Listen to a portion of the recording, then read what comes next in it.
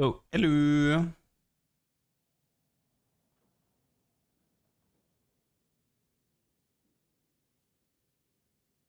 Sorry, I was just grabbing a coffee.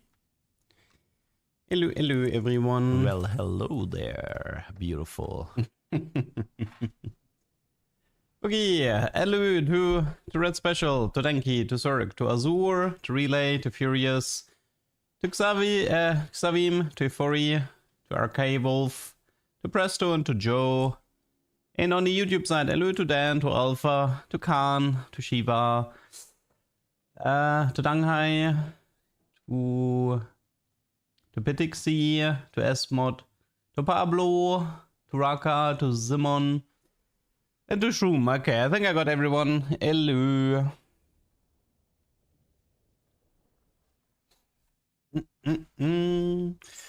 Okay, I guess we do a patch. I guess we do the patch thing first, and then we go into games. I'm not gonna do like a super detailed rundown. I'll probably just do this very briefly. Let me just set that up really fast. YouTube mod doc. Videos, patch rundown.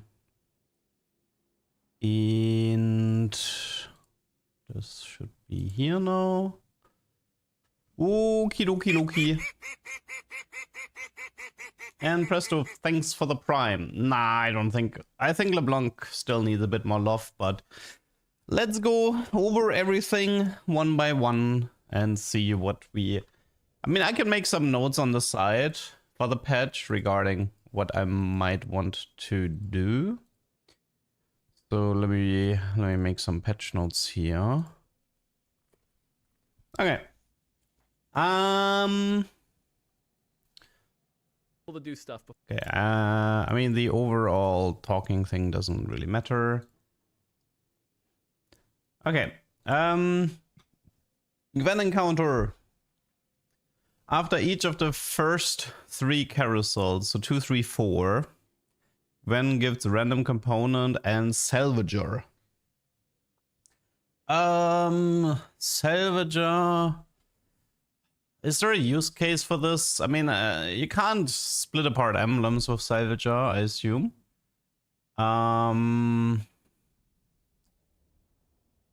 mean, I guess it's just a more item slam-ish. I mean, it's gonna be a high tempo encounter because you can slam items, right? Because you know you can break apart the items again. Nah, patches tomorrow. So yeah, it's kind of whatever. Don't really care. I mean, there's one thing I actually dislike, which is the lower Teemo chance. Because Teemo is one of the more interesting encounters, so I feel like that one shouldn't have gotten touched, so... Don't care much for the Gwen encounter, and we lost some Teemo percentages. So, for me, that's a net negative. Okay, Bilge Porter. Somebody said that this thing actually didn't go through on the PBE server, so Graves and TF might be unaffected by this. I mean, Captain Brew nerf is fine. Doesn't matter. Doesn't really matter. I mean, the 3-star Ionia thing, so they changed it that small nerf early, but like more considerable buff later. I don't know. It's still kind of whatever. Doesn't matter. Doesn't really matter. This doesn't really change much for me. This is a 6 Jugger buff. Might be interesting. We'll see. Electric Overload, some nerfs. Shadow Isles. A bit more scaling late game. But I don't know if this late game scaling justifies running all of the units in late game. I'm not sure if I care for the Shadow Isles thingy. The Shadow Isles buff here. Because I would want specific Callista buffs. And I don't like, yeah. Okay, so you guys remember how everybody was going for the 550 cash out? Because it was like the best cash out you could get. Yeah. The dupe cash out is officially a rip. And this actually has a consequence, like small consequence, I guess, for 4-star strats. Because you're losing 2 large dupes. So that has a bit of a negative. You're losing 2 large dupes to get a completed item anvil. I mean, was the cash out too good? I mean, sure, but it was also fun aiming for it. But yeah. Adjusted quest. Lose 10 combats in a row was also too good because it gave... But, okay, here's the thing, right? This was too good because this cash out was too good. So, now that this cash out has been nerfed, do you actually have to nerf this quest? Because I'm not sure you do. But whatever. Also, the 500 is like... Okay, so I actually think this might be unplayable. Because let me pull up the 500 loot table, which is utterly unplayable. Where's 5 Ishtar? It's straight table, right? Yeah. Okay, so the 500 loot table is... let me just zoom in here. 1 sec. It's this one here. Completed item anvil, tech remover, 15 gold, and 3 item anvil. That is not playable. That is just straight not playable. That means if you... The consequence of this is, if you do 10 combats in a row, you definitely have to go higher. You can't... And you're in a 10 loss streak, so yeah. I mean, I'm honestly just glad I'm done with Ishtar already, because that does not sound fun. Like, Ishtar sounds so much worse now. And then we have play 3 Ishtar for 17 rounds, is now just have Ishtar active for 13 rounds. That's quite a buff. How much does this quest actually give? It's somewhere here, right? It's something with Ishtar quests. Play... it's this one, right? It's 500 as well. I mean, that one seems fine. Like this, I already didn't mind this quest as much, so this one seems pretty easy now. But yeah. So I feel like, yeah, I think they killed off lose streaking Ishtar. I think you play win streaking Ishtar with this quest now, and that's it. And you obviously do the HP. So there's 2 ways to play Ishtar. You get the HP quest, where you get the 400 points for free. Or you get the 3 Ishtar quests, and you go for win streak. So I think lose streak Ishtar is dead. Have fun. But yeah. Let's see. Noxus, lots of buffs. I think I'm gonna have to do some Noxus testing. So let me make a note. Vertical Noxus might be playable now, especially with augment. Also Zorn. Vertical Zorn might be playable. Lots of Zorn buffs on this patch. There's actually a lot of Singe testing I need to do today. So yeah, lots of Zorn buffs and lots of Noxus buff. Let's go the next. Okay, this was the most obvious Bard nerf ever, which is to remove the amount of rerolls you get from stage 3 and 4. That was the most obvious nerf ever. But I can't see any changes to Bard tailoring, so I will probably work on a Bard video then for the next 2 weeks. And so I can talk a bit here. Graves, pretty harsh nerf. That one hurt. But still playable, but definitely hurts. Teemo, don't think I care. Tryndamere, dead. Like, Tryndamere, I think straight up dead. But it's probably a good thing that the guy is just gonna, like, nope out of here. TF, actually, massive buff. So that's a big buff. So the way Twisted Fate works... I think I need to pull this one up as well. Okay, so the way Twisted Fate works. Attacks deal bonus magic. Like, it's just his normal auto attacks have an integrated bonus damage. And that damage is going up. And he was already good with attack speed, so yeah. The The Ginzo red buff type build on Twisted Fate will be even better. I mean, Ginzo Morello is fine. I mean, it's 25 extra damage per auto. That you get Twisted Fate 3 in stage 3. That's relevant. That's really relevant. It also scales with AP. It scales with AP, and it's so easy to get Twisted Fate 3 star in stage 3 if you actually focus on him.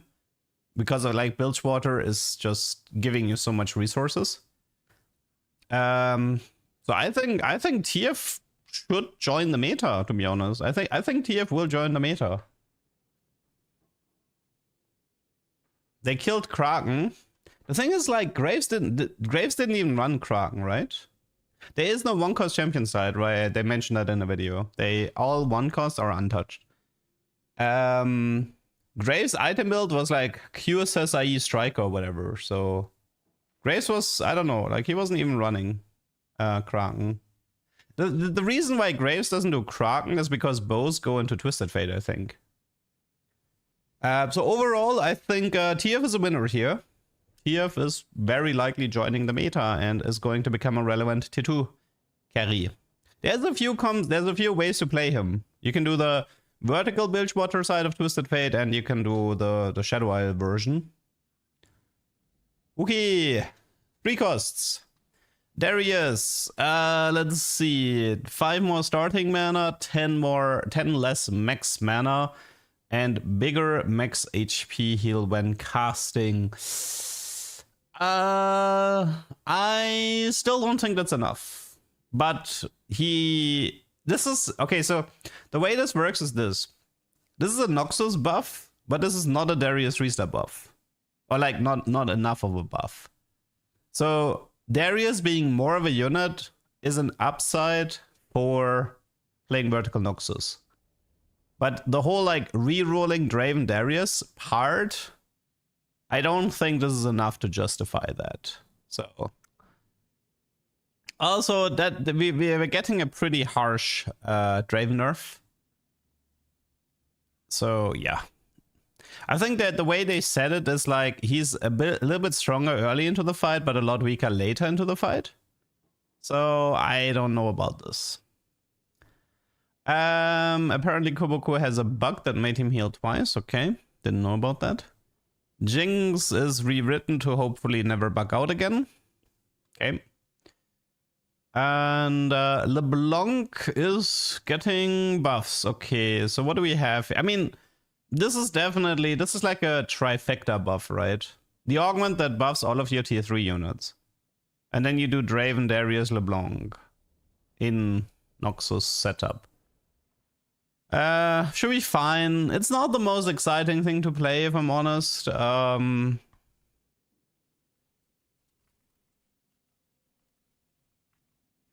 make a note of it, but yeah, it's not the most exciting thing. Let's see. Diana is getting massive shield nerf and less AD. Ambassador don't care. AD Kaiser buff. MF small buff. So this is a weird one. So Mord explained this with they do more spell targets, so there's a higher chance that you don't waste damage. Truth to be told, that could make her worse. Truth to be told, that could actually make her worse. Because if you spread more, that also each spear is reducing a flat armor amount as well. So we also have to try Gunslinger Callista, right? At some point. How many spears does she actually have?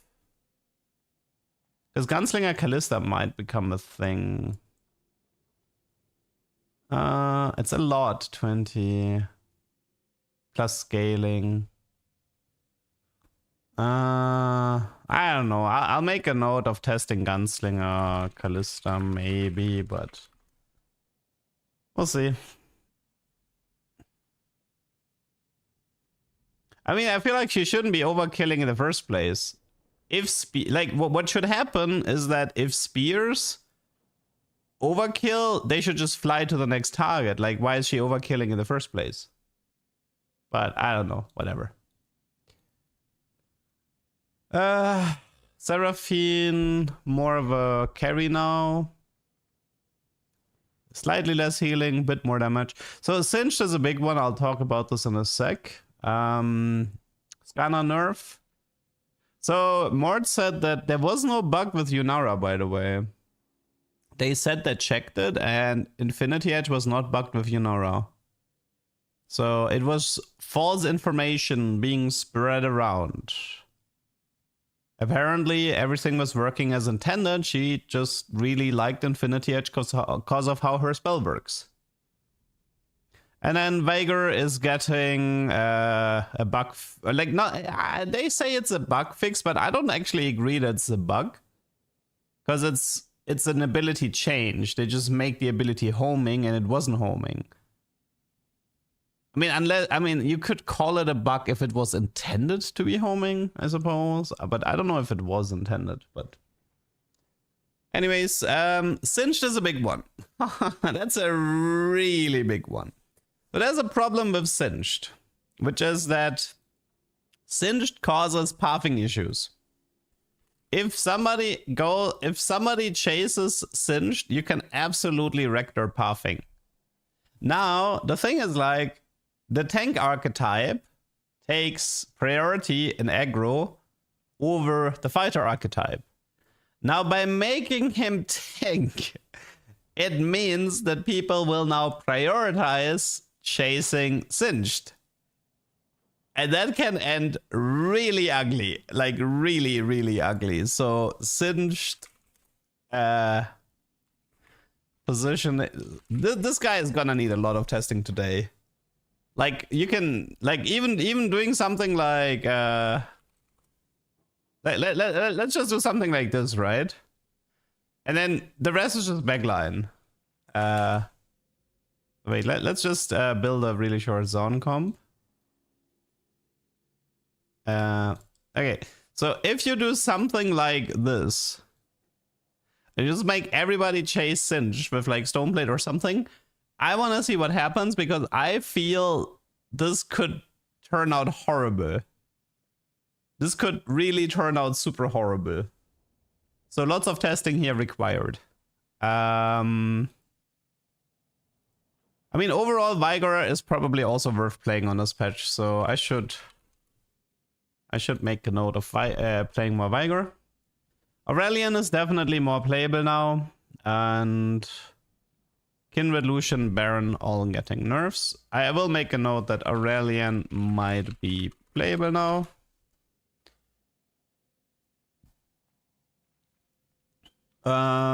T-Hex is getting murdered, but that's fine. The one nerf that actually bothers me here is the max HP shield, because that is a nerf to tank T-Hex as well. So I was kind of hoping they don't touch that one as much, but they did. So yeah, tank T-Hex is also getting nerfed here. Ziggs might be playable now as well, so should make a note of Ziggs. Decent Ziggs buff here. Like 20 mana less is kind of a big deal.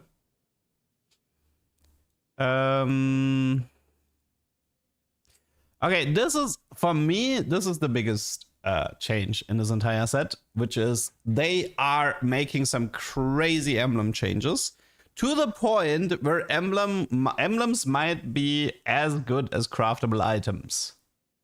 I mean, they actually are. Some of these emblems, like, okay, just check the Yordle emblem, okay?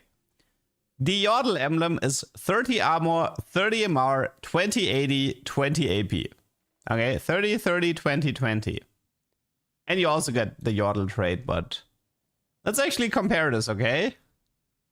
Let's compare this to, like, I don't know. What's Infinity? 30 armor, 30 MR, yes. And then it's 20 80, 20 AP, right? So Infinity gives HP, attack speed, and then 10 more 80 in AP, but you also get the Yordle trait. So Yordle emblem is honestly That thing is like contesting an Infinity Force. That's kind of messed up. 20 crit, 350 HP. Let's compare this to like a Steadfast Heart.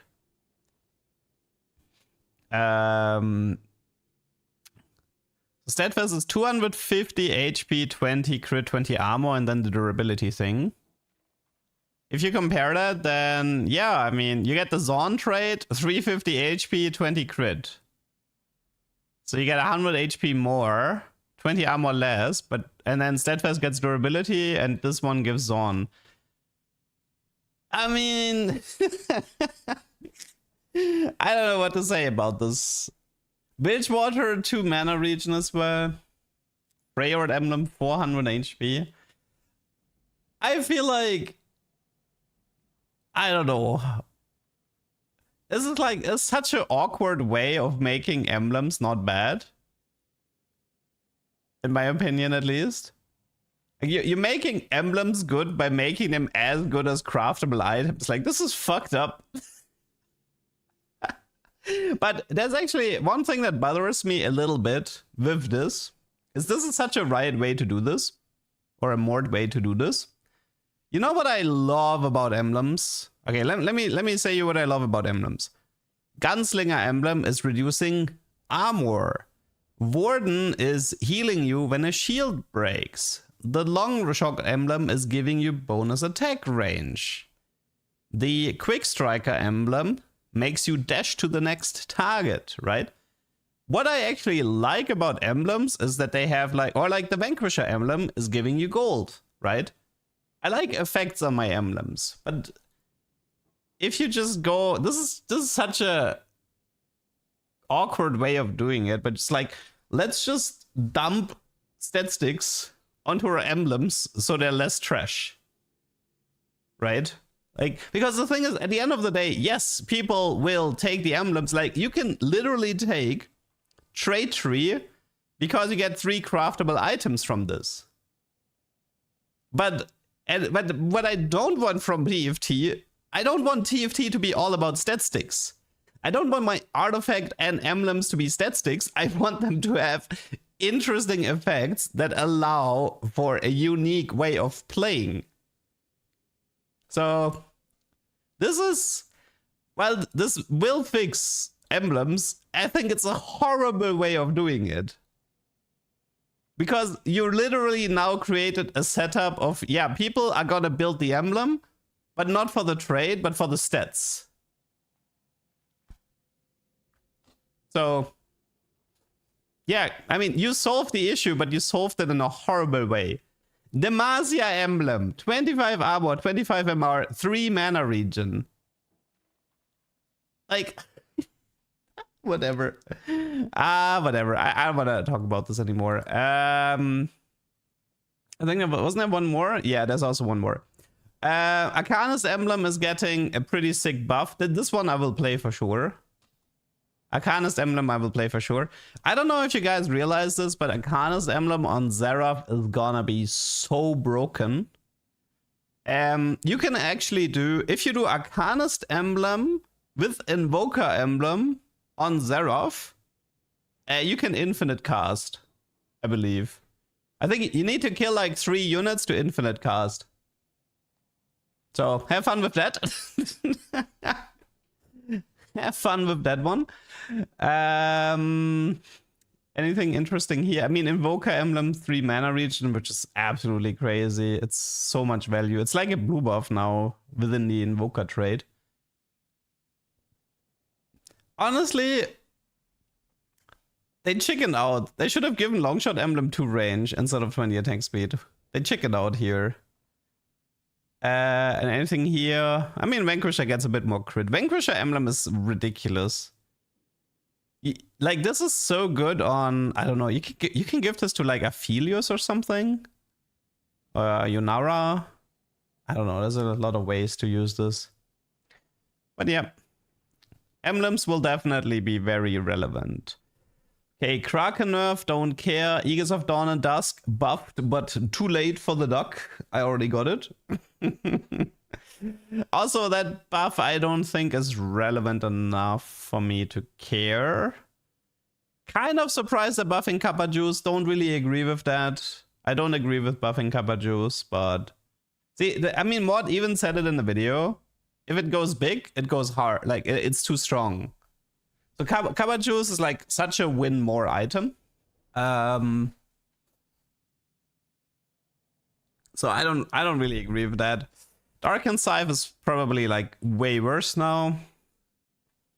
And I think I don't know if Void Gauntlet actually got bug fixed, because apparently it's dealing, sometimes it's like dealing no damage. I don't like Void Gauntlet anyway.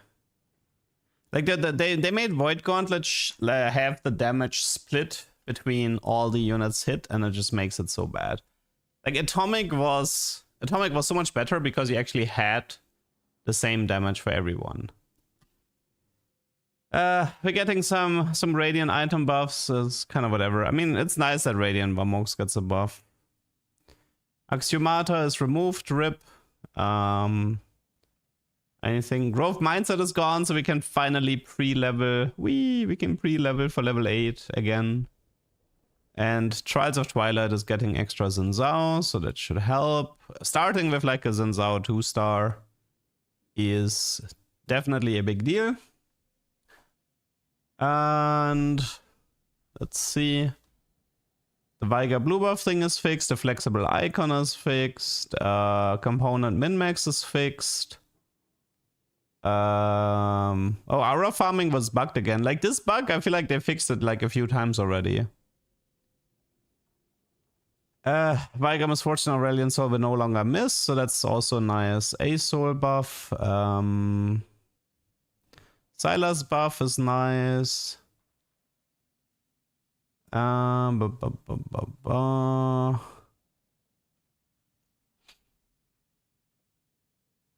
Anything else?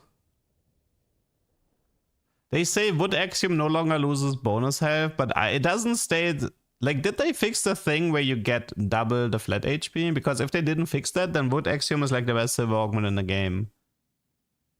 I assume they fixed it as well, but I'm surprised that it's not written here. Because if they only fix the percentage part, but not the flat part, then yeah, Wood Axiom is like best silver augment in the game. Some Fizz fixes. Just doesn't matter. Doesn't matter. Cooking Pot no longer grants stats to summons. That makes positioning easier. Especially Freyord positioning is easier because of this.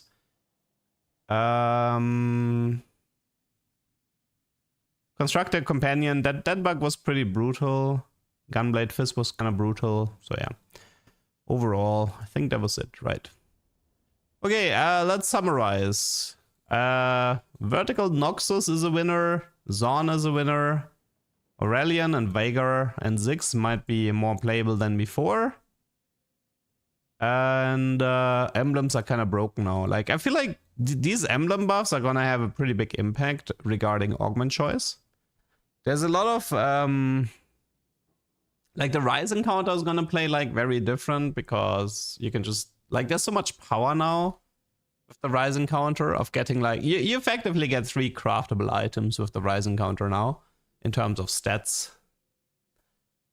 So yeah, I don't know. Like making everything into stat sticks is not really my ideal way of like my ideal vision of TFT. Because I feel like it's cool to have like I like the fact, for example, that an Arcanist emblem grants mana when you kill a unit. That's cool. I like this effect. But I don't really need a Yordle emblem to be the equivalent of an Infinity Force just to make the emblem suckless. Yeah, like spreading rules feels like a must take. Because you get like, oh, I get 2 craftable items. And I feel like this goes really against what emblems are supposed to be, but whatever. Can you give a TLDR on TF Yorick comp and what you're going towards? If you want to learn the TF Yorick comp, I think probably the best way is to watch the newest video I posted. The one with Shadow Bilgewater Rise.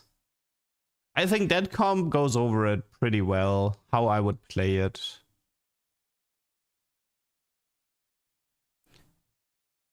Mm-hmm.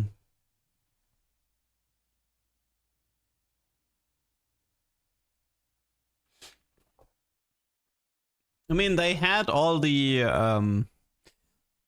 they used to have all elusive emblems give like 150 HP or something like that. That's what they had in the past, at least. No, they in the bug fixes they said that they fixed that the pilot doesn't get eaten.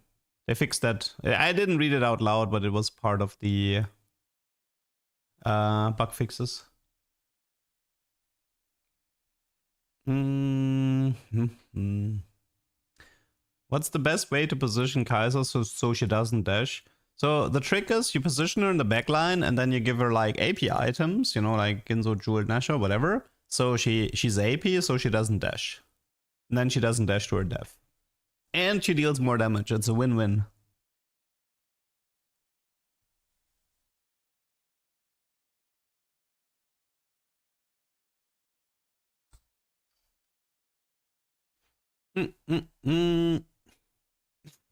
Yeah, I mean, I think an Invoker Emblem is effectively a blue buff, right? But it's also getting its mana regen increased by the Invoker trait itself. It's pretty ridiculous.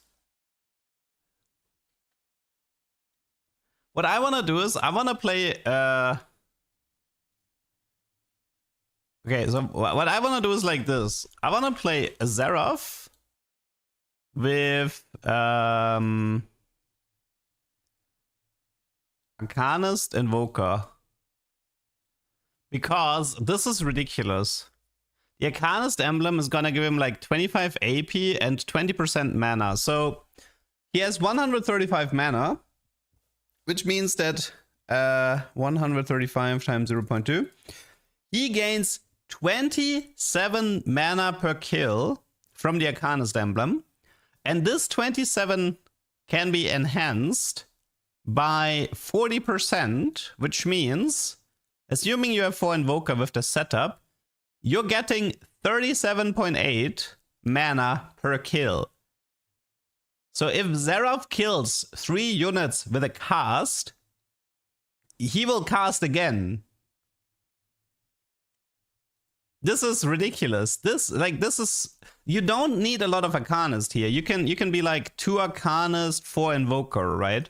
Like you can be like, hey, I'm doing Nico, I'm doing Liz, I'm doing, let's say, Zillion in late game.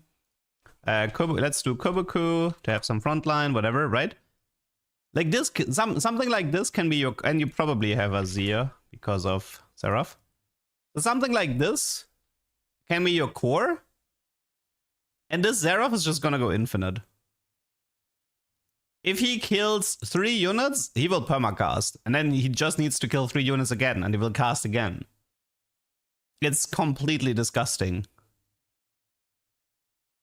The only issue is you need Invoker and Arcanist Emblem, but the good news is they're fairly easy to build.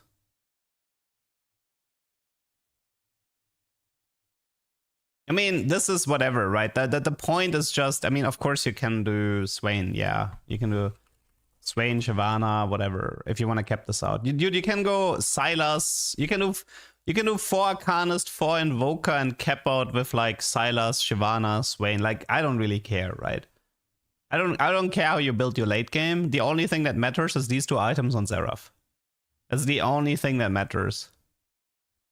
Because this is gonna be ridiculous.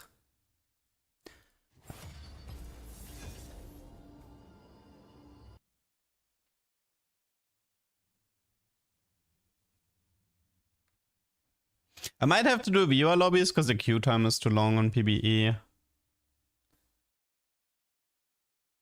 Overall opinion on Mort. I mean, he's a workaholic, very dedicated to the game, so I do appreciate that part about him. Not really following the same vision he has for the game, but you know, I like my artifacts, I like my support item, I don't care that much about the competitive side of TFT. So every time, like, my favorite set is like Mort's least favorite set, and Mort's favorite set I am very indifferent about. So we have a very opposing view of TFT.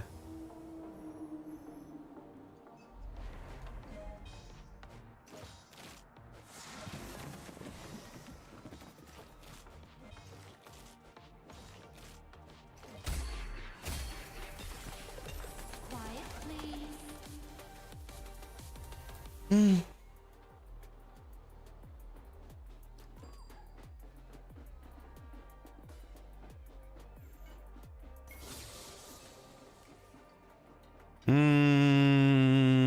did kind of want to remove a little bit of those, I'll call them Leduc shenanigans.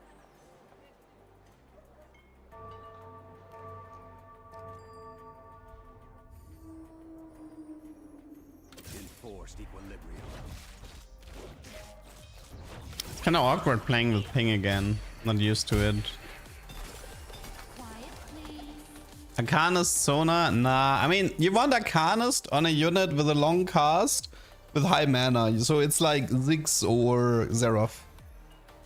You don't want the Arcanist emblem on low mana units. Scurry back to your shadows, ninja. I remember. He thought he could censor me. Mel? No, Mel isn't. I mean, Mel can work, but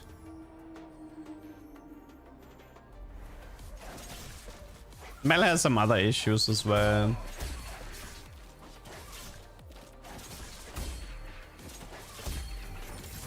Okay.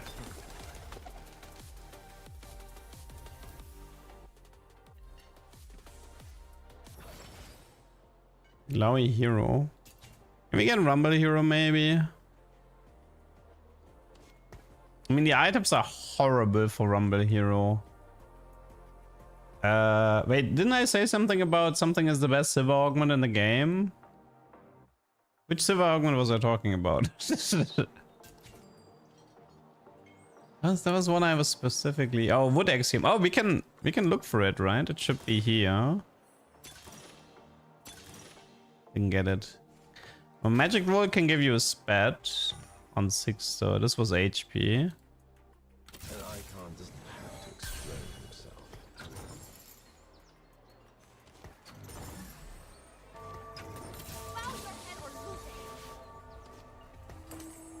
380-ish. I'm chasing Rumble because it has a lot of interesting interactions. Ionia's Spirit. Encounters Gwen. The Gwen thing gives you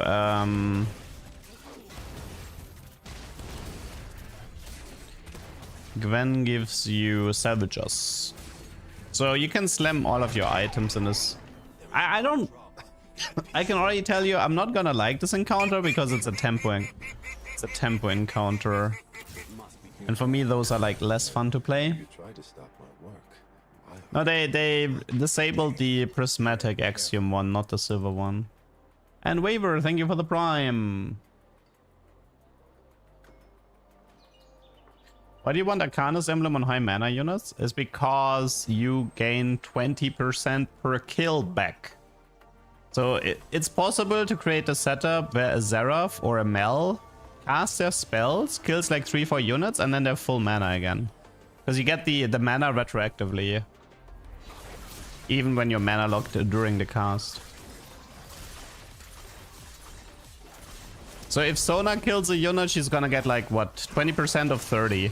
That's nothing. But if Seraph gets a kill, he gets like almost 30 mana back.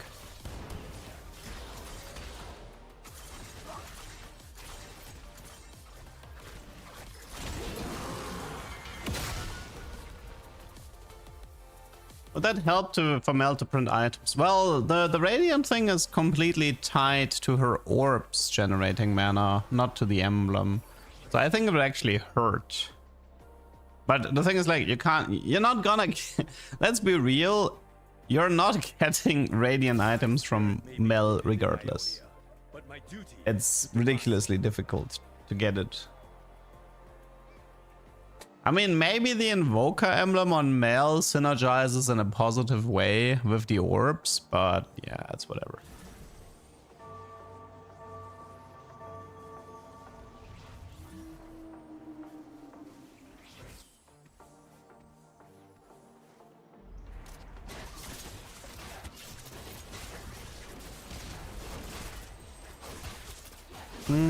Max Bank, thank you for becoming a super duck. Thank you, thank you.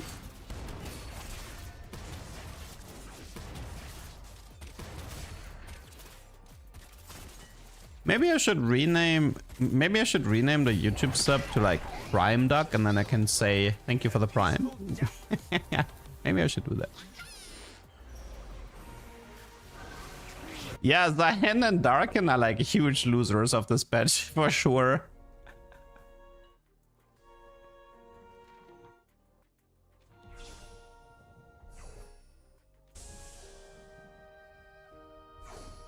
Let's go for the Yashu 2-star.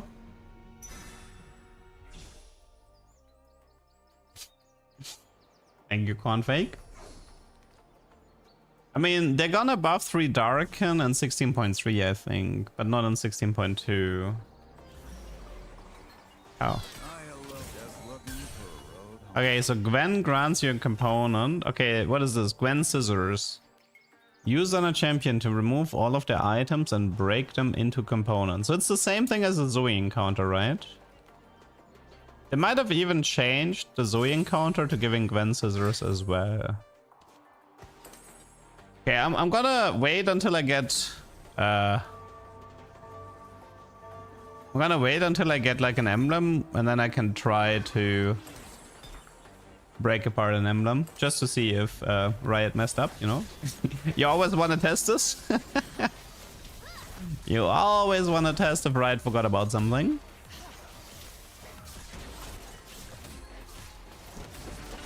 Dude, this Yasuo unit deals negative damage if he only hits a single unit. It's crazy. If he hits multiple units, it deals no damage. Pretty sad. I mean, I know the emblem is not supposed to be split apart, but you know, you can't trust. You never ever put your trust into something working the way it's supposed to. You always have to be. Why is my duck? Something with the shadow on my duck feels really strange. Like the down, like the lower part is like too dark on my duck. Is it from the map? It's from the map, right? Like it looks normal here. Looks like a visual glitch on the map.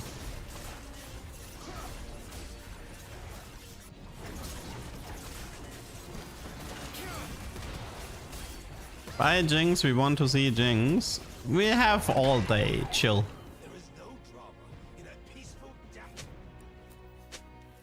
And then, thank you for being a member for 5 months. It's been 5 months already. Holy duck. I'll pivot anyway.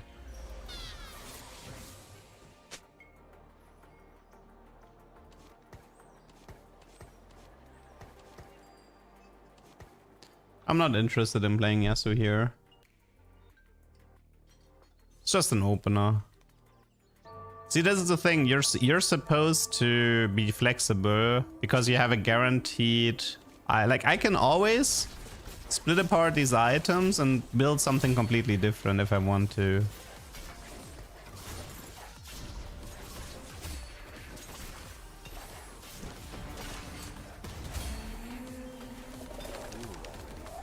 For example, now we can be like, okay, I actually want Hand of Justice for sustain over the QSS. So we use the scissors. And now I can do this. Is this better? Who knows? And thanks, thank you Dan for the gift sub to Shiva.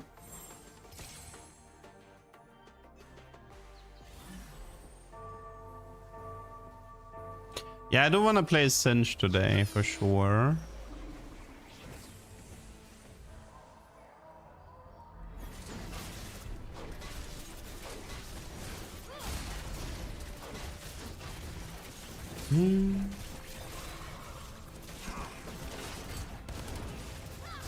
Hello, Batut.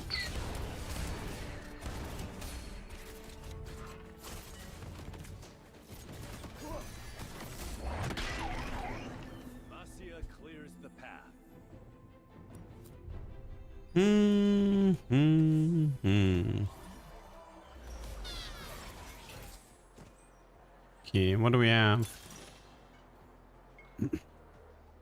Oh, maybe I should test if Thieves Gloves bugs out with the scissors. Maybe I should have just taken that. Yeah. Maybe I should have taken... Fight for the dream of Demacia. Maybe I should have taken the Thieves Gloves just to see if it bugs out or not. Why is the new patch tomorrow? Because holidays. Lots and lots of holidays delayed everything. Batut in Arabic is duck. Nice.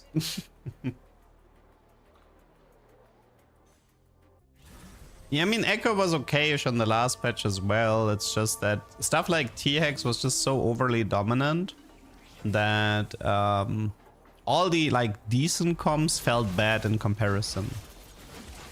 Yeah, there's a, like, I don't know, we might still have the Salvager in the game in the Zoe encounter, but it's also possible that the Zoe encounter now drops Gwen Scissors as well.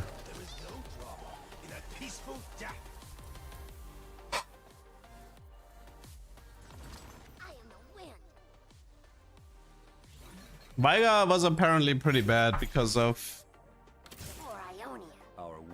him not actually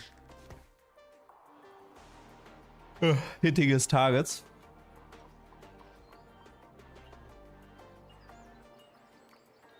$6k damage is not very impressive for a Darius 3. I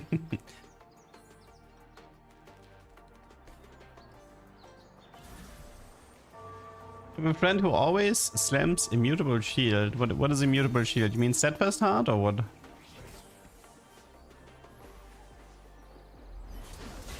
You mean Bramblevest? Do you mean Steadfast Heart?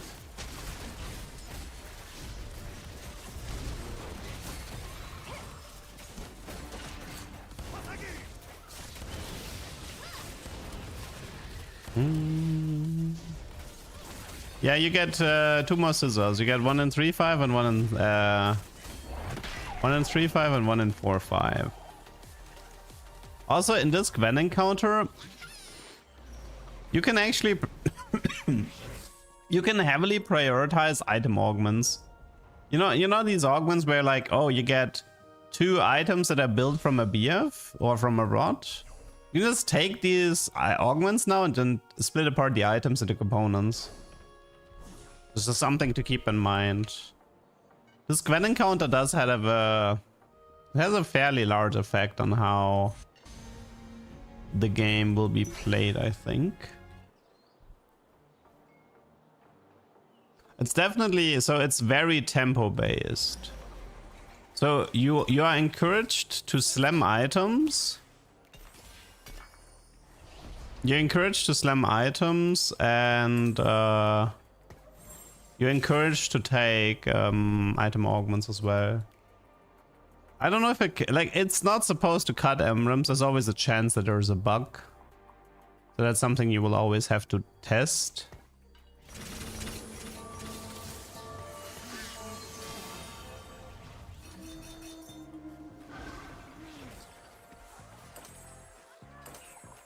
I don't know, like, guys, this is my first game on this patch. I can't answer all of your questions regarding if something is good or not. I don't know. But it wasn't Riot's intent to kill Kraken.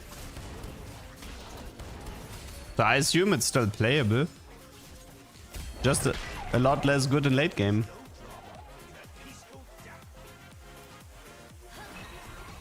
Even Shroud versus Sunfire. I don't know.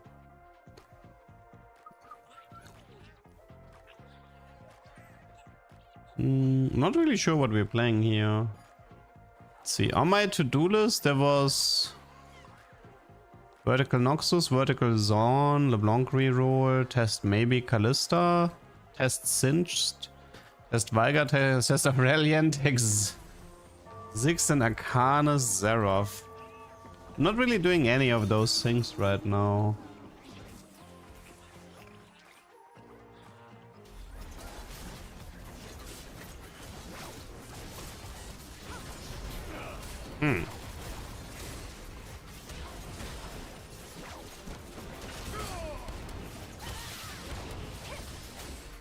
Yeah, I think I'm done here. Let's go next.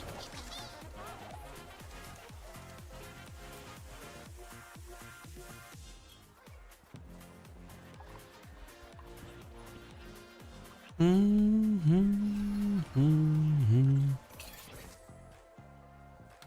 in all things.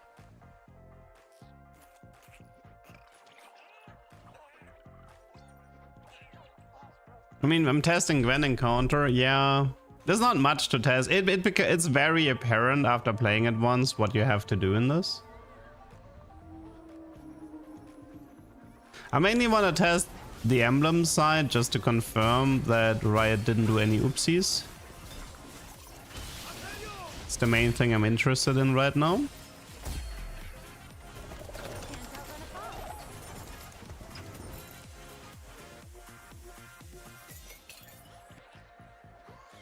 What an honor it is to make your acquaintance, child of the first land.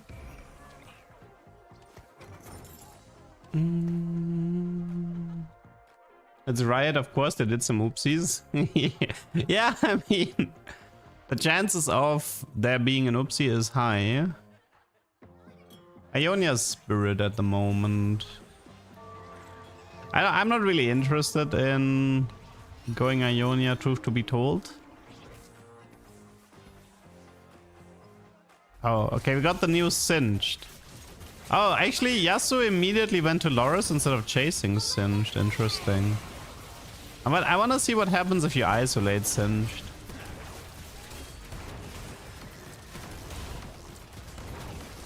That's what I'm most interested in.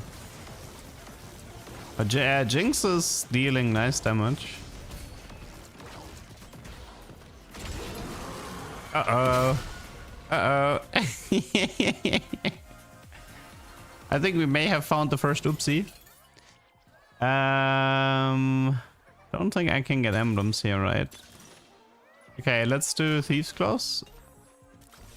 I just want to double check something. So I assume this just gives me 2 crits, right? Yes, okay. Just confirming that there's no oopsie here either.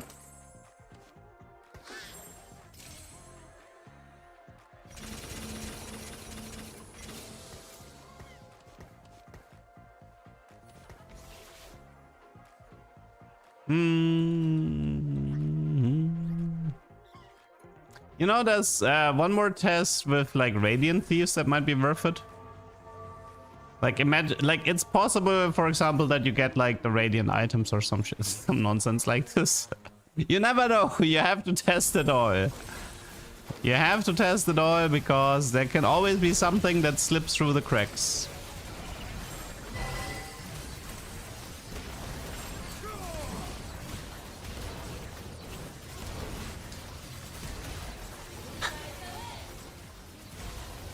I mean, maybe the plan is to just play like Rek'Sai carry and farm like all of the Jinx players that try to grief each other.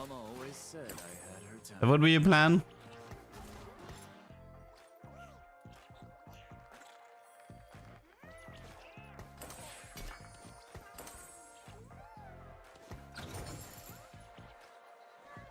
You find a bug, how do you report it? It's probably best to just, in the Mordok Discord there's a bug report section. So I think that's your best bet at reporting a bug. Oh, I've been streaming on 2K resolution for a while now, Shaco. Pretty much since Twitch introduced it as a beta feature.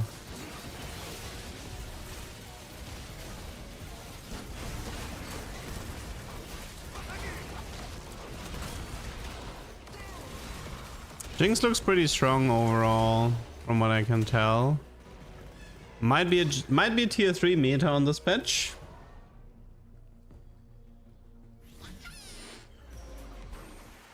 Her damage is quite high.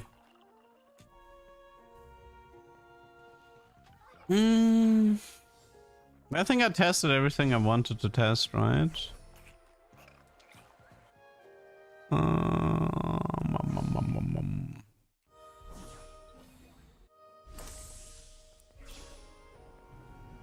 Yeah, I think I tested everything I wanted to test. We can do custom lobbies if you guys want.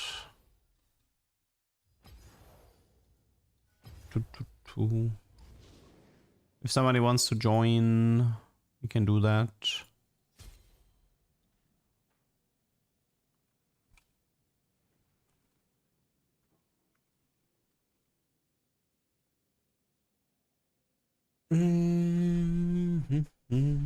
Yeah, Fizz got a lot of bug fixes, so I can definitely see Fizz and Rek'Sai being relevant to deal with Jinx, maybe.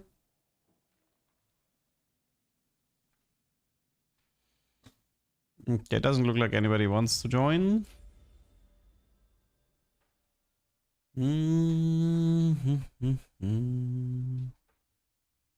Unfortunately, I mean, queue time for PBE is fairly long.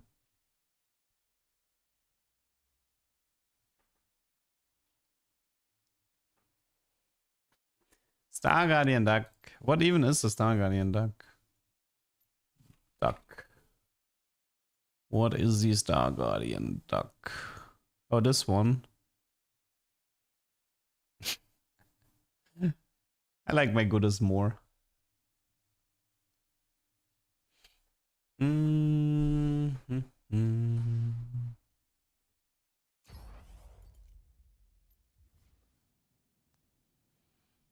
have a very calming voice. Thank you.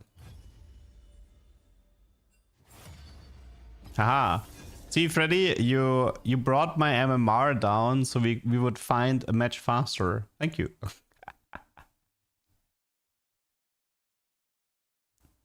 So now we don't have to wait as long.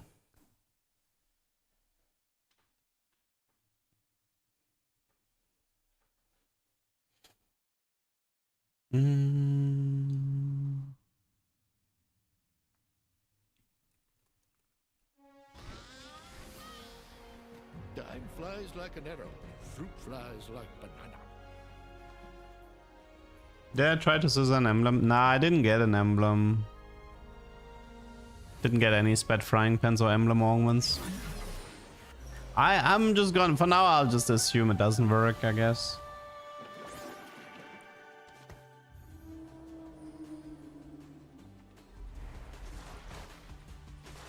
You know, it's funny. I think every person, like if you ask 100 people if this map should not transition at level 7, I think 101 people will say yes. I think there's a 101% chance that people prefer the base form over the level 7 form.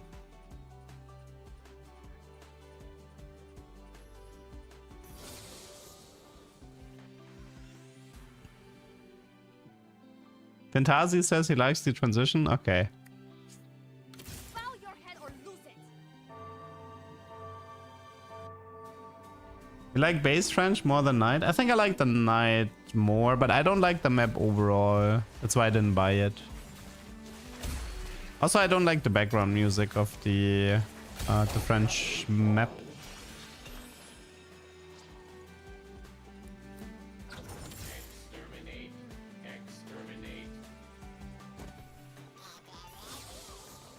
Hmm.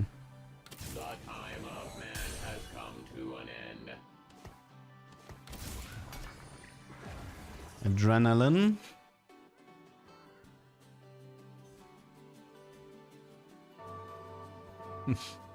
How can I, why would I say that I don't like the French when I have French in my name?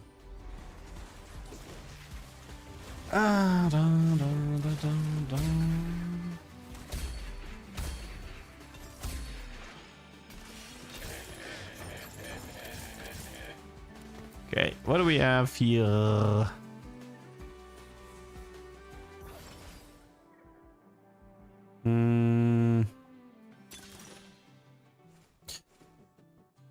Wait, Tactician's Kitchen could give me a setup for Zerov.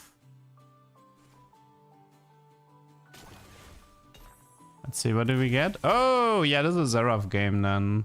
Gotcha. Okay, Zerov game it is. Just need to figure out the rest. Squirrel looks familiar. I mean, it's probably, might be Arcanus Sona for now. Okay, we want... Next up, we're gonna need an Invoker Emblem and an Azir. And then we can test that thing here.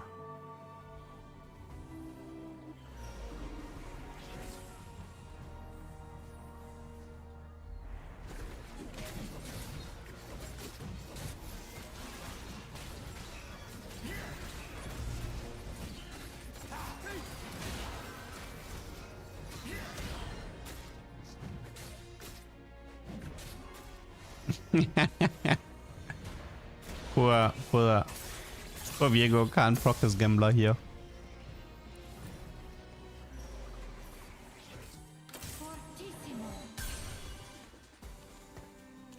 Okay, I'm kind of okay with losing at the moment. Because I might want the frying pan from the carousel. Can I show the Arcanist Emblem? It gives 25 base AP plus the Arcanist trade, and on kill refunds 20% of the holder's max mana. The plan is to give this to Seraph, if possible, together with an Invoker Emblem, and have him like permacast for the entire fight.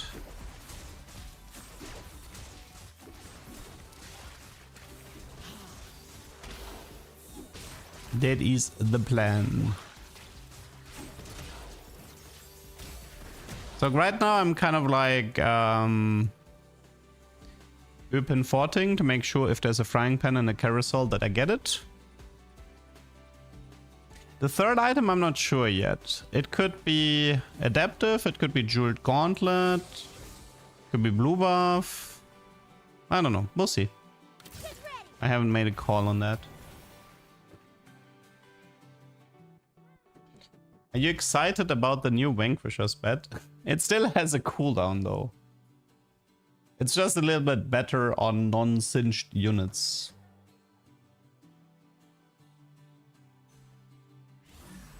Lord Oof, you can just go to the... You're on YouTube, so you can just go to the start of the stream. I go over the patch notes there. Sorry, Your Majesty. What are your thoughts on prismatics this set? I like Shurima. Shurima's fun. Yordle and Ionia being gated behind augments is a little bit ugh.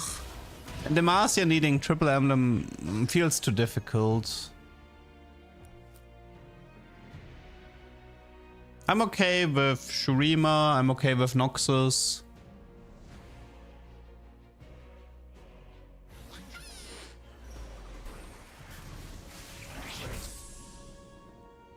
Okay, no frying pan here. Let's take the tier.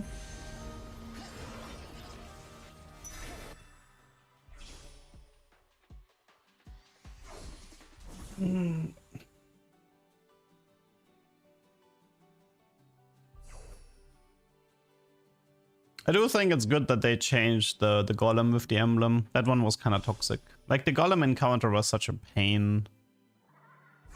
If somebody got like, oh, I have a golem with soul fighter emblem or something like that, that was like really annoying.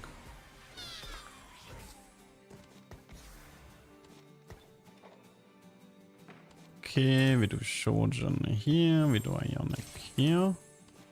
Might do Shojin on Seraph, we'll see. Haven't really decided yet.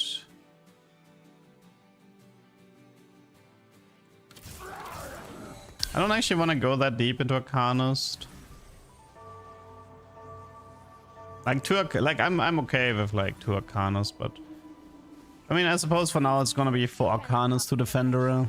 And just try to get that Azir ASAP. But then again, I'd rather have Demacia than 4 Arcanist in this setup specifically.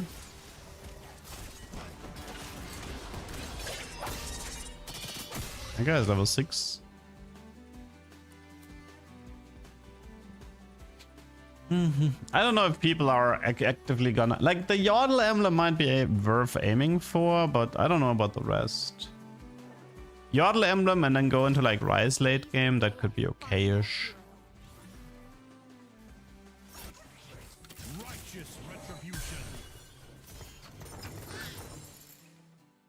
Okay. I should lose one more.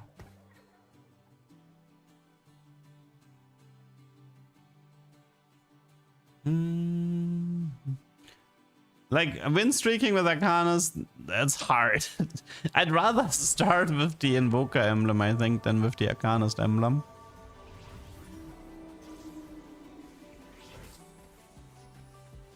But AP's always had a horrible early game.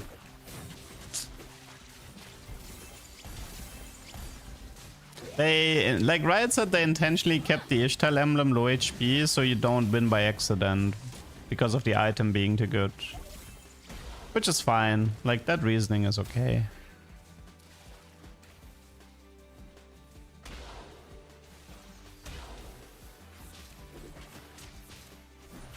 Is Arcanus emblem based on original max mana or current max mana? What do you mean? Oh, and it always takes what you currently have. So for Demacia, it goes down. If you're mana reefed, it actually grants you more. Like for also I think Invoker emblem gives you AP per cast, right? I mean, well, to be fair, well, the mana reef doesn't really apply here, but the mana reef would only apply to the Invoker emblem effect.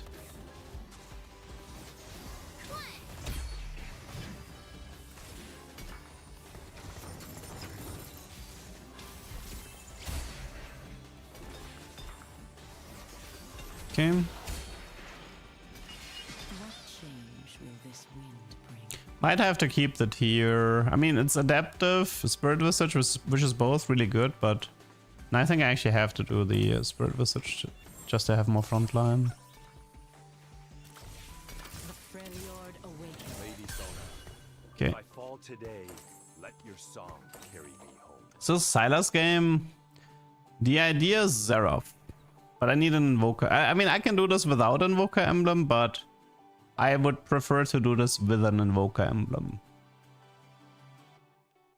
Do I agree with the changes? I mean, it's fine. There's a lot of things missing, but I can understand that they weren't able to include everything because of the holidays. So I think it's actually the next patch that is gonna be the more interesting one. Because they're gonna have to like buff stuff like Zahen and 3 Darken.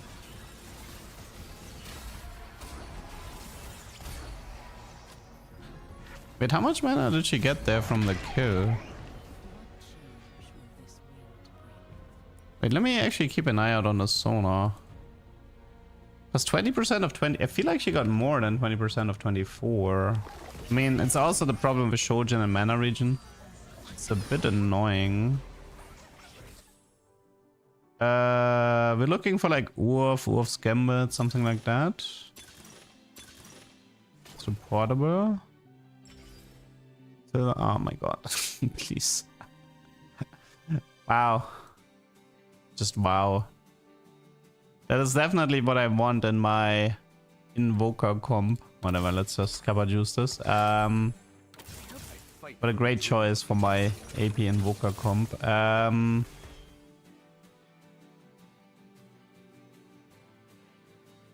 Like on a kill, she's only supposed to get like 5 mana, right?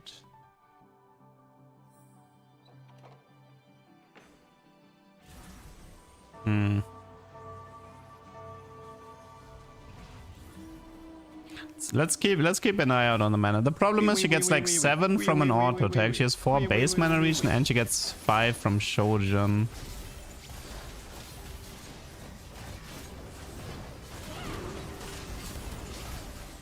And there's like the leftover, yeah. I don't know, it's just such a pain to track the mana gain.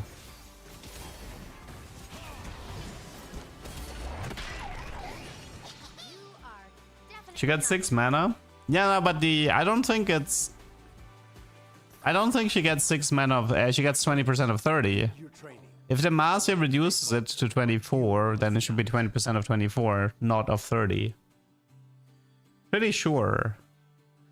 Although this could be an easy test if we do Demacia emblem Xerath with Arcanist emblem. Because it would be way too... Like, think about it like this. Wouldn't it be way too crazy if it takes the original max mana? Because then... Because then something like Sarah would be even more stupid. Oh yeah, I guess I have Invoker. That's true. I forgot about the Invoker part. Yeah, I haven't taken Invoker into account. That's fair. But I'm just gonna assume it works on current mana, because that's the only thing that really makes sense.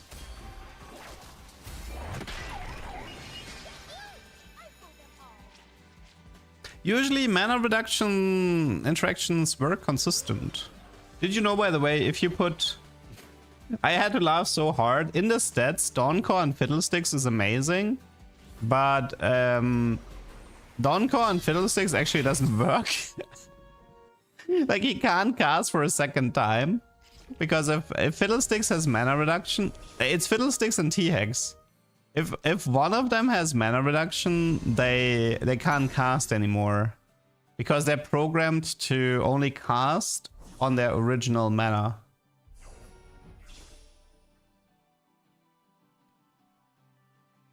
What do you think about Zorn? Could be viable. Jinx looked pretty good on the first impression.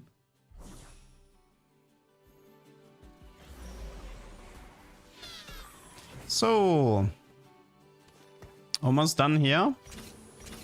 We need one Reforger, one Tier, one Azir, and then one Seraph. We can test the Marcia Seraph. I mean, I suppose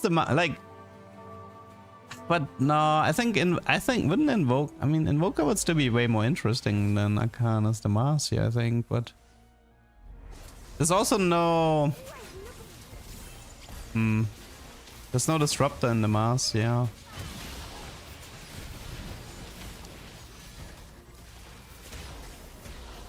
I mean, I could test Demacia and Seraph if I get there. For now, I'm actually not sure I get there.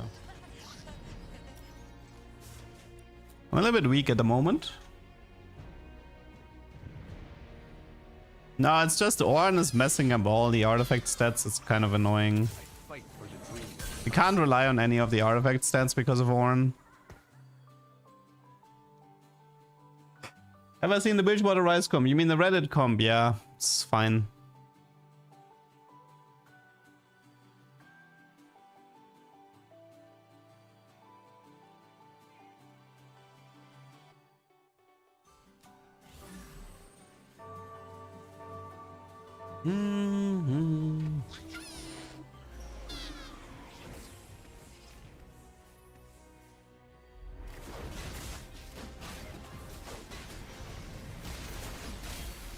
I wonder how good the Arcanist emblem could be on Galio if you like full manas after killing the backline.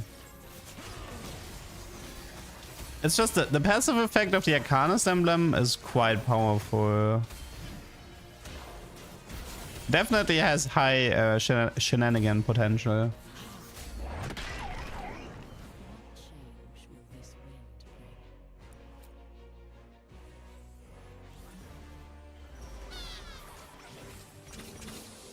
We did kind of want to remove a little bit of those, I'll call them Leduc shenanigans. Enjoy purple. Do you have Twitter and you see the Chinese comps? No. But actually, people gave me so much shit for not knowing about the Sona comp. Kind of deserved, but it also shows how little TFT content I consume. I don't really watch any TFT streams. I check Reddit occasionally to look out for like bugs and interesting interactions for making videos. Maybe I should check a little bit more Twitter for what's being shared regarding like broken comps. Did you know that working out with Set makes you bigger?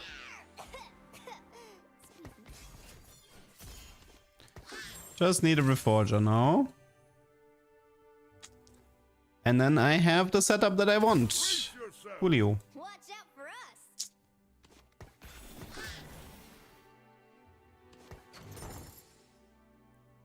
Yeah, I think Aurelian might be viable on that patch.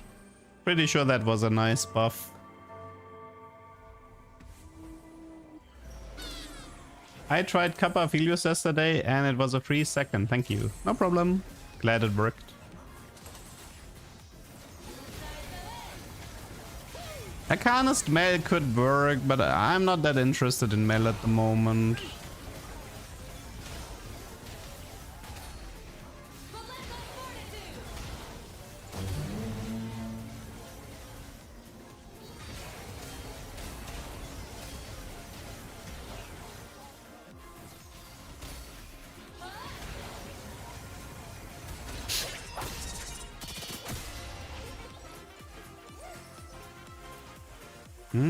Yeah, LeBlanc got buffed.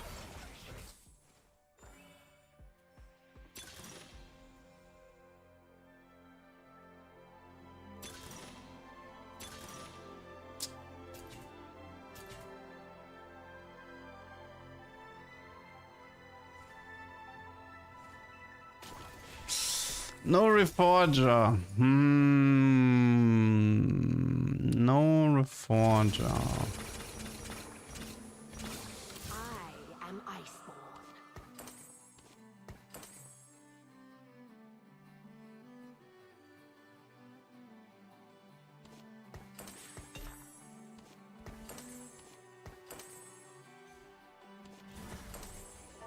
Brace yourself! Watch out for us.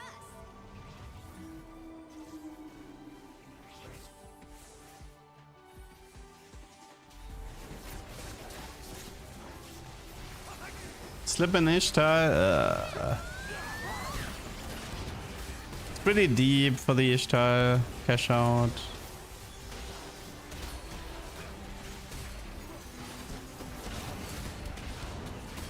I don't like this Sona anymore. Should probably swap to the Sandra setup.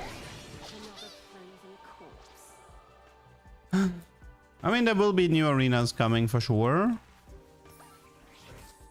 Come, Xinjiao.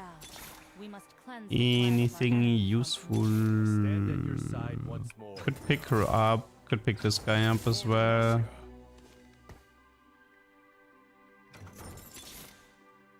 Ambessa, Tarek. Witness the strength of Noxus. Annie. Main issue right now I have is that I don't have the Reforger to go for the Invoker Emblem.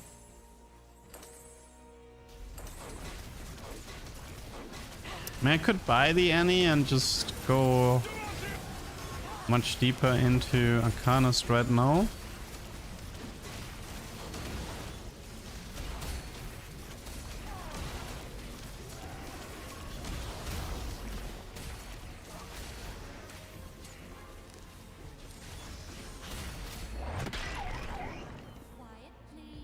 I could also use the dupe for like Lysandra too. Give her like one of my best items. There's a Swain 2 here. Head count is not high. It's like 30.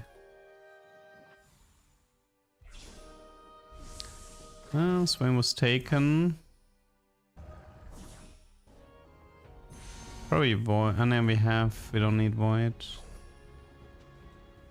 I guess here.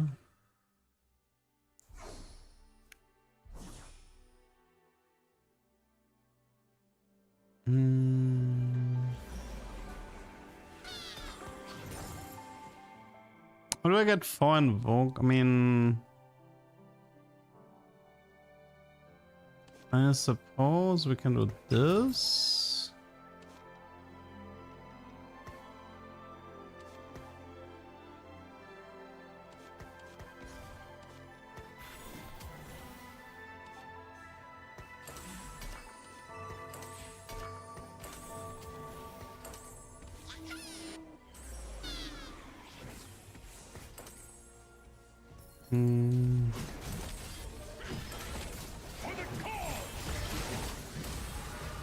I don't know, it's very suboptimal, but let's see.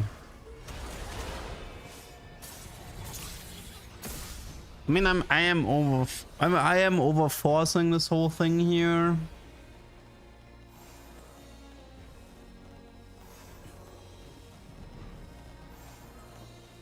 Even if I get Azir, I would have to like win at least once to get him. Could do list too, but I don't know if it would help me. Demacia must lead by example. Demacia must lead by example. You dare oppose Noxus.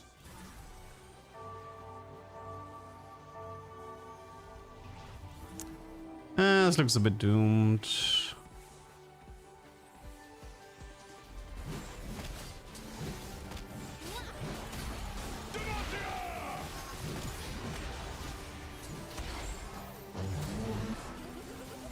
Wait, what was that pull? Oh, a thresh. Wow. Yeah, this game kind of looks doomed. That's an early thresh though.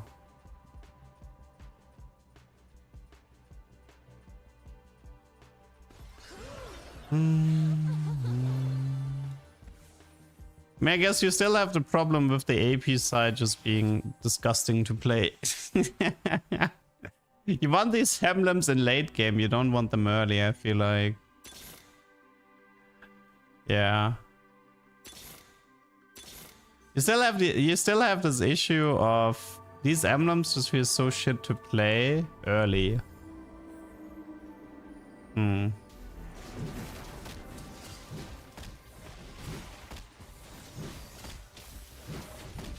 mean, you can do the Archangel Sona, the Martian opener, and try to do Zera from that spot to have like a lot better setup for it. But yeah, I think this is probably.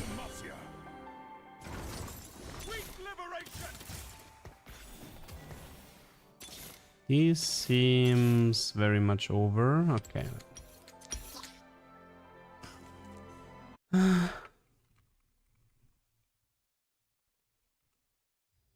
mean, you can do it through like, you can do like 2 Arcanas with like an Ari opener, or you can do the Martian Sona with an Archangel opener and try to go from there. Although the AP side still looks rough. So it's obviously also like super difficult to get both. I mean, if you get like spreading roots, Arcanus, Invoker, or at least something in that regard, it might be more playable, but should I try to sneak into a Elo lobby? Probably not a good idea. How do I join? You can just write your PBE name and hashtag in the chat. I can invite.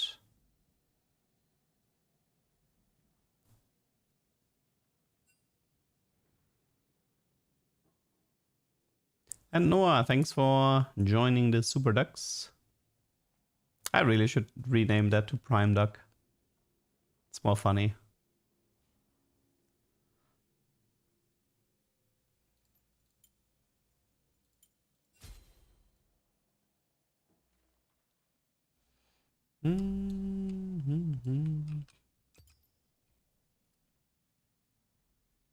How do you find the hashtag?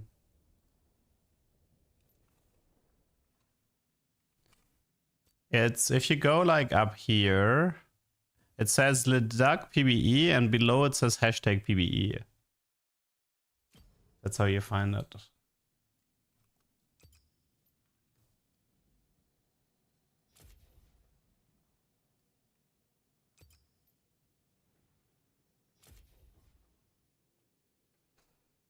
The default is not PBE, it's something you do in account creation. Neonol, thanks for the Prime. Since when did you call us Super Ducks? It's on YouTube. But I'll probably rename that to Prime Duck. And QFS, thanks for the Prime. Back to YouTube. Twitch player is so much worse. Also, I think I forgot to invite some people here on the Twitch side.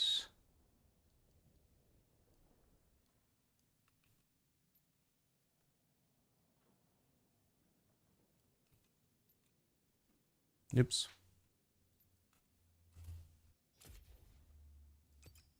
I think that last one didn't go through.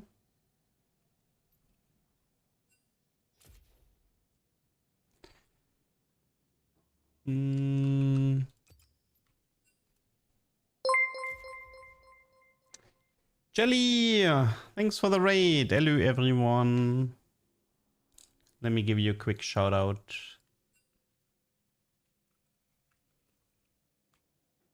Hello, Happy New Year's as well. Okay, lobby is full. Let's start.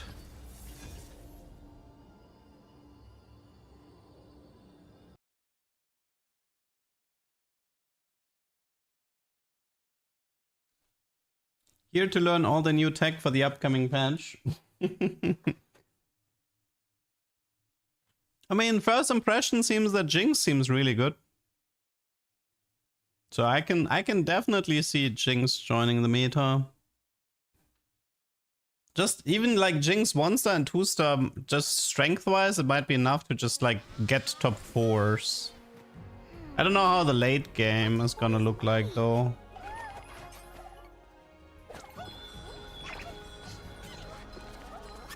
So far we haven't actually figured out that much. It's like the Gwen encounter is just very tempo based. But that one was pretty easy to guess.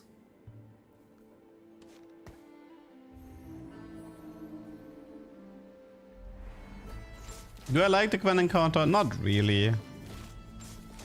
It's just slam items, play tempo. That's not really my preferred playstyle.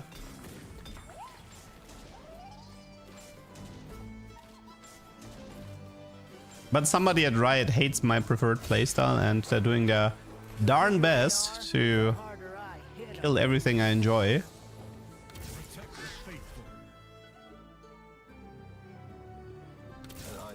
Ionia's Blade, I don't care about that. Let's pick up the Zons.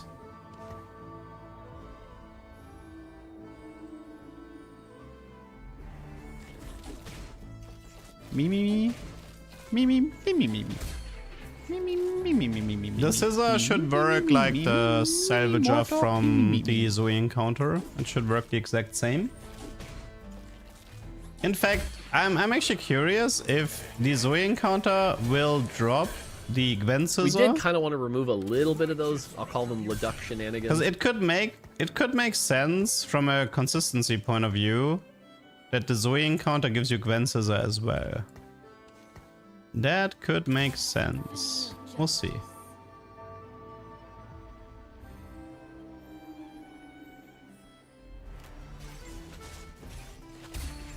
I think this game I'll just take a look at Sin shenanigans maybe.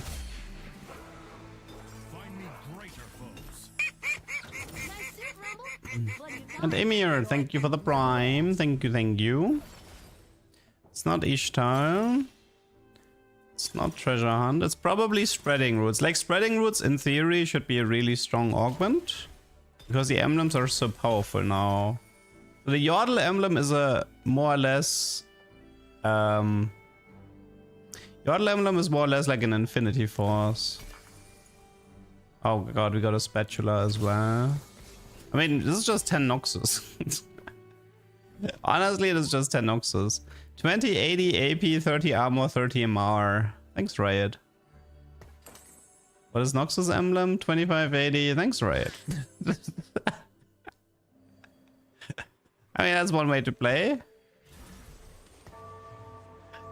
I guess we'll just do Noxus then. Wait, should we do Galio into Noxus for fun? Yeah, I think I'll do Galio into Noxus. That's the plan. Galio into Noxus.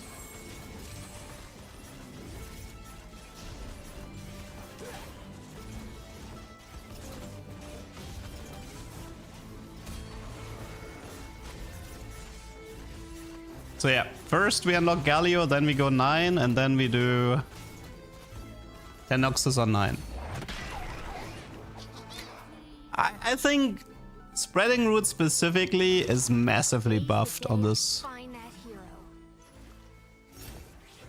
That one was certainly a decision, I would say.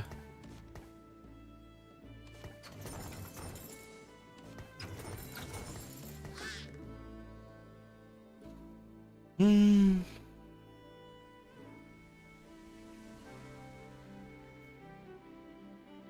$25, $80, $25. Like, why is the Yordle emblem so broken? That's the one I don't get why they made it so broken. Like, why does Yordle deserve to have 20, 80 AP, 30 armor, 30 mark? That's so many sets. That is so many sets for a single emblem. You even get the Yordle trade, so it's not like you get even more stats just from Yordle. You also get like HP and attack speed just from the 2-piece. This thing is just a straight up Infinity Force.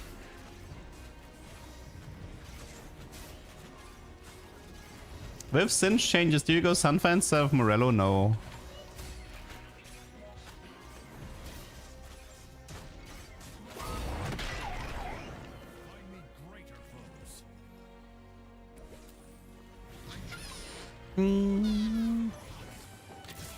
Like, Riot, like, here's the thing, Riot. If you want people to play the Yordle emblem more, just make the mitten sing, you know? Make the champion size smaller with the Yordle emblem.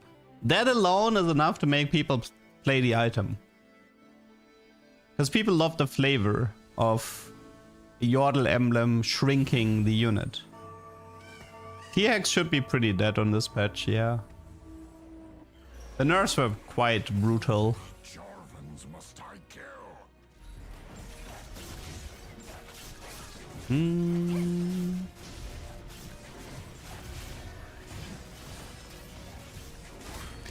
You know what's fun though? There's gonna be, I believe there's a big tournament this week, right? Like the tier 1 esports thingy is happening. So the pro players are currently all on PBE server trying to scramble to find what's broken. It might be worth to check out what the pro players are playing during the tournament, because they're gonna have to speedrun this patch.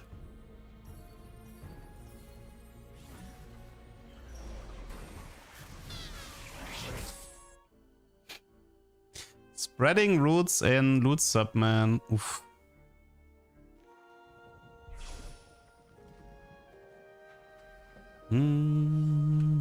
Revival set should be in 2 weeks on PBE, I believe. I'm not sure. The timeline is a bit blurry. Like in the roadmap, it actually set the start of 2026 for the revival set, but it should be either next. Like I don't know exactly.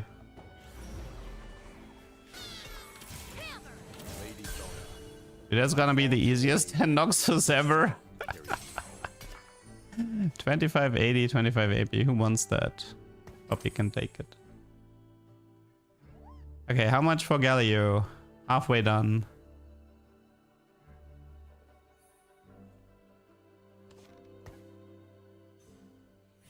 I mean, I'm gonna have to level rush anyway, because I need to rush 9. Although it would be fun if we get another tech crown somehow from Coronation. Like, imagine having 10 Noxus on 8 in stage 4. Ah, but I still need a Bessa, right? Alright, I need to unlock... Oh my god, I need to unlock like 3 units.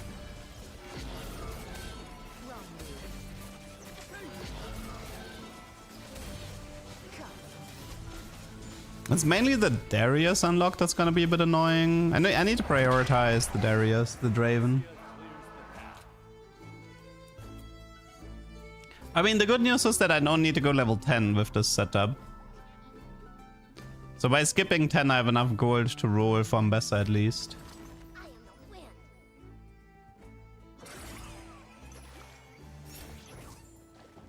My prince, heed your training. The lance may I mean, the thing is, like, loot sub might give me more spets. So we'll see, we'll see.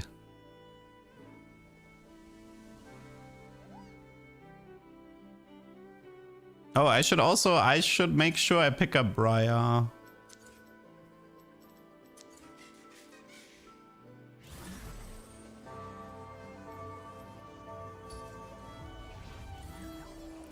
Need to pick up Briar before I can't find her anymore.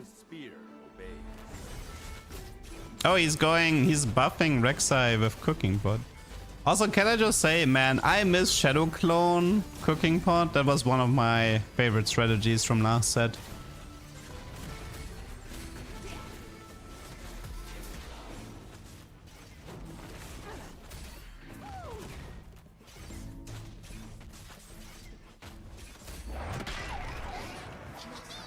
Choose the right side.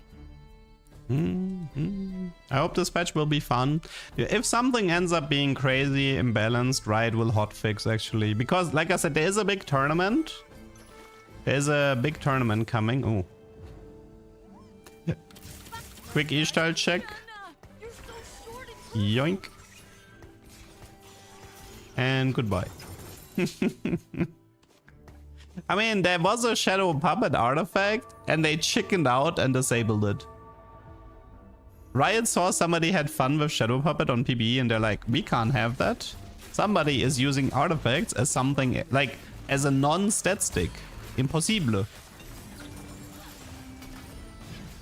We need our artifacts to be stat sticks. And we need our emblems to be stat sticks. No, I've not tested Aurelion yet. Definitely not the hero. What do we have here? Kronguard, Jewel, Steadfast. Okay.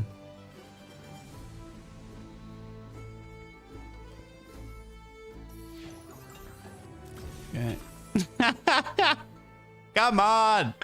This is too easy. Okay, so everybody in the lobby has 2 speds. Everybody in this lobby has 2 speds, so this should be... Oh god. Wait, I think it's just... Is it just Demacia Emblem to get the Galio faster? Or do I skip one of the Noxus units? Decisions. Decisions. I need to see my augment first. It could be like Urf's Gambit, Coronation. The tech crown would be more fun, I think. Because then I can just stay on level 8. Actually, I'm more likely to skip Darius than Mel.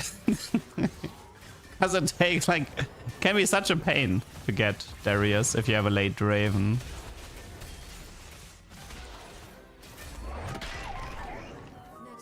This could have also been 10 Demacia. It's a shame.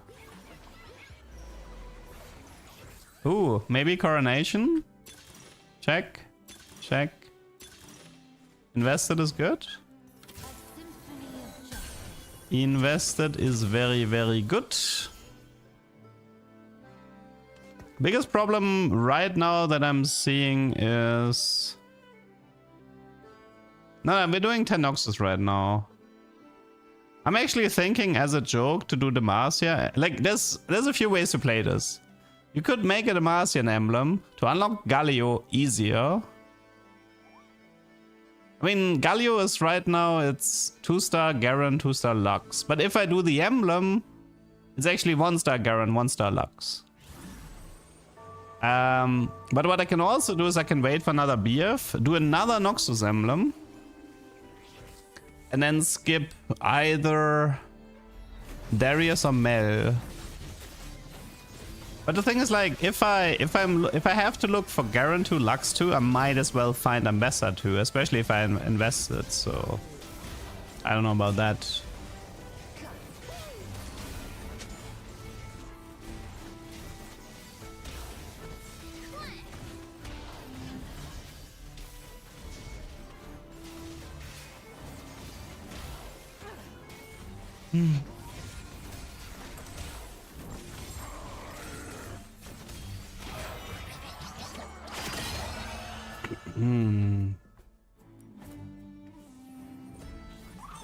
Do we have a bilge in the lobby? Probably. Oh wait, now I need... Wait, I only need one... Like, right, I didn't have Zin upgraded yet. Forgot about that. But it should not be difficult to find Garen, Lux, and Ambassador with the rerolls from Invested at 8. But I still need to reach 9, though. I mean, let's see. This guy is going 10 bilge. With, oh god, no! Curse Crown 10 bilge? Oh god. Oh god. Curse Crown 10 bilge. I hope 10 Noxus is kind of strong. This is terrifying. But it's definitely like he has 10 bilge confirmed. Like he has he just needs Tamkench. Good lord. I mean, he still needs the Kench. And I think he needs 1 tier as well. He needs Misfortune, Kench, and 1 tier, but he effectively has it.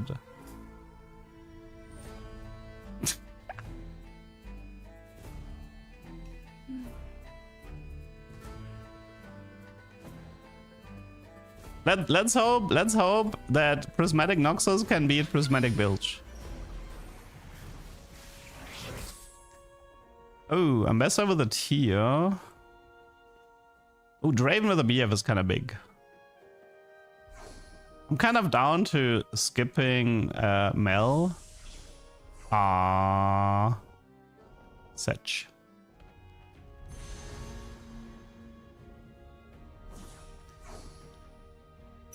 I mean, Vayne is good, right? Oh wait, I forgot about Vayne 2 as well. I'm so dumb regarding Galio unlocks.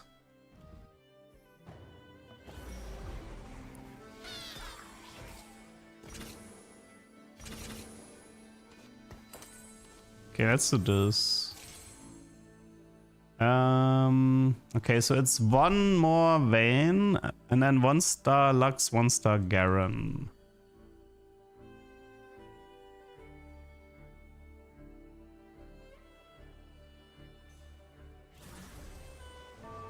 Imagine another spat from loot sub. I'm hoping for it. There's also, I mean, it's gold prismatic, so silver can appear, but silver doesn't actually help me here. When do I level up? I have invested plus. I'm saving up rerolls for a big level 8 roll down.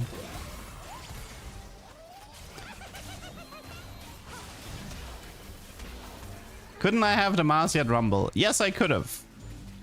But I might want to skip the Mel here. Or the Darius. Like, listen, getting Darius from this spot is actually a huge pain. I just wanted to mention that. So, I have the feeling I might have to skip Darius or Mel just to get the Prismatic before I die. So while the earlier Galio would have definitely helped, I can get Galio no problem.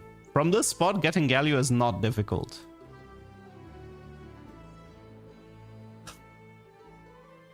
What a game, man. This is gonna be such a pain to play. Where's the blank? Here. Ambassa. Who am I missing? I have Briar. Swain. And then obviously Garen and Lux.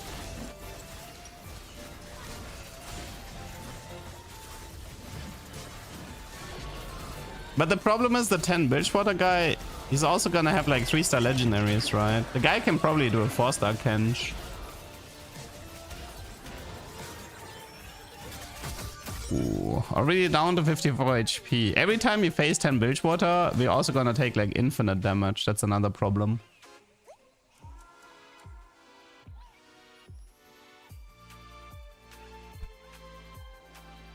Yeah, this guy has Curse Crown double Noxus, dude. This is what is happening?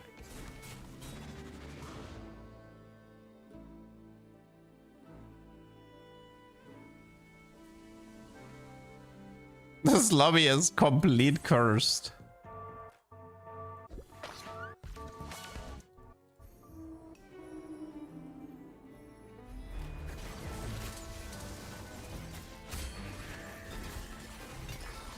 Okay. No. Kraken. Oh shoot. No BF. No BF. Wait, we get a salvager. Give me a BF item and then we salvage the BF item. Thank you, Zoe. That works. Okay. Witness the strength of Noxus. Isn't this enough for... Oh. Is this enough for Galio? No. Okay, Noxus Emblem.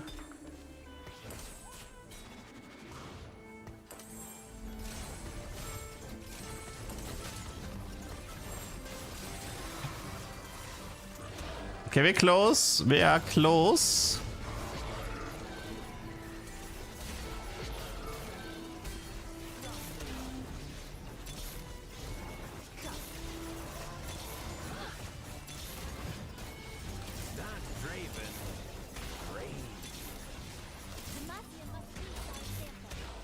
Okay, we have the Galio.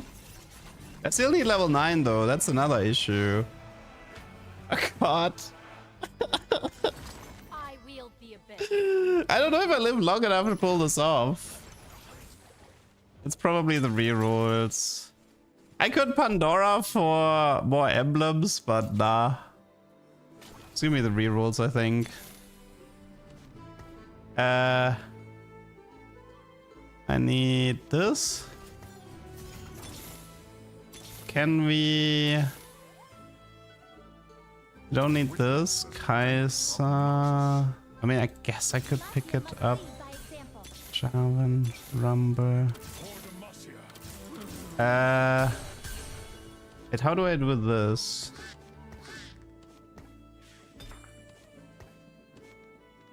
Okay, if she gets taken out... We still don't have Cyan, by the way. Cyan is missing at the moment. All your life has led to this Man. So I guess I'm currently... Wait, I know I have 3 emblems, right? I can skip a unit. Just hope I find one. Might have to go for a Sylas, like Noxus Sylas, to help me stabilize. Kench gave you it here. Oh, rip. So he has 10 Bilgewater now with Cursed Crown. Yeah, there's a million signs out of the pool. Feel my light. I need level 9. That's the issue. That's the biggest problem we're facing at the moment. Show me You can leave, you can leave, you can join. You can leave, you can join. Need the Draven badly.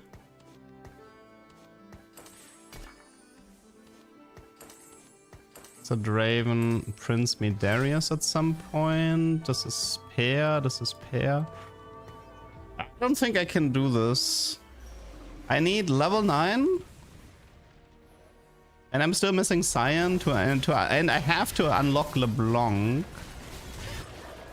Or Draven somehow manages to unlock the... If Draven somehow manages to unlock... At least we're winning a fight here. I think. Atakan did get buffed a lot. Rek'Sai is big because of Cooking Pot. This is terrifying.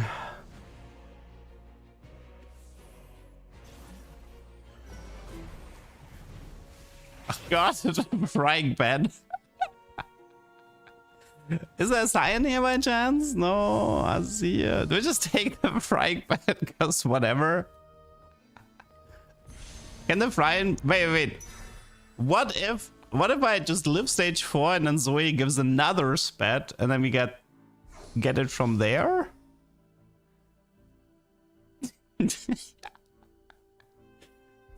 How much adoration does he have? 9. Oh god.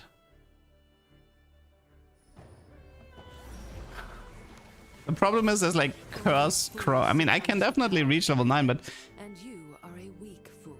the biggest issue that I'm facing right now is the fact that I still need to find Sign and unlock LeBlanc. I mean, I can also do Sign and not and don't unlock LeBlanc if I unlock Darius. That's the problem. Is there's like, wait, if he dies, there's a super high chance I get Cyan. I just need this guy to face like 10 Bilgewater. Oh, I'm facing 10 Bilgewater. No. Okay, that one's gonna hurt.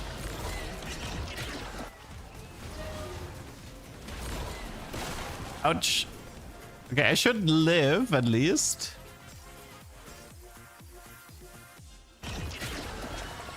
Can somebody kill the Cyan, please? I'm dying, don't worry. Okay. Okay, Cyans are back in the pool. Cyans are back in the pool. There we go, there we go, there we go. Nice, nice, nice, nice, nice. Okay, let's do this with this. Okay, this unlocks LeBlanc. And then I have everything, right? Yes. Okay, just don't die here. Go 9. And put the emblem onto Galio. I almost have it. But can we come back? Because we're gonna be facing 3-star legendaries very soon. How to survive 10 seconds against 10 bilge? We'll see. I call this a future duck problem.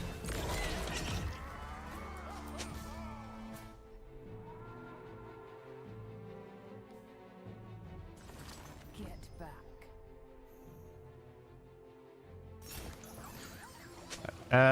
Okay, so we sell this, put this here, this here. Lurks can be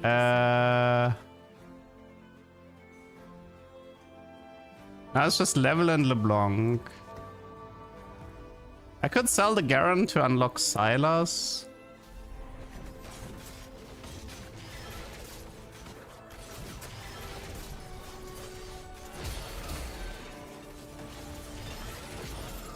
Can I do anything with the Invoker emblem as Draven? Okay, what is loot sub? Of course, of course. Ryan, please. I didn't even need to do this. I didn't even have to do this. Unbelievable. Riot, please. What have you done?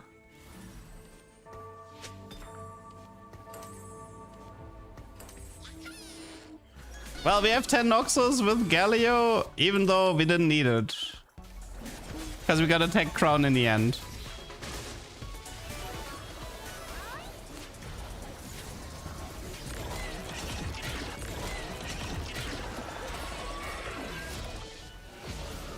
Oh, there's also, by the way, there's a mirror matchup, right? I realized. Now, this guy doesn't have 10 Noxus yet. How do you not have 10 Noxus with Curse Crown? What happened? How do you not have 10 Noxus with double M? I'm confused.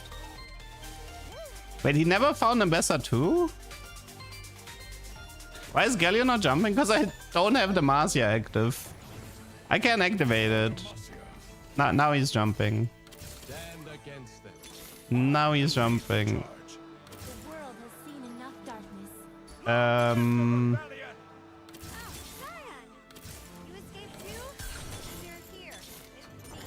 Ooh. Let me just buy out all of these Ambassadors to increase my chance of winning. I gotta read this a bit. Okay, the Rek'Sai guy is no problem. This is like, okay, let's see. So here we have 10 Bilgewater right now. No 3-star legendary yet. This is Arcanist. And I have no idea how this guy managed to not find Henoxus, but I guess it comes down to me and Bilgewater.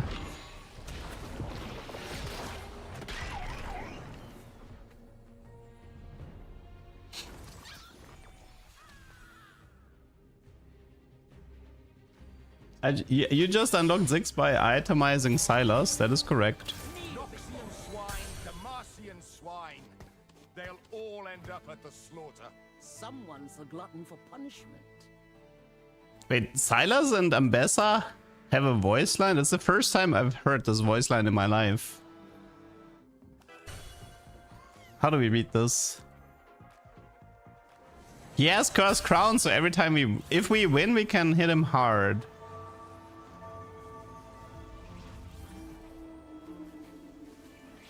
Who plays Silas with Ambessa? That's a good question.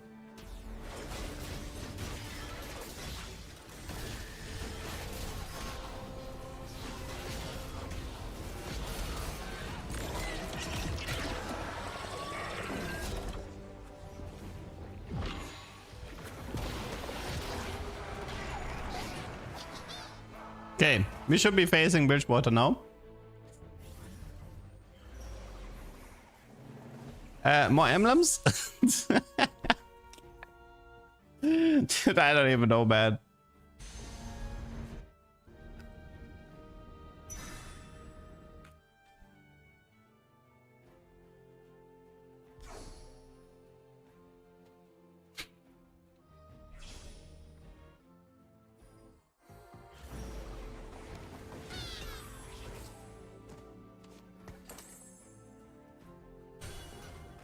Can I deny like 3-star legendaries from him? I can't deny Kench.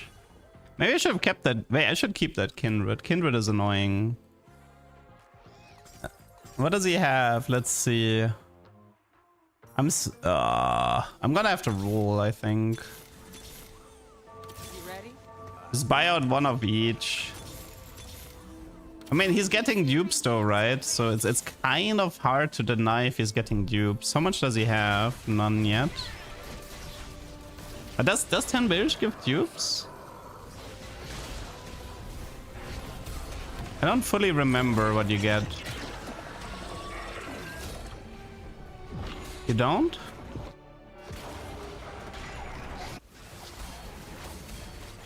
Wait, how have I never faced 10 builds this game? My Mel is not worth buying. Any I have? Oh, that's not good. It is not good that I'm seeing the same units over and over. He's not going for any anyway, right? So, honestly, at this point, I should just go for Mel 3. He's thinning out the pool so much, I can do Mel 3 and Galio 3. I should have just went for Mel 3. Okay, Tom 3 is here. Oh, he benched him? Don't have to bench him.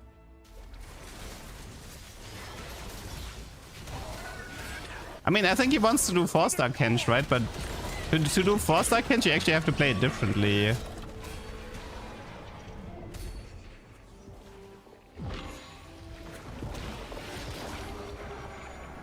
I mean, I don't mind. He can play the Kench 3. I wanna see if I can beat him or not.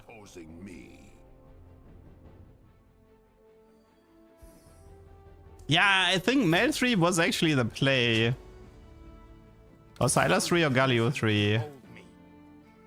What happens if you feed a 3-star 5? He goes 3-star. That's why if you have 3 times Tom and each feed 3-star tier 5, you get Tom 4.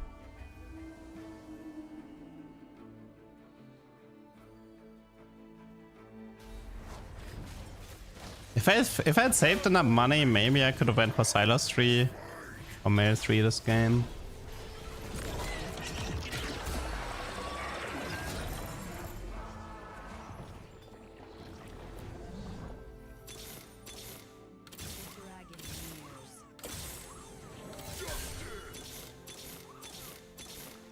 No prison can hold me.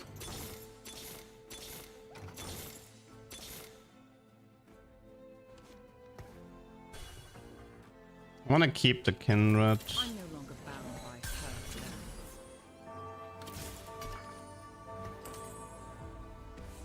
plans. Okay. Ah, you didn't have to do... No, I wanted to see if I can... You didn't have to do that.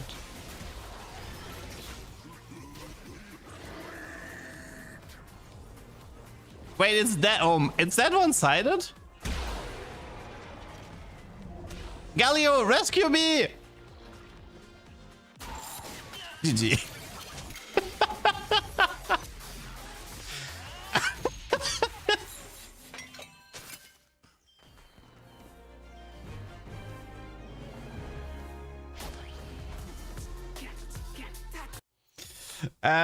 Okay, this was second 10 Noxus versus Tom 3.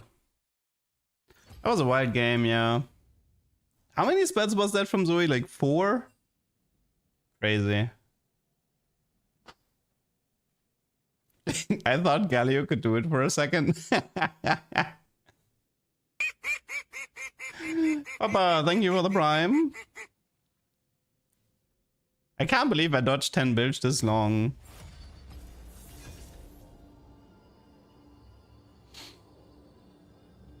How are you? How's the new patch? I mean, new patch goes live tomorrow. We're just playing on the PBE right now. Haven't seen too much of this patch yet.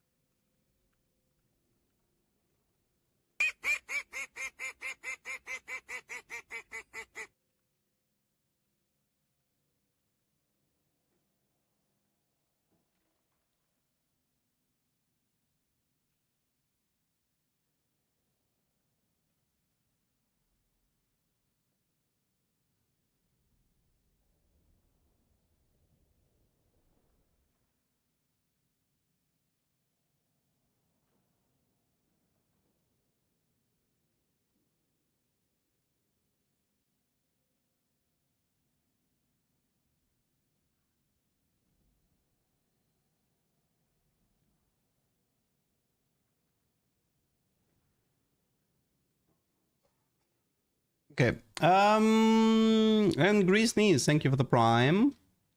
No, sorry, I had to write to my editor.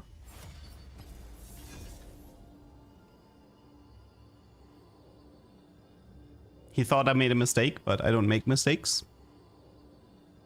So I had to correct him. Who's okay.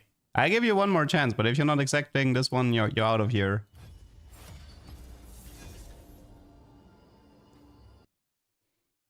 You got lucky.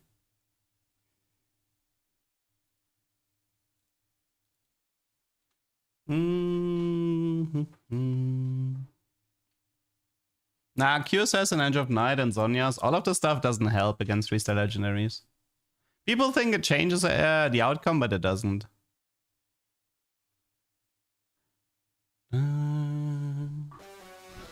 Shivosh Krebs. Which 5-cost unit would you marry? 5-cost? Let's see. No, I would go to jail. No, no. No, no, God, no. Wait, was it like... No, smash? Smash? Smash? Mel is a 7-cost though, right?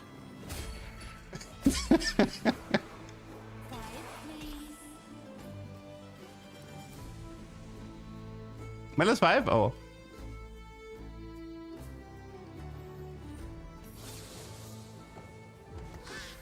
No smash Brock, no Brock is smash for sure. Bow your head or lose it.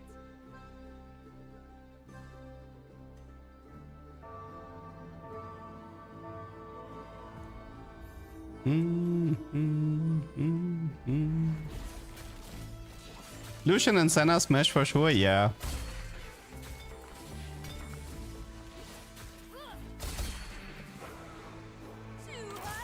Invoker game? Maybe. Oh, we have a big dupe. Big dupe. Freljord awakens. Well, hello there, beautiful.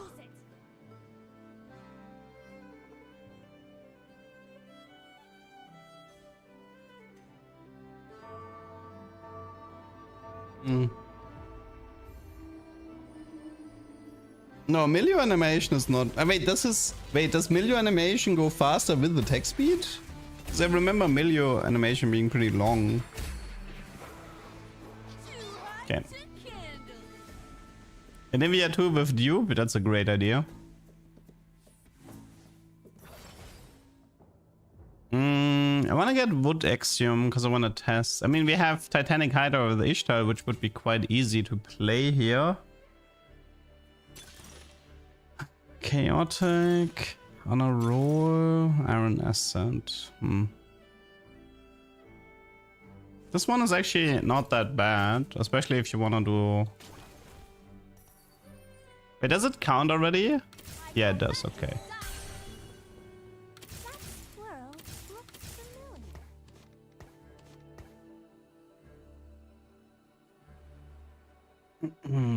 Wait, I should probably play Lulu, right?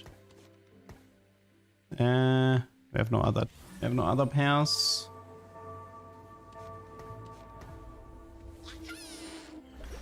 Star Guardian, Jinx, Chibi got leaked. I don't think it's a leak, isn't it just updated on the PBE?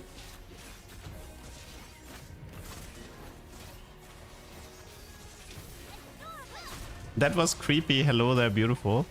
Yeah, I mean, it was my voice was like really... This was like from after Paris when my voice was destroyed and we made a joke about it.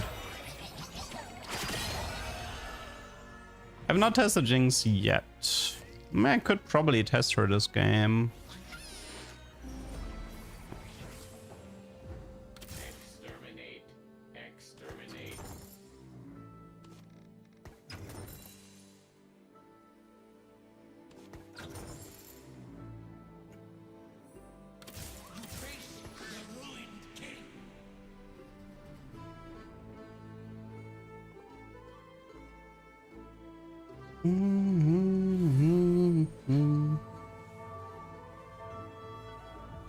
Six Bruiser Jinx carry will be meta. Oh, that's like a set 3 comp. That comp was really fun.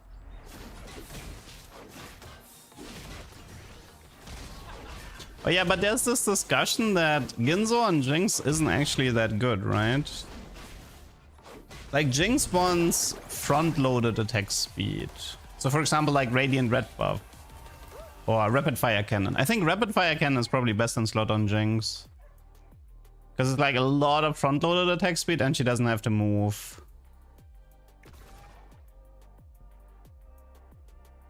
Yeah, red buff, Rapid Fire Cannon, and then like an 80 item or something. Ooh, hello. Hello, Jinx. Enforced equilibrium. Do not tame a blizzard. Revved up.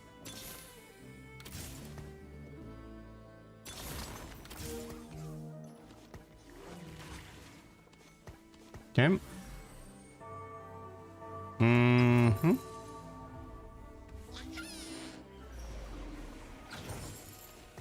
Keep the Rumble pair, keep the Blitz pair, keep Echo for Zorn. I think it's even Shroud. But the problem is I don't want to do Ginzo on Jinx.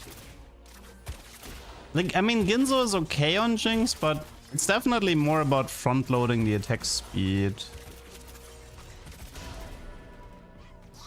It's like, you can definitely do, like, you can open Ginzo and then give it to Jinx and it's fine, right? Like, there's nothing particularly wrong with it. But if you really want Jinx to pop off, then you want a front-loaded attack speed from items like Red Buff and Rapid Fire Cannon. Okay, we want this.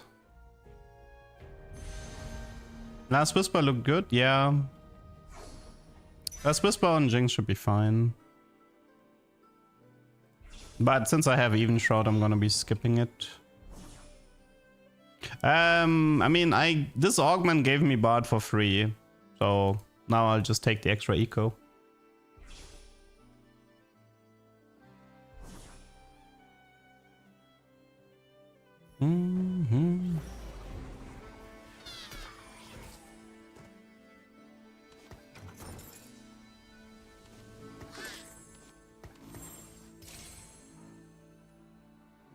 We also need Vi.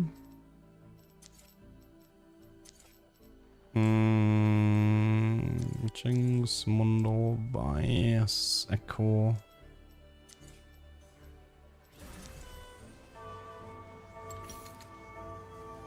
There's no official patch notes yet. There's only the Mortog video. The official patch notes should be in like 6 hours on Riot website.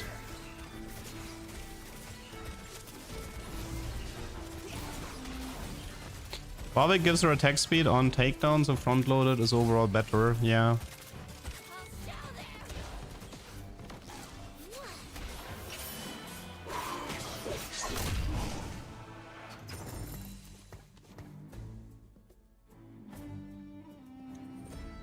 Echo is the real carry? Not anymore. Not after the changes. Why do you always look at me like that, Echo? Time is not on your side. Fishbones on Fishbones on Jinx should be good. It's like 50 attack speed, 50 80. So it should be good. Also, I think she's good with Quick Striker Emblem, right? Quick Striker Emblem Jinx should be fairly good. Because Warwick is Quick Striker and she gets a lot of attack speed by being on the same target.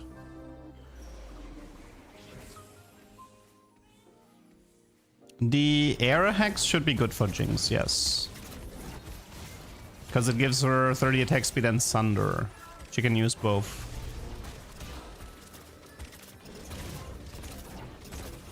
Is Zon better than Viego? I'm currently in a lose streak while also trying to min-maxing on a roll. Whenever you start up a champion you defeated last combat, gain 2 free shop rerolls. So I'm currently trying to like get a bunch of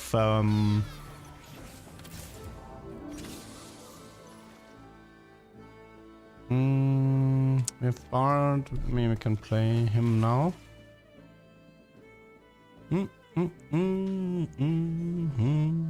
Why have I never seen Yumi?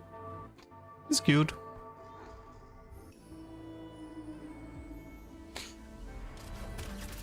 I mean, the thing is, like, Riot said that the fire, water, and air hacks are always gonna be left or right corner.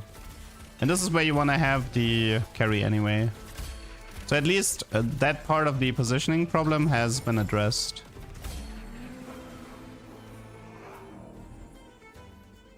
I need to set myself up for Singed.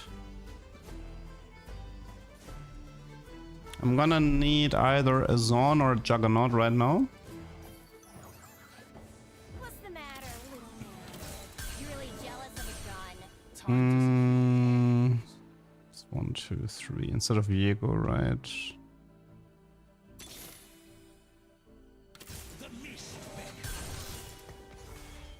This augment is not okay. I'm sorry, but there's no way this augment is okay.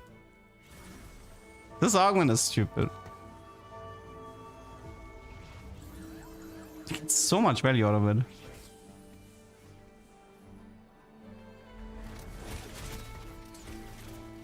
Maybe I can use this dupe to finally get Warwick 3 or Singe 3. I've been trying to get one of them for so long. I should probably change my duck, right? We don't have a Zon duck at the moment.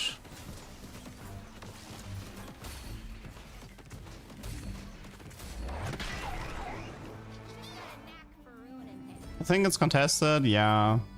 But I mean, yeah, we'll see, we'll see. Wolf is a Zon emblem, so that's actually pretty high value.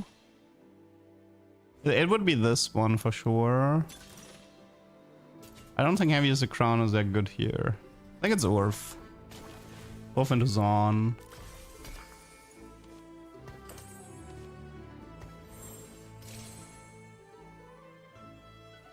I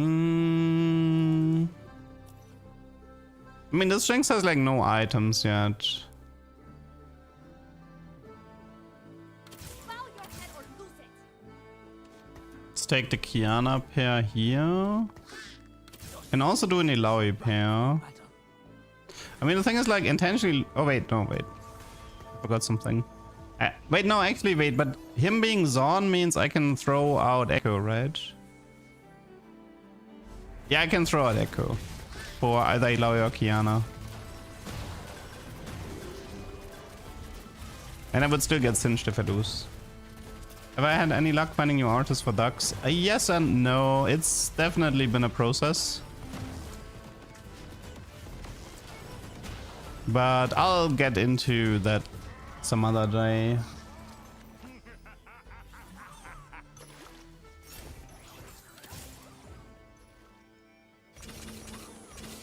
Okay. Hands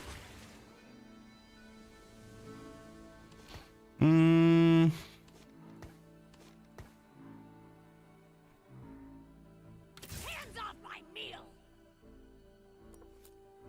Might have to use some of these rerolls to get myself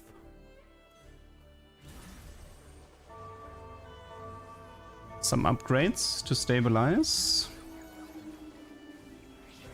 Nah, I didn't part with Lynn, it's just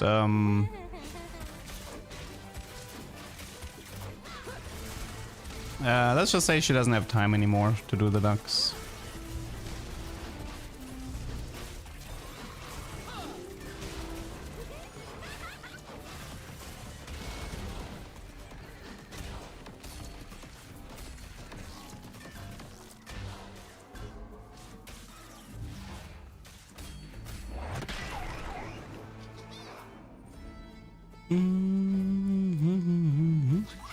Son Emblem for Gunslinger? Yeah, probably.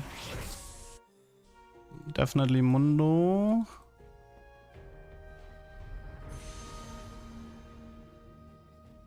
What's also good, you can easily do Titans, Jinx, and then move the Titans to Warwick later.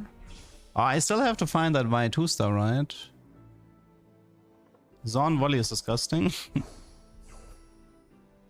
I think this board actually was on the rotation like 1 month ago, 1.5 months ago. It was definitely in the rotation. So you might have missed the comeback of this board. Screaming won't help. You'll just blend in with the rest. Okay. Guck mal, Leona. Philios. Long time no see, Doc. So endless. How do I stack up against all your other abominations?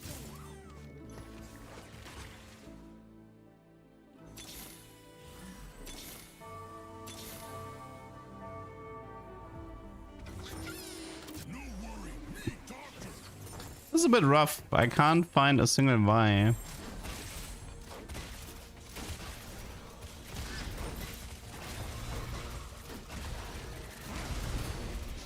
Did she call you out? Nah, she... Like, if you... There's a voice line between Jinx and Singed, I believe.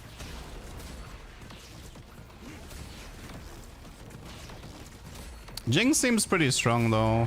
Yeah, like, this is so different. This feels incredibly different to what we had before.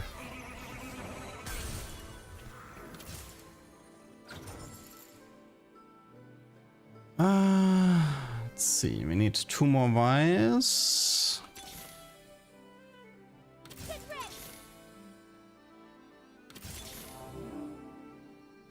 Should play the Echo.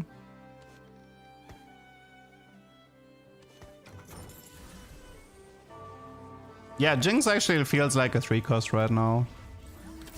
She's definitely dealing decent damage.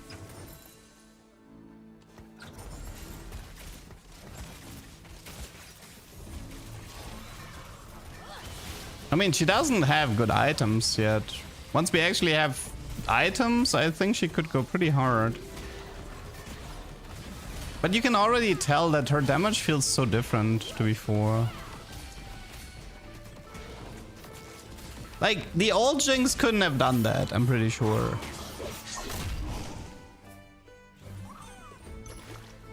Welcome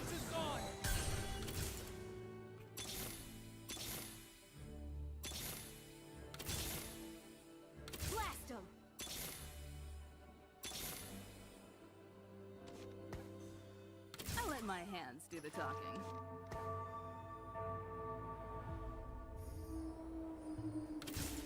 But can I please find that Vi? So I can go 7. Mia, Shojin. I want to see her with like Rapid Fire, Radiant Red. Giant Slayer is acceptable. Deathblade is acceptable. Welcome to Zon. Piltover's finest. Okay, this is Vi. Let's go level. And I think you leave. Okay. You have to play the unit in combat to get the upgrade, people. Unless you mean can you replace? Wait, can you actually replace an Echo 2? Does it work like that? You can, like, if you have 2 Echo 1 stars here, then 1 on the bench, you replace Echo 2, put 2 Echo 1s, immediately upgrade and get the rerolls? Does it actually work like that? It's about the unit, not about the Echo. Oh.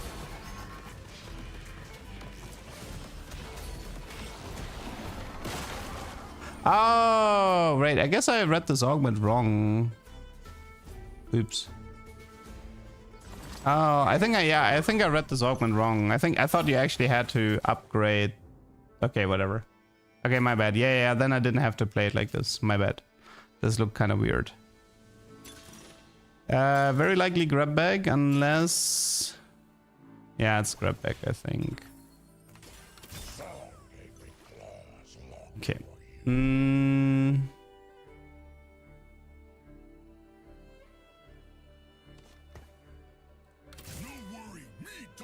So I think here, I mean, if we do red buff, then we don't like. What's the point of Singe then, though?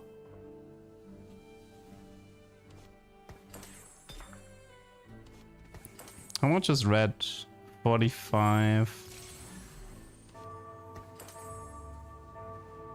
If we do Deathblade, we're also killing Starrock. Like there are some issues with this item build.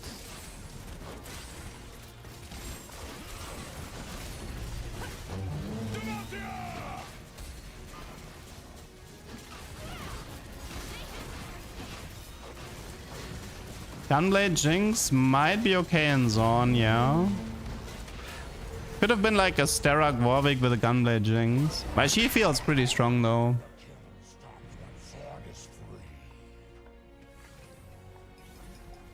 It could have been Morello, yeah. This is actually gonna be an issue. If Jinx loves red buff this much, it kind of invalidates Singed even more.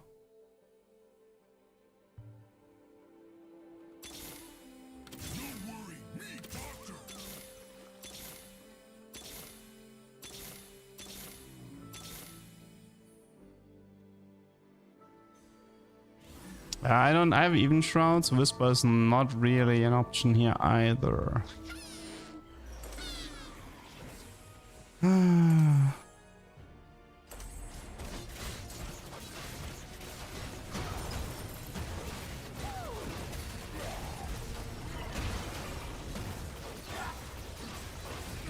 miss Hurricane, me too.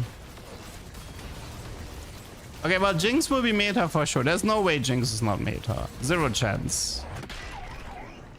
In fact, she might even need a nerf. Zero chance Jinx is not meta next patch. Like, the thing is, Zon was already really good at making top 4s. And now that Jinx is good in mid game and early mid game, I'm pretty confident that Jinx will be amazing at farming like Jinx should be amazing at farming top 4s.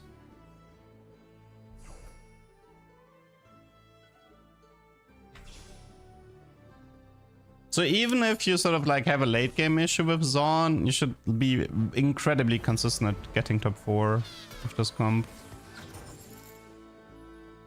I guess I could have done Seraphine Echo for Disruptor Piltover, right? instead of... Man, but then again, I kind of like the Mundo here. I wonder if Singed might actually be the loser of this patch, now that I think about it. I think... Do you actually play Singed in this comp? I guess you could play him instead of Blitz for Shyvana later, but... So Singed's main purpose was actually to just go for... Like, the problem is that red buff Whisper would be good on Jinx. So you don't actually need to run Singed at all.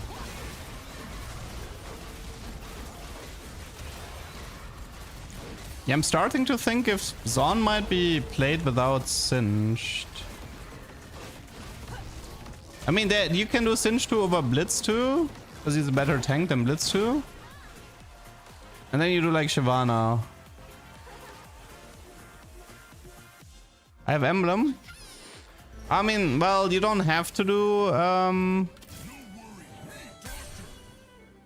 You don't have to do 7 Zon, that's not needed. You can also be... That might be comms with 5 Zon, I think. Things are heating up. Maybe I should change, but you changed more.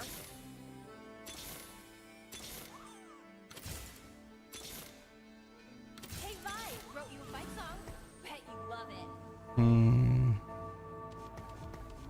See, there's also the problem, if this comp probably runs Mundo Jinx reroll on 7, right? It also makes it more difficult to actually find a Singed 2.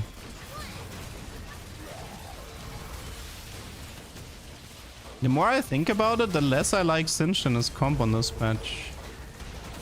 Mundo 3 is a decent tank. There's nothing wrong with running Mundo 3 as a tank. And it allows you to run Zon, Volibear in late game, which is pretty, like, that's way stronger.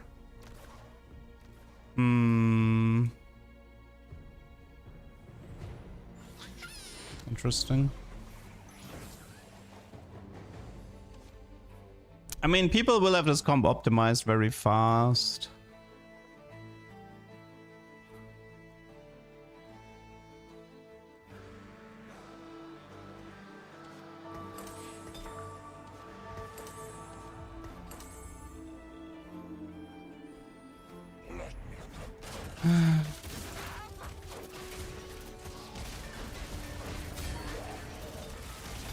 Okay.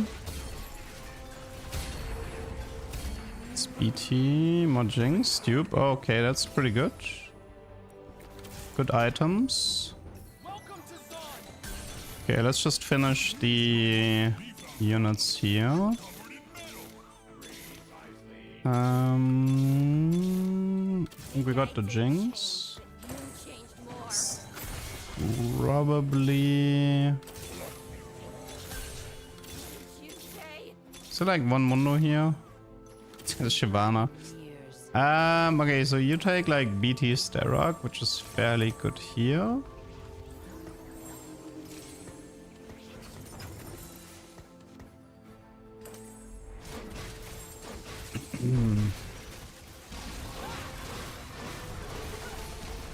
You play 5 Zon with Kindred Senna at. Keep in mind that Senna and Kindred got heavily nerfed on this patch, so this might not be true anymore. Okay, but this unit is legit now. This unit is actually very legit now.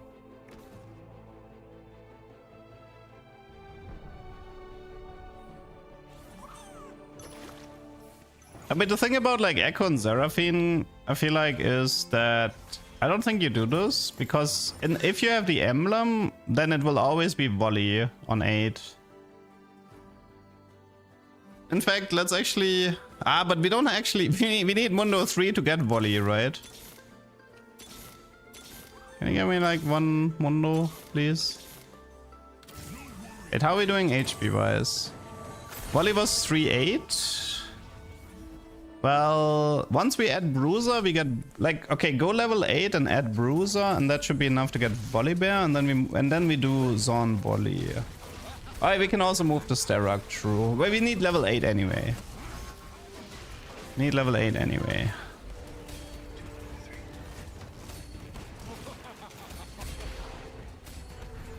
So this one seems pretty obvious though, right? Jinx 3 with front-loaded attack speed items. Zorn Emblem is gonna have... Like, look at this item, man. 350 HP, 20 crit, and you get the Zorn trait. Putting this on something like Volibear is ridiculous. Like, this comp is actually gonna cap out really hard now with, like, Jinx 3, Mundo 3, Volley 2. I think the Singe part of this comp does not matter. And you have a potential Quick Striker emblem instead of a Zorn emblem for Jinx together with Warwick. And I'm not sure about 7 Zorn yet. 7 Zorn, is that worth it? Because there's like so many units that could be worth playing. There's so many units that would be worth playing in this comp. Kindred, Lucian, Shyvana, Volley.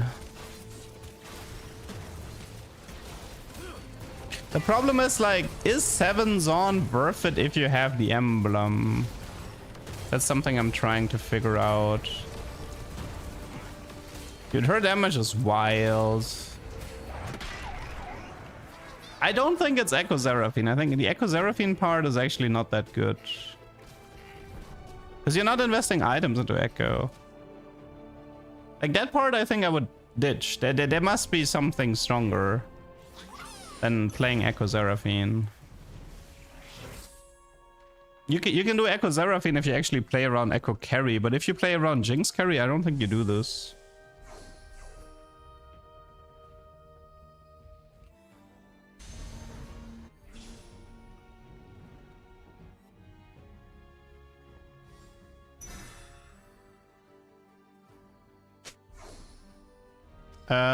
Initial jump, yes.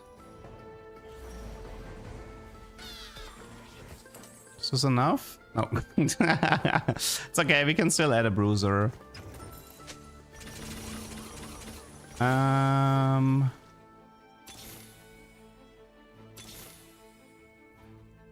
Yeah. Okay. So you just do random bruiser here. Mundo 3 you should, like, once you have Mundo 3, I think it's pretty easy to unlock Volley. The question is, how is Volley 1 compared to Warwick 2? That's something I'm also trying to figure out.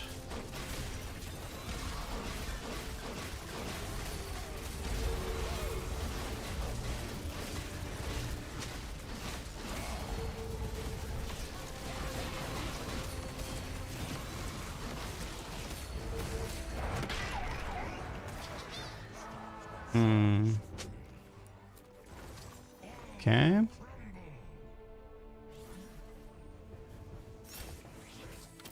So we do this, and then we do this. So I have a feeling that if I move BT Titans to Volley, is gonna outperform the Warwick. I don't think Warwick is very important in this.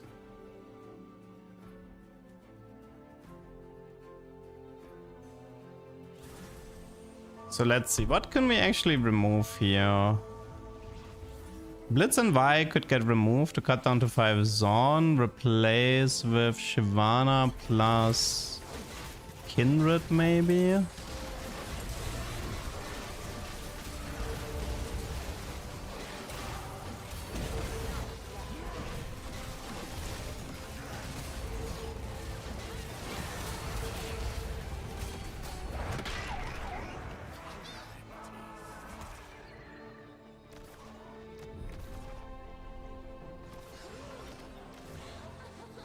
I don't know. People keep talking. I mean, 25 attacks. I mean, 25 attack speed.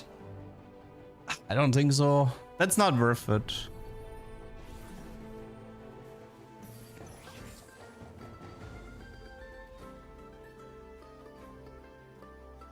I'd rather play a Volley, unless I do 4 Bruiser, but... Yeah, Senna Lucian is gonna replace Tristana. That one's for certain. Remove Blitz at Defender, remove Singed at Quick Striker. That's another way to play this, yes.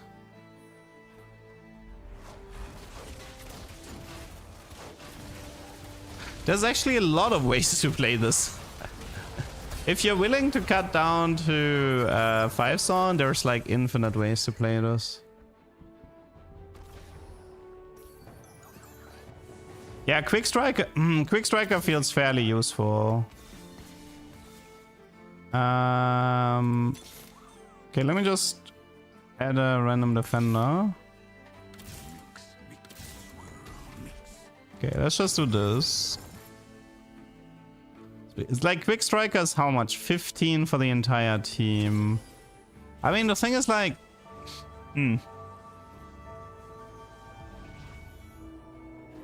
Steadfast, Sterak. Can also do Kraken on her.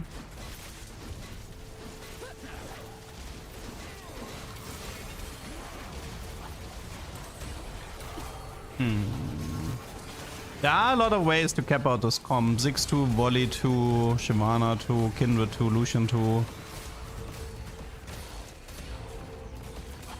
Nah, you don't do IE on Jinx. Like it's front loaded attack speed plus 80, I think.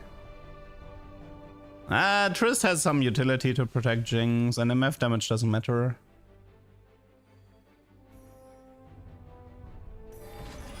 I mean, I know this is just a PBE lobby, so it's not perfectly accurate, but I still think that based on what we've seen so far, there has to be a comp here. I mean, you could even try to do like Kobuku, Mundo, Jinx as the reroll, and then try to get the attacks, and then Quick Striker, and then try to get the Kobuku attack speed, the Quick Striker attack speed, just front load as much Jinx attack speed as possible. But then again, Zon also gives attack speed, right?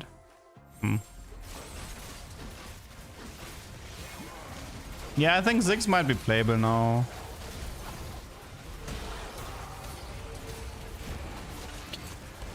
I'm actually really curious to see how that comp is gonna get optimized. But it will be played 100%. Even if it turns out it's not S tier, it's at least A tier. At least. Because Jinx is Mundo is a good tank, and Jinx is 100% a top tier carry here. But she's gonna be very, I guess, item dependent. Whatever. Let's just level all the way, because I can. Yoink. No, my money. My beautiful money. Okay, whatever.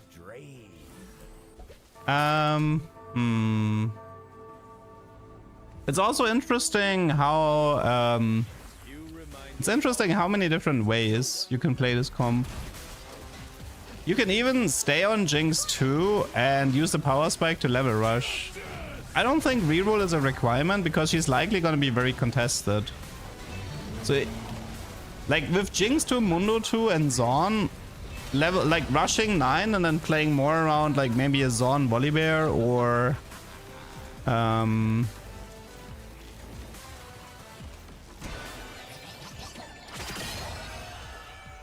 like Ziggs 2.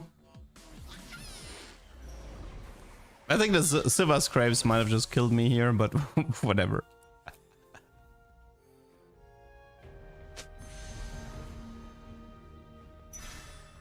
Would Gunblade work? It could, but I still don't think it's gonna be that great of an idea. Now we can go back into 7 Zon, right? Make sure I have space for that now. And technically Triss can leave.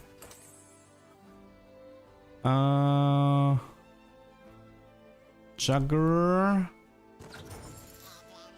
Maybe I've built over. It's also fine. Could check for Echo instead of Singed and put the Disruptor in. Your name is your oath, Crown Guard. And Yeah, Warwick is pretty good with Gunslinger. Yeah. I would recommend, if you have a Gunslinger emblem, just give it to Warwick. The guy does nothing except auto attack anyway.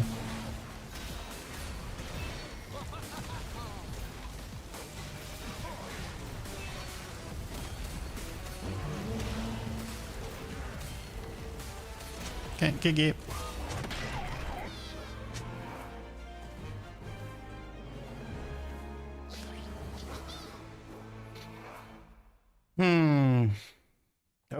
my... Okay.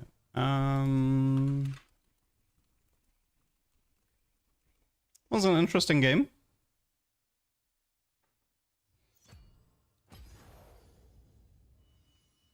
But yeah, oops. Zon seems very playable, but I actually think Singed might be a loser here. Because Singed might have lost a bit of his purpose. Because red buff Jinx is really good. And the red buff on Jinx, just the attack speed part of red buff from Jinx is so much more valuable than a spread from Singed.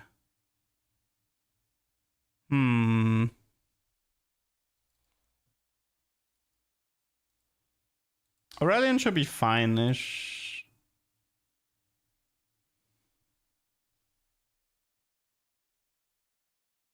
Like if you get Radiant Red or RFC somehow, this Jinx is gonna pop off so hard. I don't know, Singed is in a weird spot in this patch. I actually think he might, like, even though Zon is good, if I have the feeling Singed might be bad.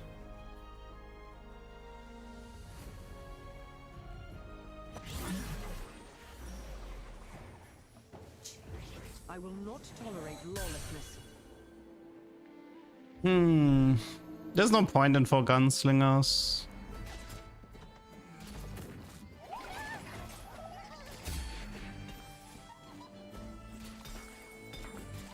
I mean, Ginzo is not that important on Jinx. Yeah, you can just QSS instead of Ginzo, that's fine. Or Titans. I mean, okay, Titans doesn't give that much attack speed, but... Also, I guess Titans would be better on units like Warwick or Volley in the front.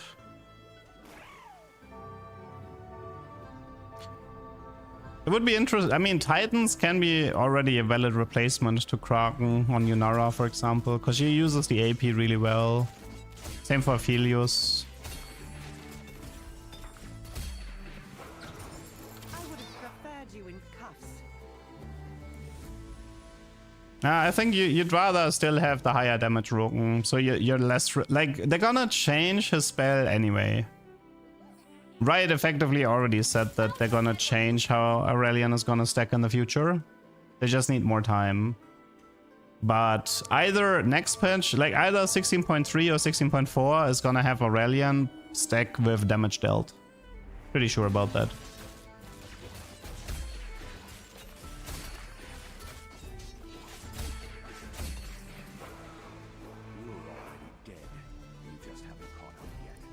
So for 16.2 it's gonna feel a bit awkward to stack him, I think. Probably branching, considering branching got buffed. What do we have? Slayer. Slayer emblem. I mean, all of the emblems got buffed a bit. What does it give now? Upon dropping below max health, gain 20 mana, 30% max health shield. I think it's still bad because the trade is bad, right? I think the problem with this emblem is this, how effective this emblem is tied to Aatrox being good, I believe. So if Aatrox is bad, then Slayer emblem is bad, because you can't properly cap out the late game. It doesn't actually matter that the shield got buffed, it's because this Slayer path is just horrible. Yeah, wait, actually, I know a single unit who wants this, which is called Baron Nashor. Or Rek'Sai. You wanna try Slayer Rex? Okay, but here I have a question. Like, isn't a normal craftable item better than a Slayer emblem on Rek'Sai? Aatrox was just super dominant on the PBE server, so they nerfed him into the ground, and he hasn't recovered yet.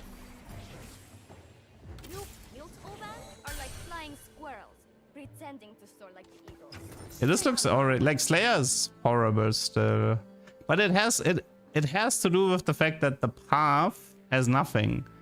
You know the best Slayer unit is Yone, but he's kept behind Yasuo. He's gated by Yasuo 3, which is horrible. Tryndamere dead. Briar Kiana, I mean, is playable in some cases, but Gangplank and Belveth are a mess. Aatrox is a mess. The entire Slayer path is just unplayable.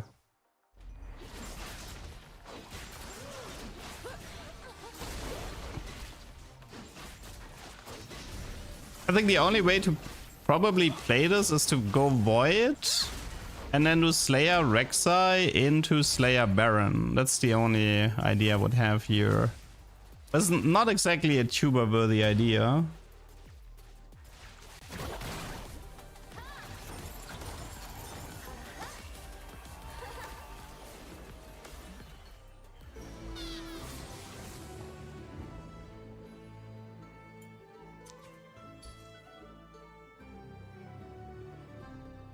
I don't even have Void here. I'll let my hands do the talking.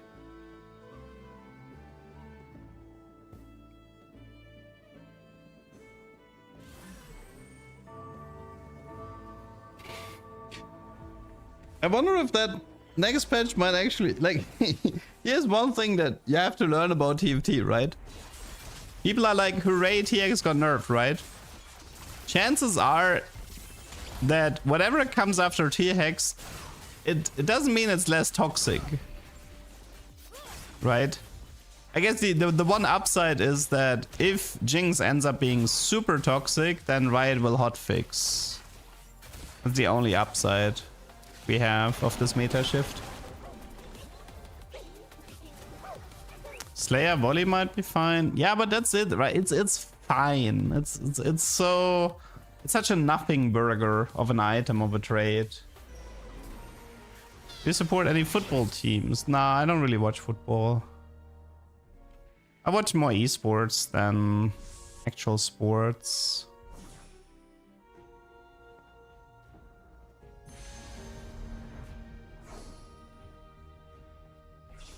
Oh.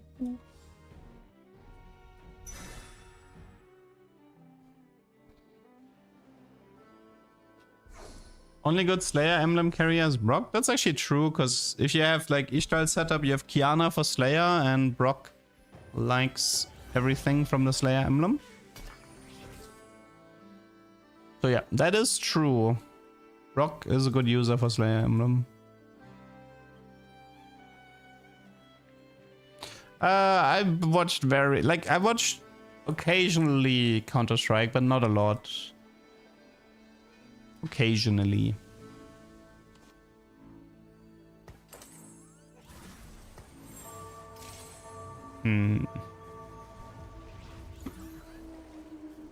What do we do here? Patch is live tomorrow.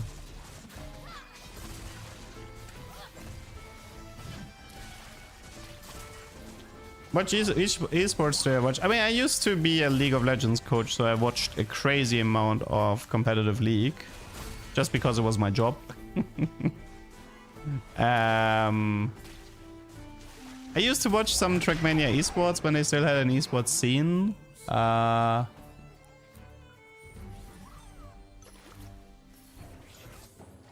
other esports do I watch?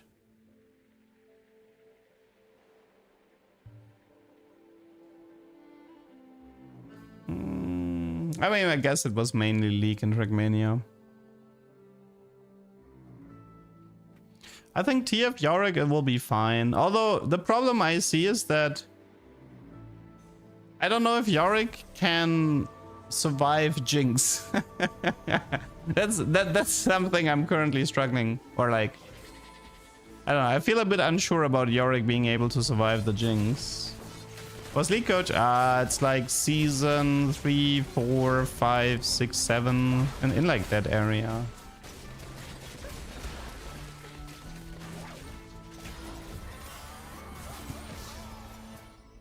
It's funny you don't watch TFT. I mean, if you watch TFT all day, the thing is, like, I mean, I actually consider TFT to be one of the worst esports from a viewing experience, like, ever. I think I watched more Clash of Clans esports than TFT esports, because even Clash of Clans had like a better viewing experience.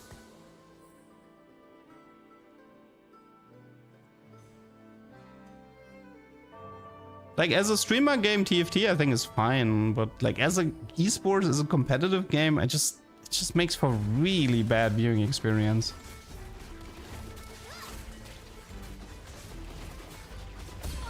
That's why I also dislike if TFT is being pushed into esports, because the viewing experience will always be horrible. It's just the nature of the game.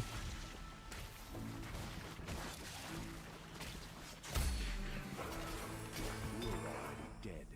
You just haven't caught up yet.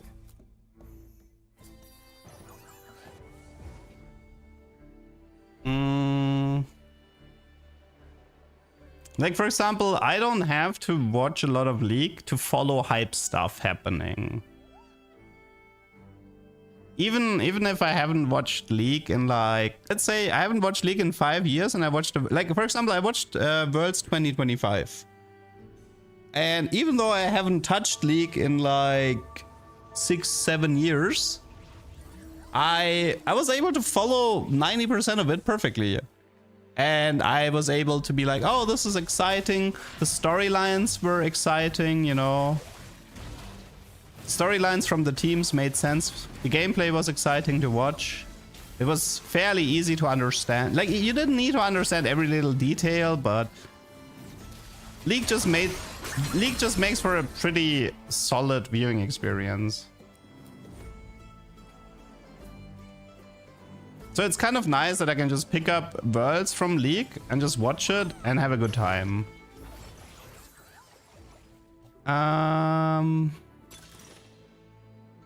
Is there something we want to do with precision and grace? There might be something I want to try. 1 sec. I might have an idea here. Okay, 1 sec. I have an idea.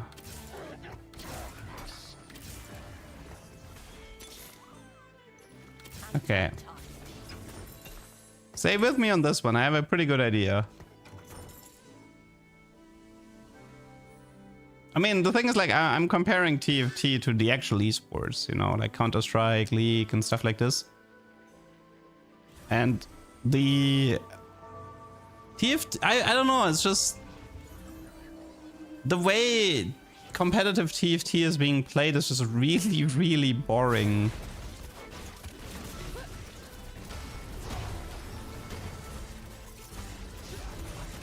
Like, sometimes you have a world championship played on a patch where half the lobby is going for the same thing. And some people just luck out on some RNG augments and just take over the game. I don't know, it's just really horrible to watch.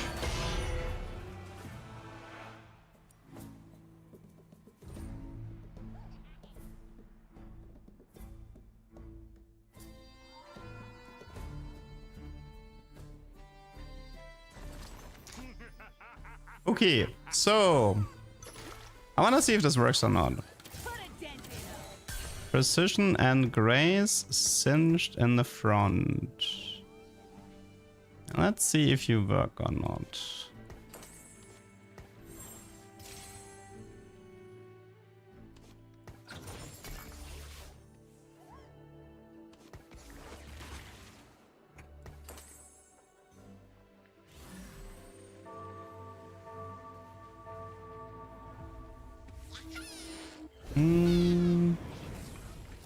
Okay, I want to see, can they follow the sin?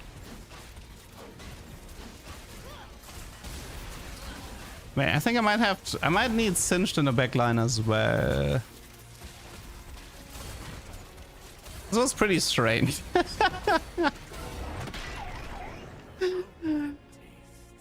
The Slayer emblem is awkward regardless. This is precision and grace, which is a really strange augment. I mean, I guess I could just play Briar or Jagger and Slayer.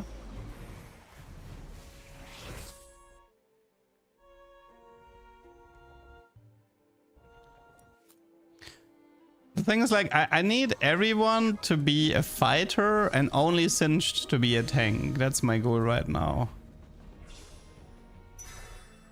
So I think Cho'Gath has to leave for Briar, and then everybody is... Then he's the only tank, so I force my opponents to go for Singed here.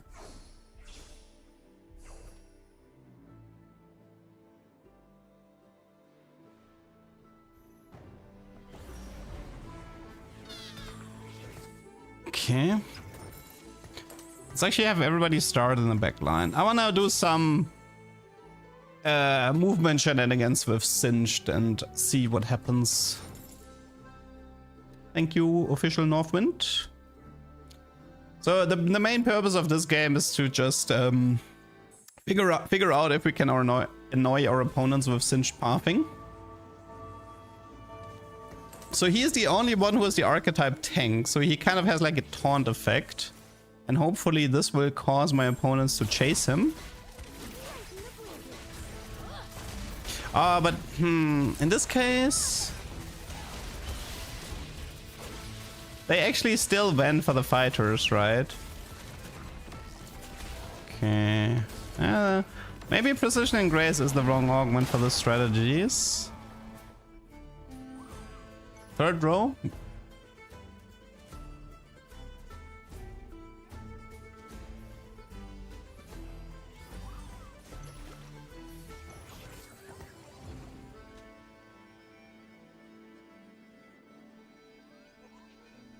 Okay.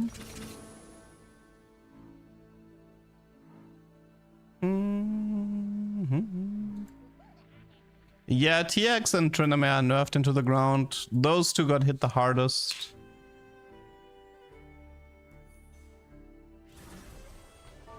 Like, listen, it doesn't matter if whatever I'm doing is actually working out here or not. I'm just trying to learn if there's a mechanic with Precision and Grace that I can use.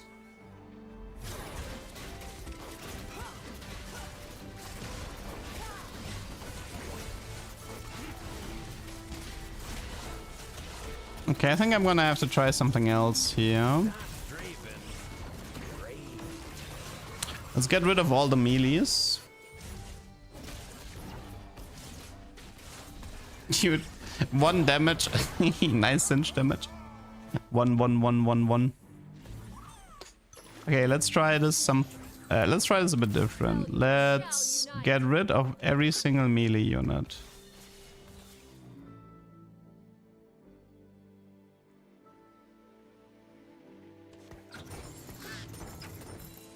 It's gonna be a bit annoying with Juggernaut.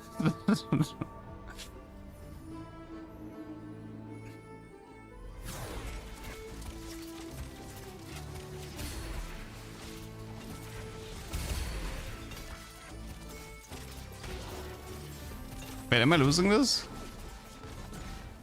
Surely not, right? Actually a bit close. Any stone blades? No, okay. Let me also just reforge the Slayer emblem really quick. Vanquisher. Brumblevast. Okay. Jinx. So, tell me, how do I stack up against all your other abominations?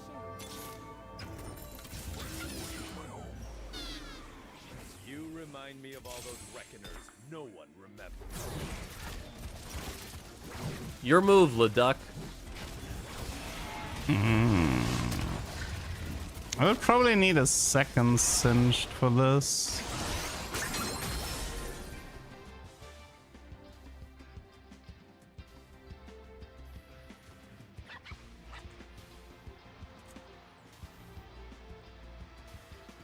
Maybe it can work with 2 Singed. Make them chase the 2 Singed in the front or something. It's still We did rough. kind of want to remove a little bit of those, I'll call them Leduc shenanigans. Oh, tiny but deadly. More movement speed. Maybe I did change, but you changed more. Vanquisher for Singed. I mean, he's gonna die a little bit too fast. Don't worry too much about what's happening in this game. This is just me experimenting anyway. Maybe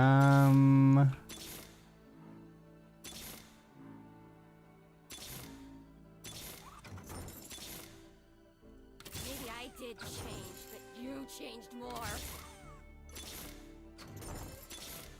There's actually not that many ranged zone units.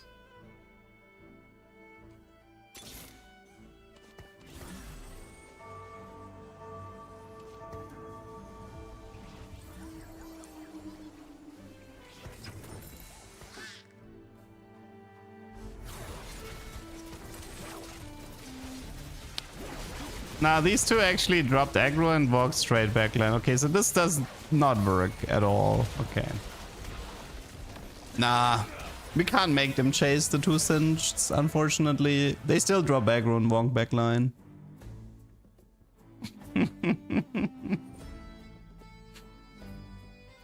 Shame.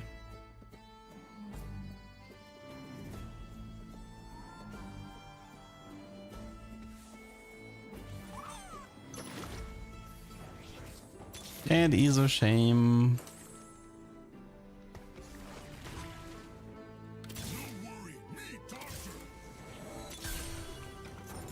Maybe I did change, but you changed more. Try 3 Singed. Yes, surely. Does Mono actually charge out of the corner? Because I don't know if he does.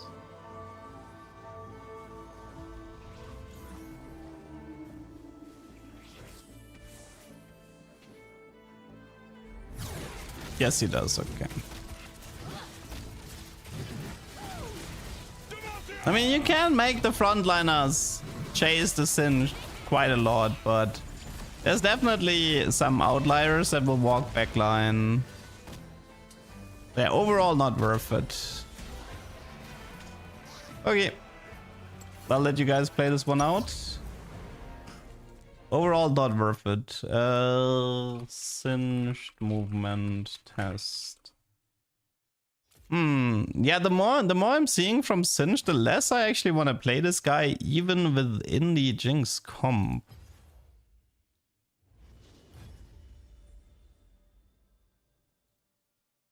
It's so strange, but it feels like the main purpose I had for Singed was to give him like Whisper Morello, right? But the issue is that Whisper Red might be really, really good on Jinx. So the purpose of Singed is a mess.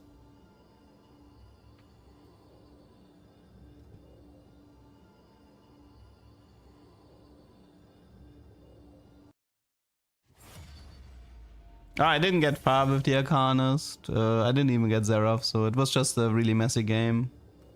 Nothing worth talking about. 2 keeps declining. Jinx is very good at the moment, yes. Probably S tier, but we'll see once the comp is optimized.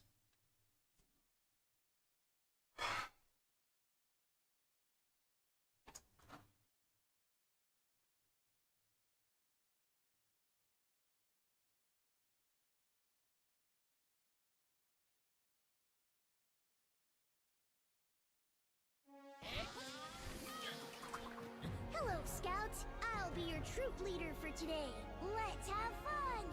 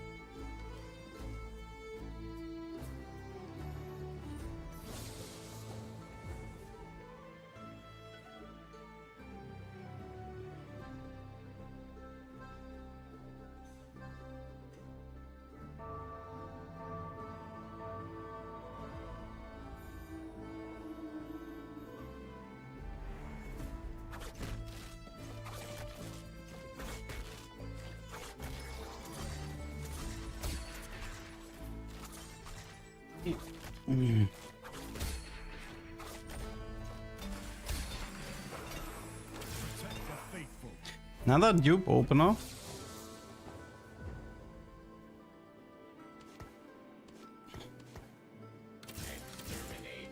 Exterminate.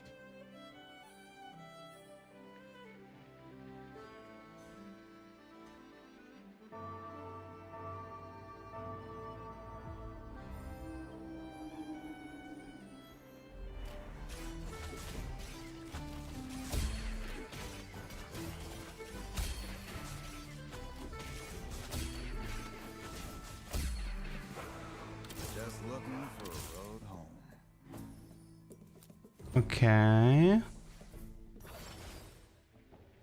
Oh, we got team encounter. Zin hero maybe? He got buffed, right? By the way, this augment is giga broken now. This augment is giga broken. That's like a must take augment, most likely. I think Bringer of Ruin is also way better than before on this patch. Solo leveling. Oh no, he has it! He found it. He found it and he took it.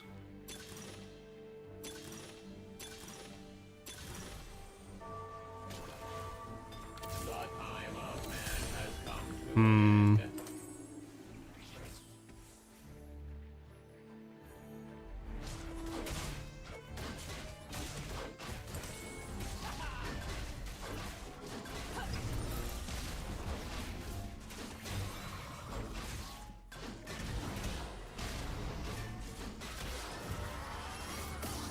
Sooner Galio again. I wanna try, like, I don't wanna really upload that, right?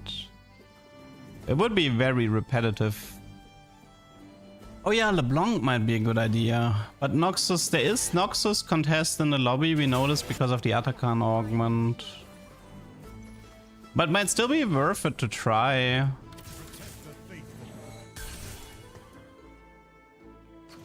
It's actually a fairly decent opener.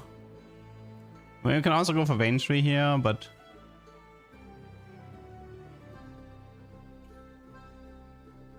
I mean, going for like Arch... I used to do this in the past, right? Like on the previous patch. I did like double Archangel Gunblade LeBlanc and it was like kind of horrible. Aurelian? I mean, we have a dupe for fast Aurelian 2-star. We can try Aurelian, sure.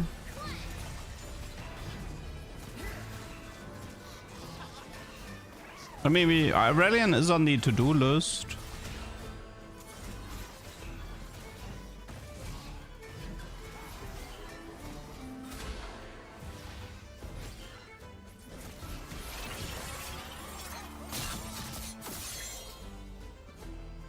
Yeah, it's either LeBlanc or Aurelian that is worth testing with this augment.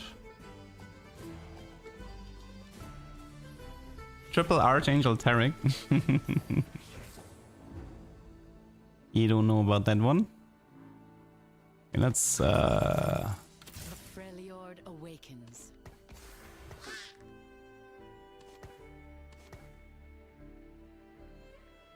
I mean, they heavily buffed Aurelian's damage, so the thing is, like, we don't know if it's actually good, but it might be worth testing.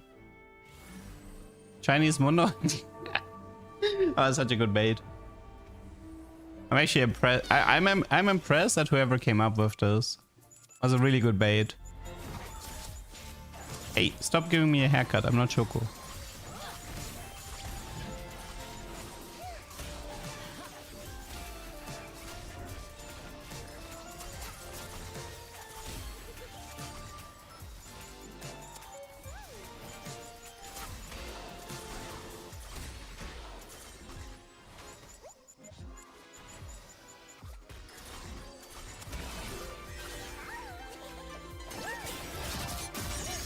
I mean, at least I'm only baiting people into TF Yorick.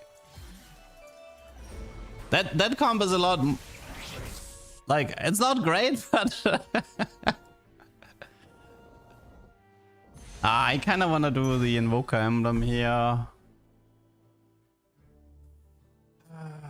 Invoker, Archangel. This could be a cool Seraph build. Archangel Arcanist Invoker with Seraphim. Could also be fun. I'm not fully convinced about going Aurelian from this spot.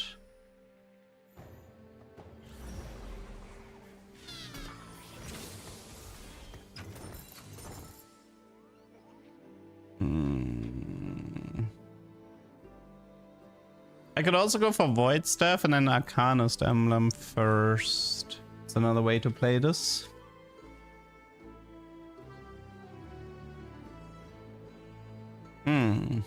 Decisions.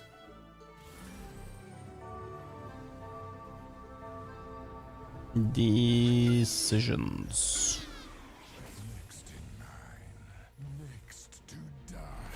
Let's do Void first. This gives me more time to decide. I mean, I've done a Invoker Aurelion in the past. I kind of know how it goes.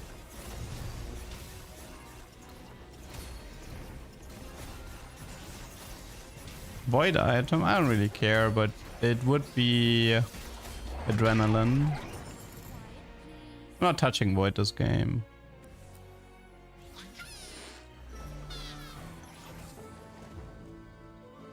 Melio, Nico.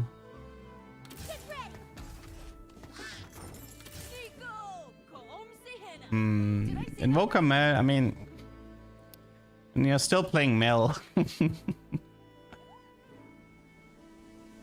Like TF, the way I would play TF Yorick right now is I would add Graves to the mix, and then in late game you can crap out with either Rise, Kindred, or Thresh. There's like a few legendaries. But it tends to be fairly easy to find good legendaries for Bilgewater Shadow Isles. Even Volibear Tamkench is a potential late game cap out.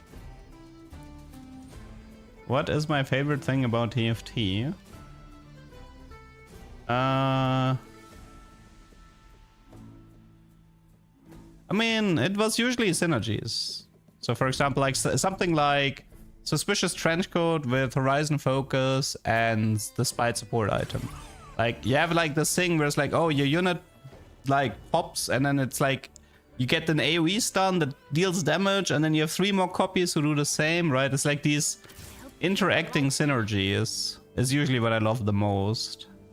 Unfortunately, somebody in Riot decides this is what they hate the most, and they've been working very, very hard at removing all of these synergistic effects and replacing them with stat sticks.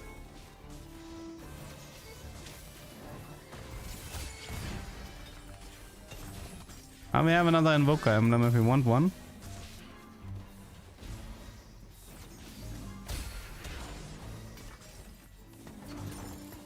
Yeah, I've never been impressed by Thresh either. Thresh is awkward.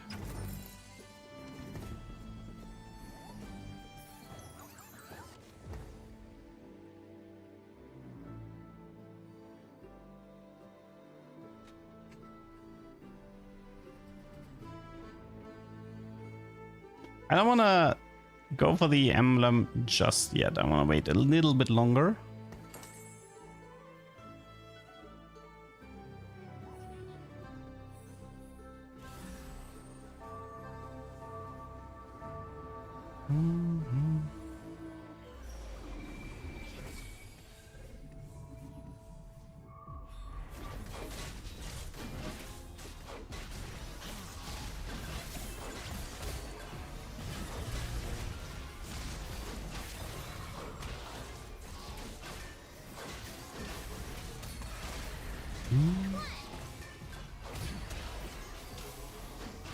Fiddle got an update with improved pathing. I don't actually hate Fiddle pathing that much. He's usually doing alright. Unless, well, I guess if he started front row. If Fiddle started second row, he was actually kind of terrible. So if they improved Fiddle pathing based on if he starts from second row, then it's good. That would be a nice change. I mean, I could go for a portable... I mean, I would like spreading roots or something like that. Destiny... Grab back. I think it's Urf's Gambit. I think it's Urf's Gambit and we want to win, right? If you win, gain Spatula. Yeah, we want to win.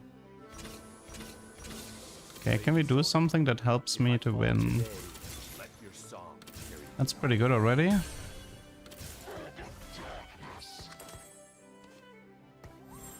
Okay, and then here we would prefer Rod. Okay, we might have a Zerath game. Okay. I mean, the problem with Fiddle first row is this only makes sense if he's like 2-star and has some items. If Fiddle is like 1-star, no items, then yeah, he's better off in the second row. Otherwise, he's just gonna die before casting. Move items to Anivia. That's fine. Like, I have the mass here. And so even Sona 1-star can pull some decent value. Anivia also, I mean, I guess I have a Nico, but she's not gonna be spell critting that much. I mean, I guess Anivia would outperform Sona 1, but... especially if your path is like that. No, wait, I really needed to win this. Wait, no, I didn't. I'm an idiot. I'm actually an idiot because Arcanist is frying pan. Oh my god, I'm so... Dude, I am... Sometimes I'm actually really dumb. I'm your biggest But only sometimes. I even know what an echelon is. Yeah, I wanted frying... Oh my god, whatever. I actually wanted frying pan. What am I doing? Why is my brain working like this? I do not know. Okay, we got the emblems. Can we cut that part out? Mr. Editor? Can we just cut that part out and we jump to it? I got the frying pan just as I planned it.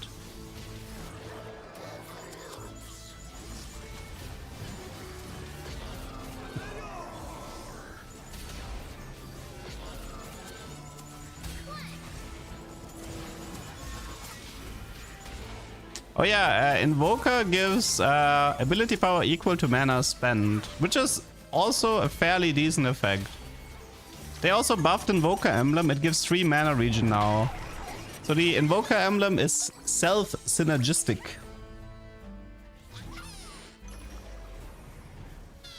Honestly, we're just one Azir off a really amazing game. No, I think it was 1 mana regen. I think they buffed it from 1 to 3. Right now, I only care about having frontline items. I have all my backline items. So the plan is to have a Zerath with an Arcanist emblem, an Archangel, and an Invoker emblem. And then the Void goes on Lissandra or whatever. And then it's just frontline. Arcanist and frontline. And the idea is to create a Zerath that is gonna do like infinite casting. I should probably do this duck for this one. This could be a tuber. There's a pretty decent chance this could be a tuber.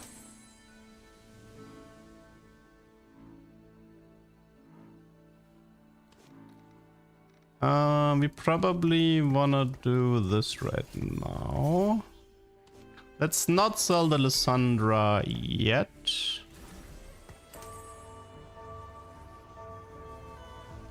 I do want the 5 Damas here.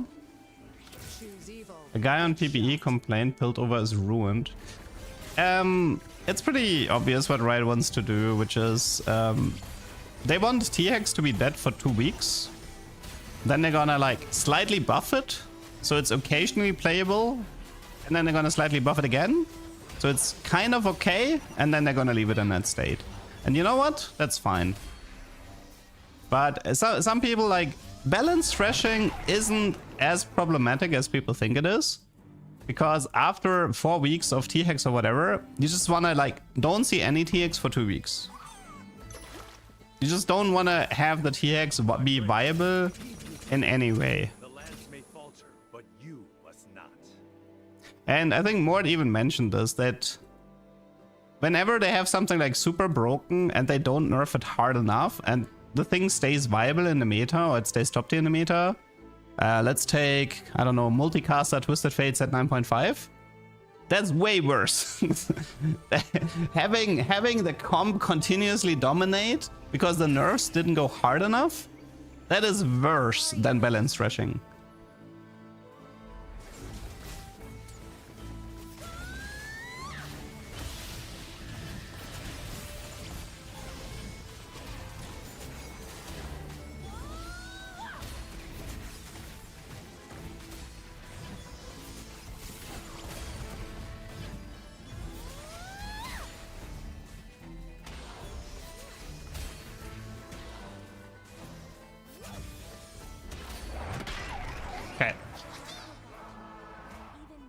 I can't believe I messed up the gambit.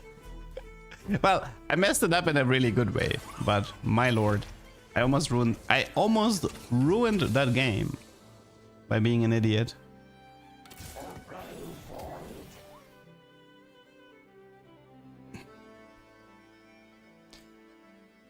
Okay, we know it's gold. Gold, it's augment, reroll. Growth mindset is gone on this patch. I just want to get Azir. How do I get Azir? Q? Anything else?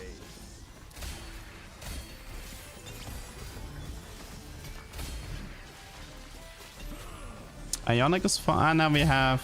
Nah, Ionic is not good here. We have Void already. Gunblade can be okay. ET is ugh. I would prefer like frontline items. I don't really like these items. I mean, I got the Reforger, so I would have... The outcome wouldn't have mattered in the end. The Gunblade is acceptable.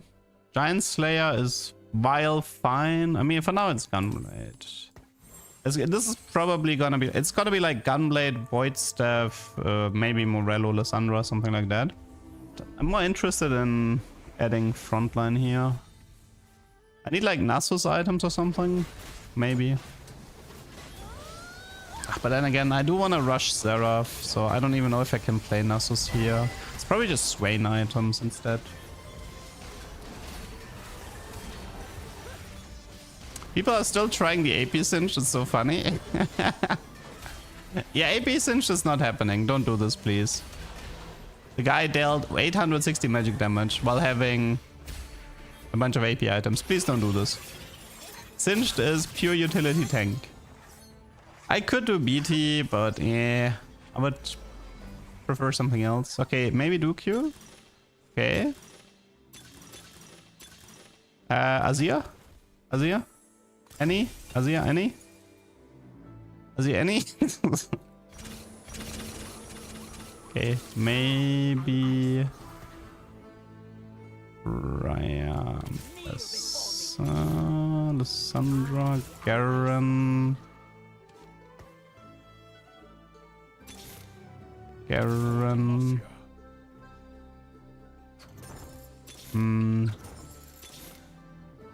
I mean, this is Bramble.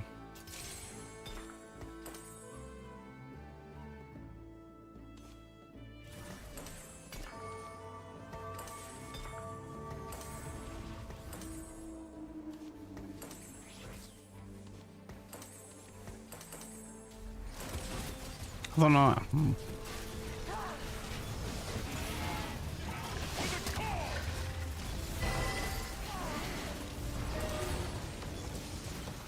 Need to figure out how I want to do this. I keep trying to rush the Azir, but I shouldn't play it like this. I shouldn't be trying to rush the Azir. Gambler Blade, Red Ginzo. Yeah, Gambler Blade is... Oh, so... Yeah, Gambler Blade Jinx is crazy, no? Yeah, it's like 75 attack speed. So, Shimmer Scale Essence with Moguls on Mundo and then Gambler on Jinx. That should be super strong as well. That's definitely worth going for. Watch out for us. I mean, I shouldn't be going for this much Demacia, really.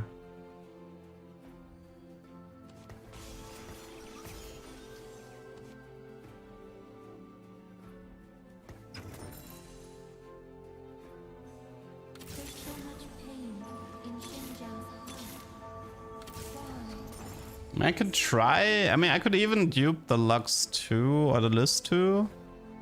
There's also the thought of like duping Ambassador 2 and just going straight into the Mel side of things, which might be better. I mean, like one more Ambassador, dupe her, get Mel, and then give her Arcanist Invoker and test how she works. Might be okay. Silas, but I can't... I mean, I want to play Silas, but I'm not actually that interested in playing him as a carry this game.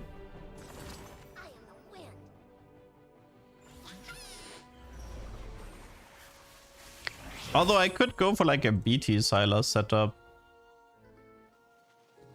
Could be like a BT Titan Silas maybe. It's like 1 Lux, 1 Garen, right? 1 Ambessa. Yeah. Let's try to go for more of a tank Silas setup. Are we done with custom lobby? For now, yes. Do you watch competitive Balatro? No. I watched a bit of Balatro, but I also got tired of it fairly fast. Cillian.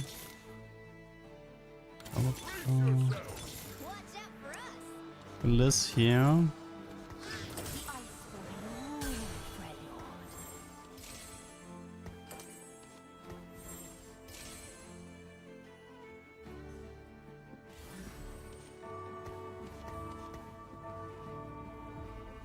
Oh, I need to...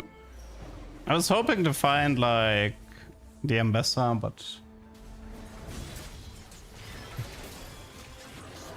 this guy has Ambessa too.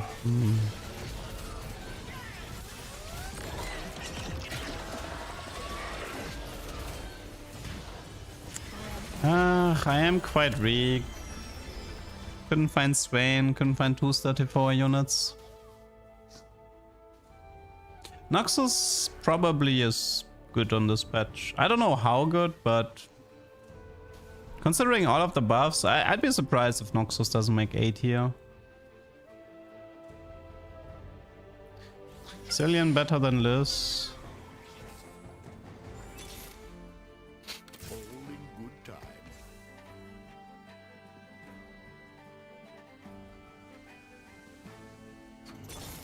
Okay, we got the Azir. Whatever.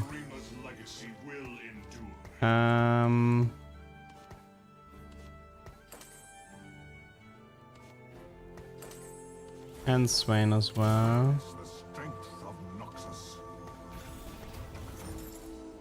Okay, let's ditch the Ambessa idea.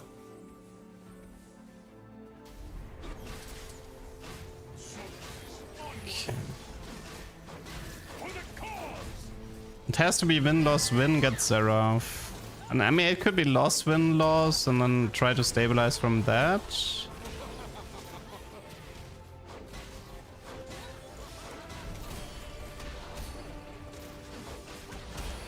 Okay. Okay, it's loss, win, loss. Loss, win, loss. Okay. We have a dupe. I'm gonna have to use that dupe for sure.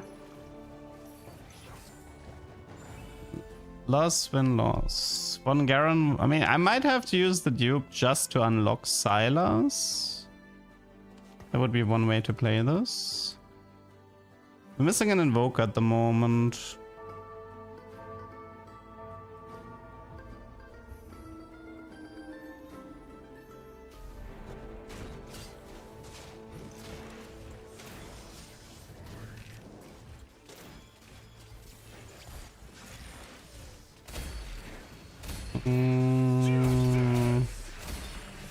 We have very little time for this play.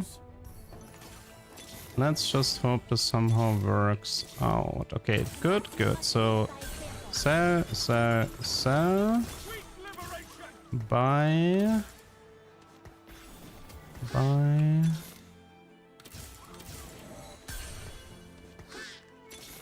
You dare oppose Noxus.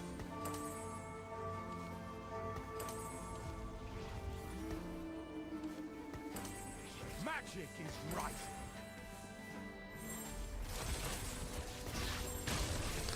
Shoot. Okay. Just really hope I can win this somehow. It looks bad.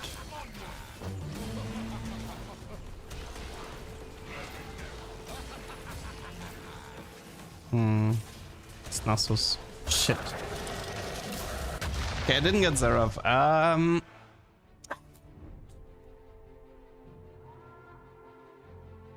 Sucks a bit.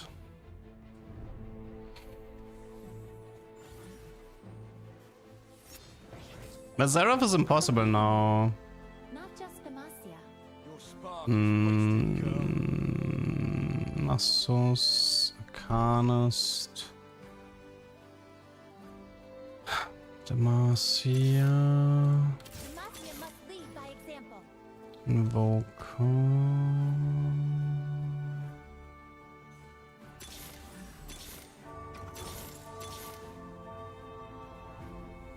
Finish the fight.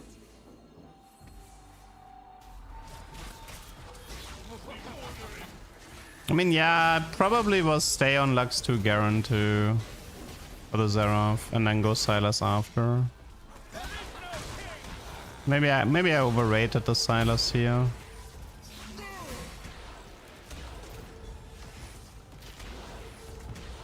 I think we're dead, right? I need to come up with a better way of opening this board. Getting to Zera with the double emblem has proven to be a pain, especially the mid game. Like, so there's two problems. The double emblem isn't very efficient, and getting to Zera usually takes forever. That's problem one. Problem two is that the mid game on this patch is really fast, because Noxus and Jinx is really strong. That means that you have a fairly, like the combat pace, the lobby pace is quite fast on this patch.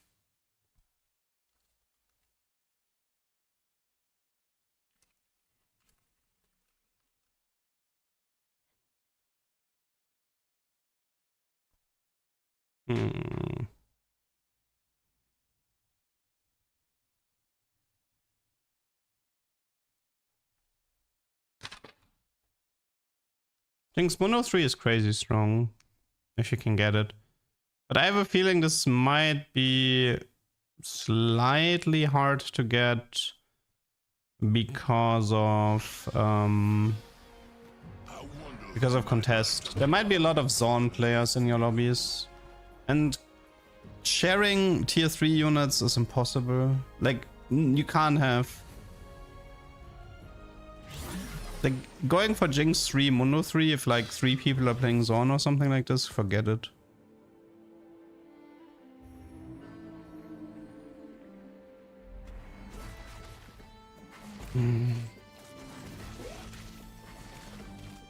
Test the T-Hex power now. Nah.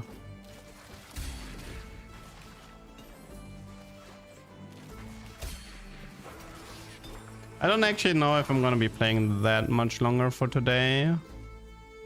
Because I might grind a lot tomorrow on the new patch. Like, I might start the stream early tomorrow and grind really long. Because I'm gonna have to create a large backlog for the weekend. And I don't wanna... once a new patch hits, people tend to be not very interested in old patch anymore.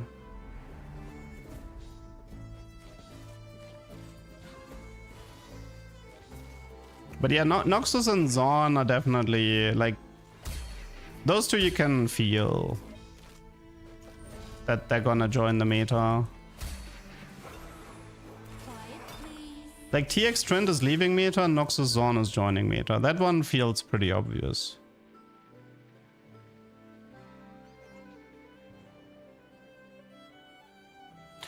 Yeah, I feel like Fizz could join the meta as well, because there was a lot of bug fix with Fizz. So Fizz might join the meta, we'll see. Maybe I should be playing some Fizz. I haven't actually played this unit very much.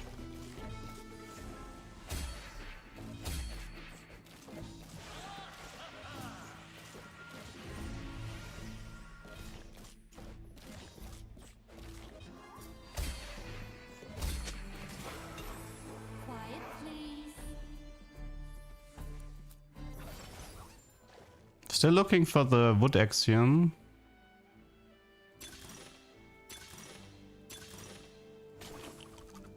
Three. Show 2 and gold. Rek'Sai. Royal Husk.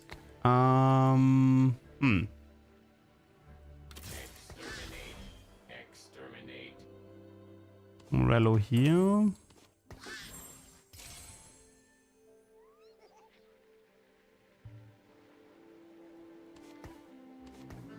I mean, I don't know if I'm that interested in playing Rek'Sai.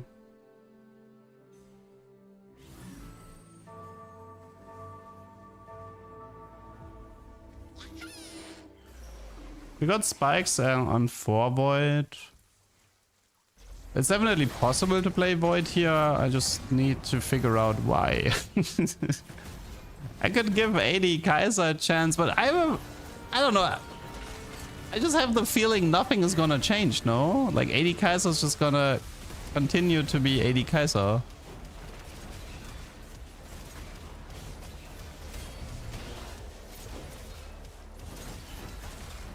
It's just the problem with AD Kaiser isn't damage numbers, it's the fact that she just ins with her dashes.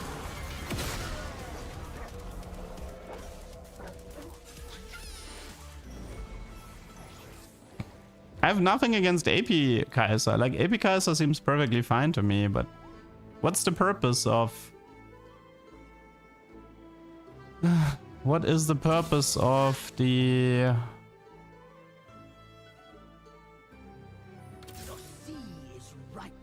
AD side? Are we gonna try Aurelian?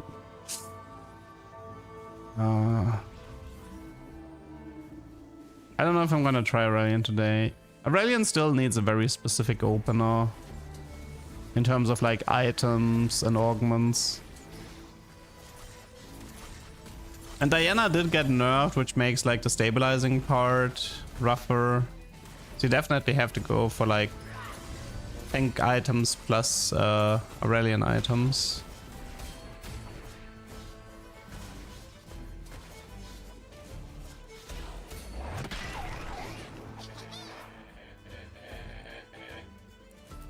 Tank AD Kaiser so she doesn't end. Yes, thank you.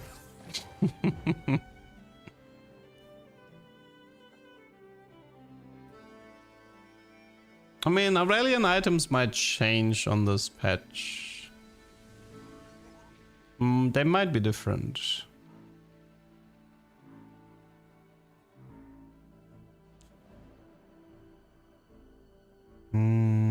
What about Fizz from this spot?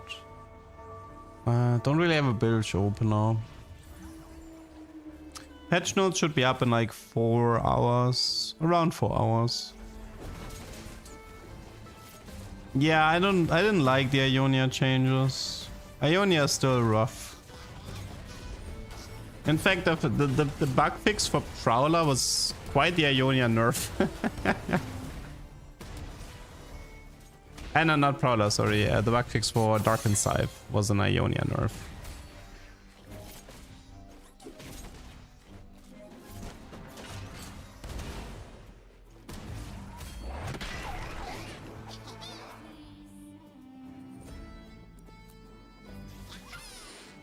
I'm still not sure if that Kalista changes above. Spreading damage can be a really ugly thing because Riot is like, oh, we don't want Kalista to overkill, but how often have you seen Kalista kill a unit? Like, let's be real here for a second, okay? Kalista isn't exactly known to be like this massive killer.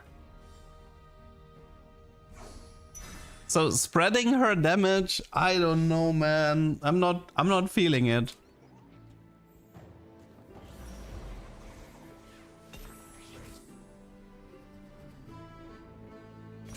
Did you say something, amigo? What do you think about Invoke Arcanus Aurelian? I mean, it could work. Although, what is it? It's 60. He has 60 base mana, right? 60 base mana.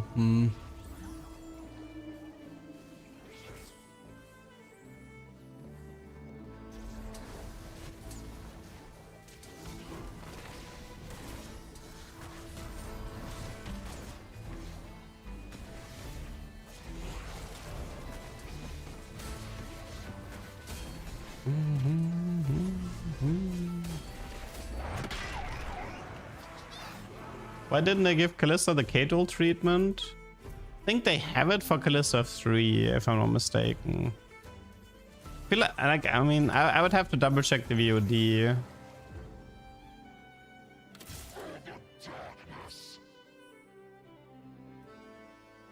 Rek'Sai reroll is underrated, I agree.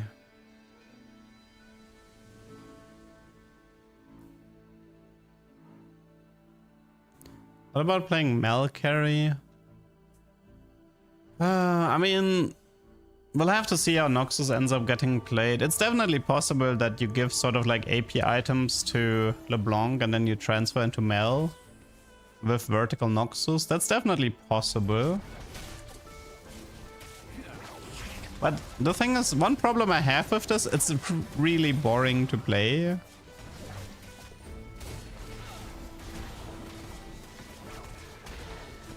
For a summon trade, Noxus is kind of boring.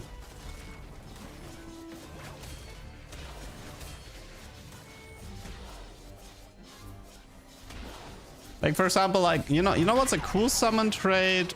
Story Weaver from set 11, where Kayle was much more interactive. Where you could like build your own ability, and she was very impressive on the field. You know, like ooh, there is this big wave, and then the opponents disappear and stuff like that. That might be Aurelian after all. I mean, like I'm comparing Story Weaver to Noxus because I feel like Noxus, man, I don't know, I've never been excited playing this trade. I was usually just bored playing it.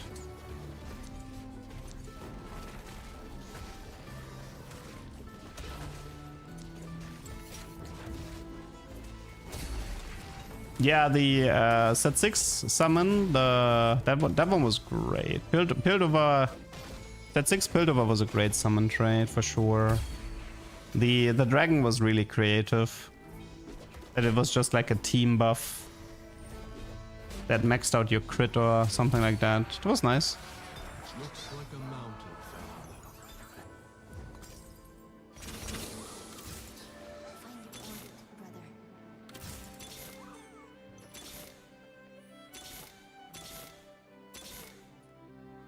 I will protect you. Yeah, I don't know, man. Every time I try to look for Leona, I just cannot find this unit.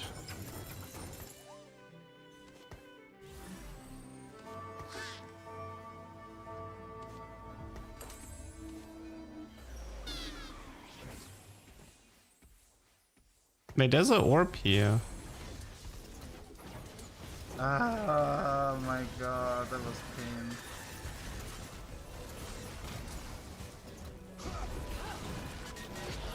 Yeah, the double dupes, or like even a single dupe would be good.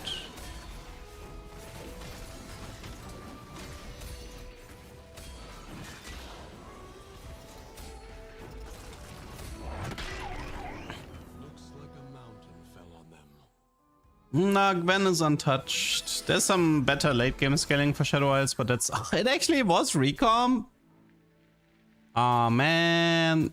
Like the one time I don't commit on the one time I don't commit on the roll down, I actually get the recomp. I think it's Water Axiom for Mr. Aurelian. Yeah, it's always corner now.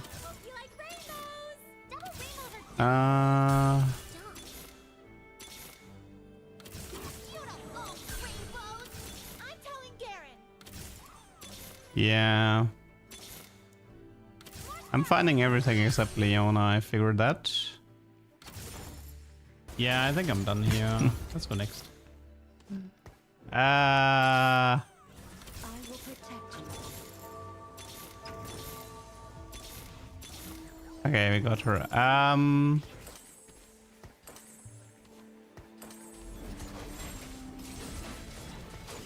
At least we get to see a little bit of Aurelian 1-star, and then maybe we can judge how good he feels.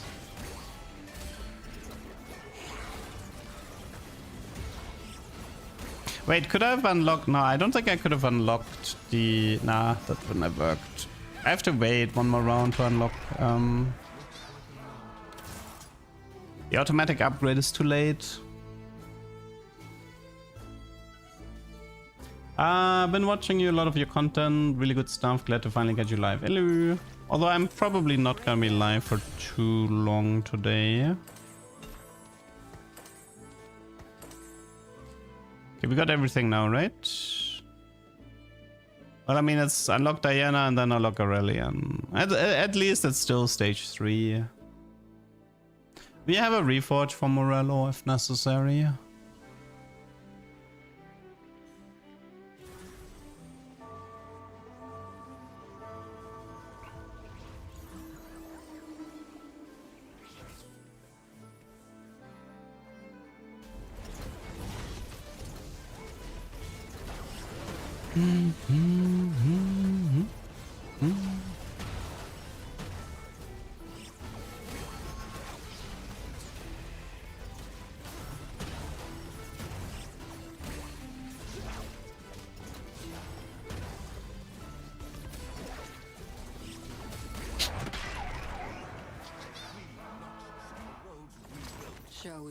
I've been trying to get Baron to work, but can't survive to 10. Any tips?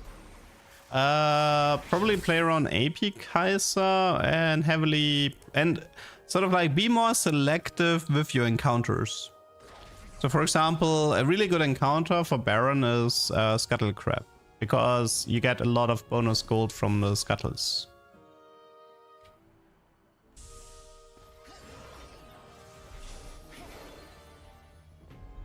So what you can do is like you wait until you get like a scuttle encounter, then you prioritize an eco augment, and then the path to level 10 will be a lot easier.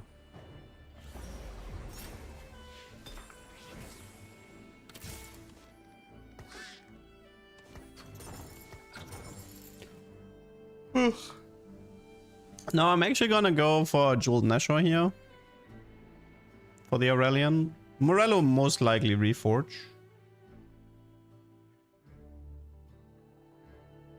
You can play Rek'Sai reroll without Scythe, but it's definitely worse.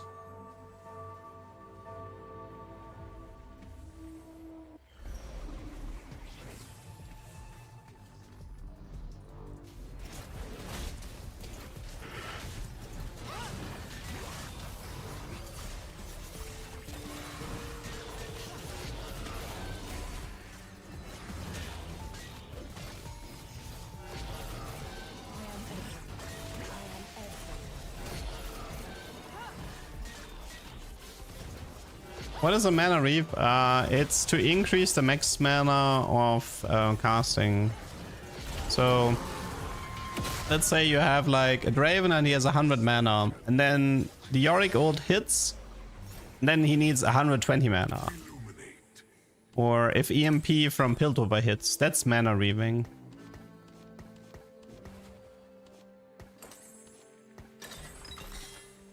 Okay.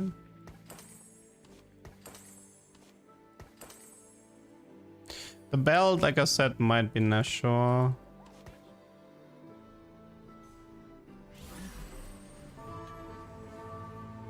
Nah, they said its patch is tomorrow.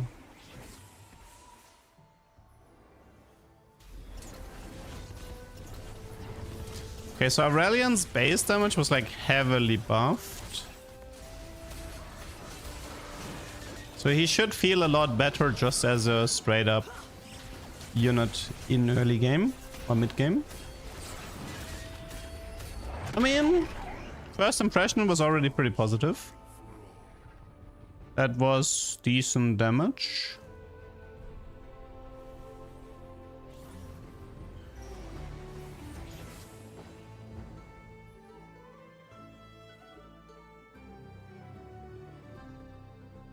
I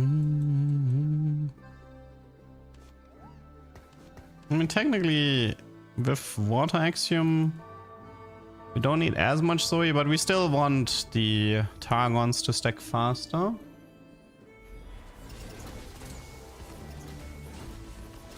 The thing is, like, I can see Aurelian doing the crit build. So, like, Jeweled Nashor and potential Aurelian too. Wait, how? Wait, if we get Duke Q into Aurelian into Duke, we actually get Aurelian 2 stone 6. That would be amazing. Horrible items though. Absolutely horrible.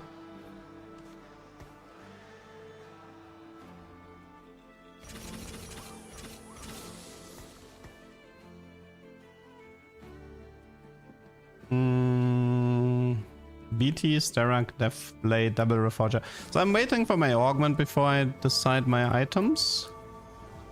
I could do like BF Reforge, BF Reforge. I mean, I can also do Shojin Nashor, but let's see. What do I want this item build to be? I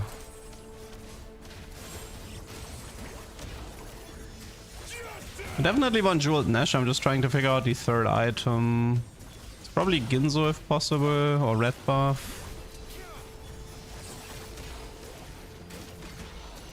Adaptive would also be decent, considering we have Water Axiom. Donkor. I mean, we can get an artifact here. It's possible.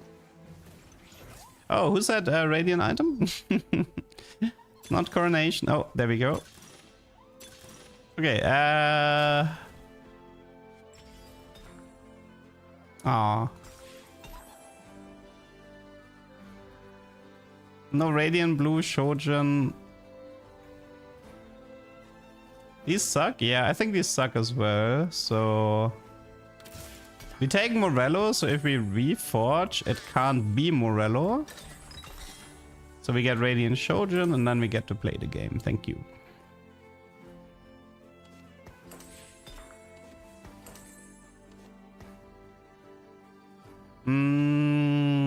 Probably still want to do Nashor as third item, right? Because we want the crit.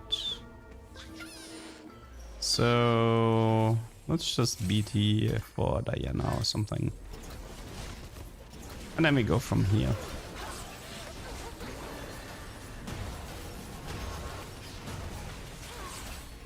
Silvermare Ilaoi, okay.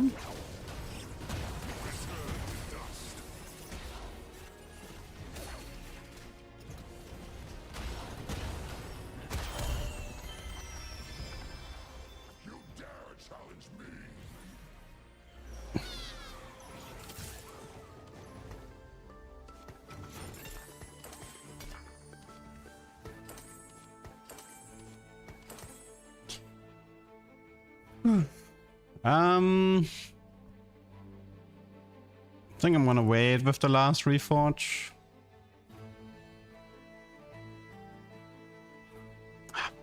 I have the dupes, so just finding, like, you can find one Aurelion on 8, it's not impossible. Let's see how his damage is.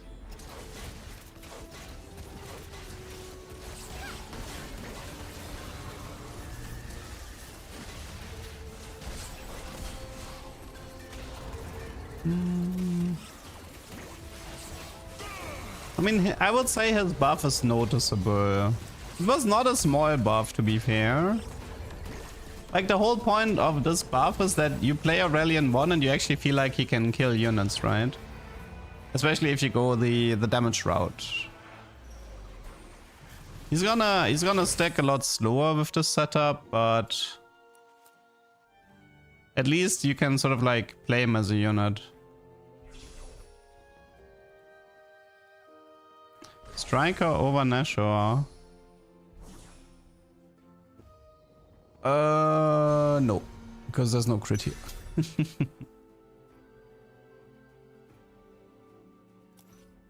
We do have Radiant Shojin with Water Axiom, so in that regard we're doing pretty well.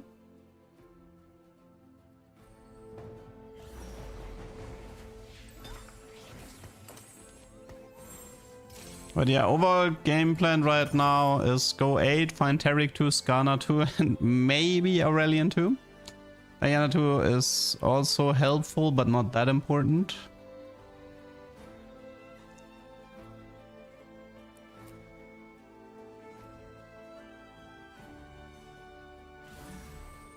Oh no, wait, he has 90 mana. Why did I say he had 60 mana? He's 90 mana. Oh yeah, then Arcanist Invoker might actually work out on him if we ever get there.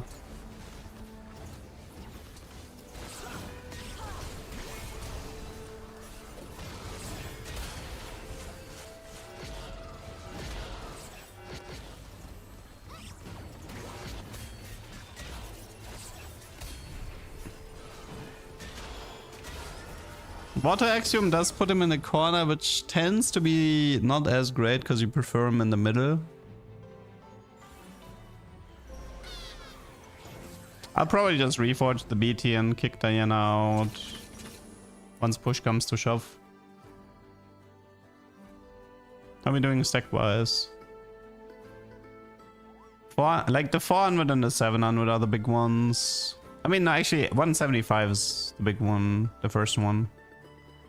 Because then you get the knock-up to buy you time. I kicked Diana. I mean, she got nerfed. And I don't really have that many items for her right now. Okay, this is Lux to Kai'Sa to Skarner to Garen to. That's pretty... That's quite strong.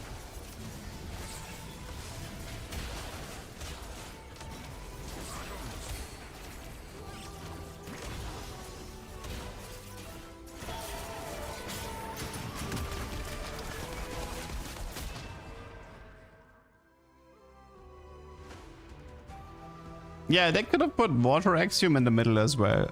I think there's lots of units that would prefer the Water Axiom in the middle.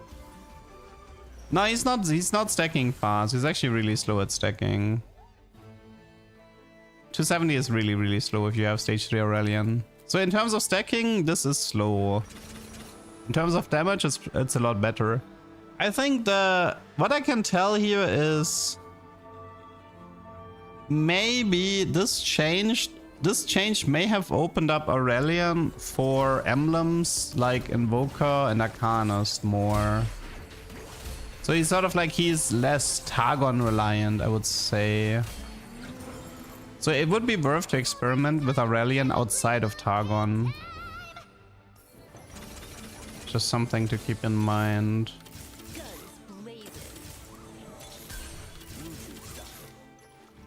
Embrace the cosmos. I stand between my people and your appetite, Starve. Shoot. That is unfortunate.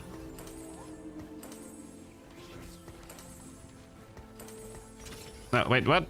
That's not what I wanted, thank you. Thank you for nothing.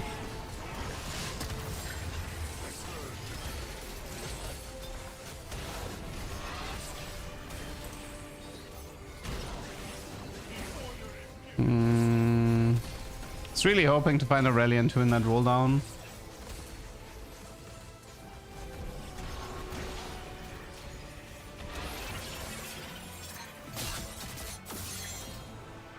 Would it be too OP to place the axioms yourself? That's probably just a technical issue then.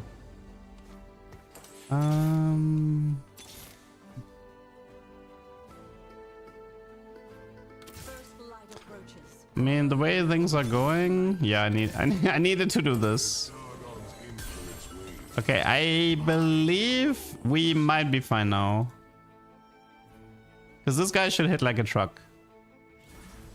And we're really close to 400 for the true damage, and I think we're fine now.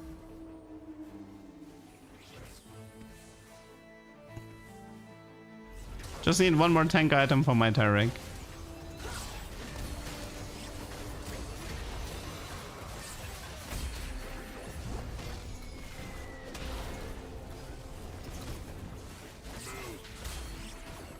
Yeah, that looks decent.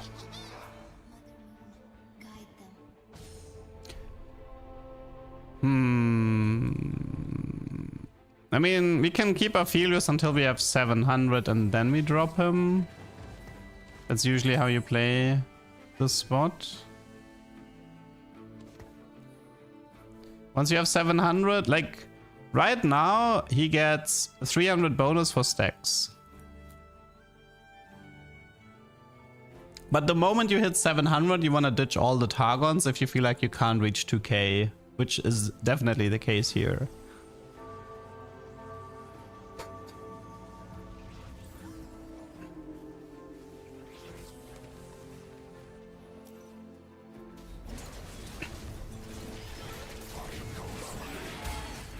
Wow, that's just straight up one shot there.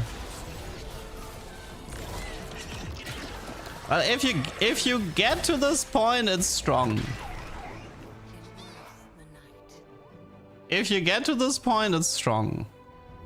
Oh, you might need Pandora, to be honest. I think Pandora might be the solution for this. You Pandora into Leona too, and then you Pandora tier 4 into Taric, and then you Pandora tier 5 into Aurelion. I don't think this is a tuber, no. Or we can try Arcanist Emblem on Aurelion, maybe. Yeah, let's try that.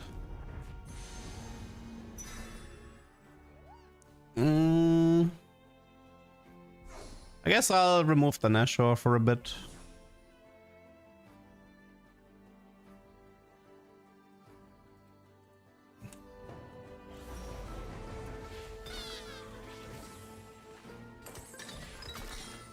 Ooh, that's good. Okay, let's try this item build here.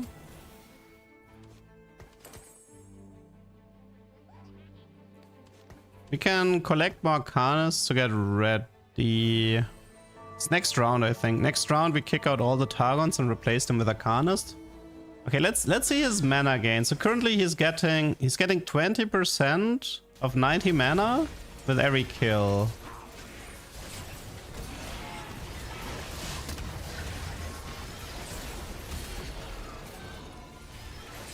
That's occasionally removing one auto attack. I mean, he's healing damage. We reached 700, right? Yes. So now it's full Arcanist. Just go full ham on the AP side. Just full AP now. Definitely damage here. Azir soldiers should count, yes. Okay, so Zoe leaves here. Oh, wait, Kog'Maw was Arcanist. Oops. My bad. I don't actually care about more.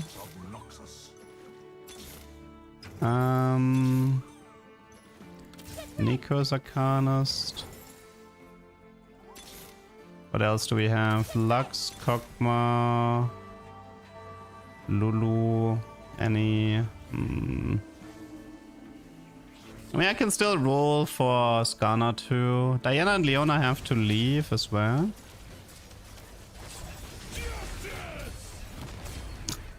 Oh, I think he did a double. Wait! Was that a triple cast?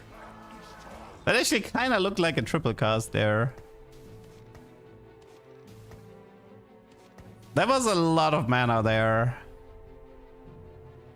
Oh, I kind of want Adaptive now. Add 2 Annies in the shop. Yeah, way earlier when I didn't need them. That's definitely not a tuber. Okay, fine. I might put it onto YouTube. I mean, guys, listen. This is a Water Axiom Aurelion 2-star with a Radiant item. And he's a 7 cost. If he isn't strong, then what is the point?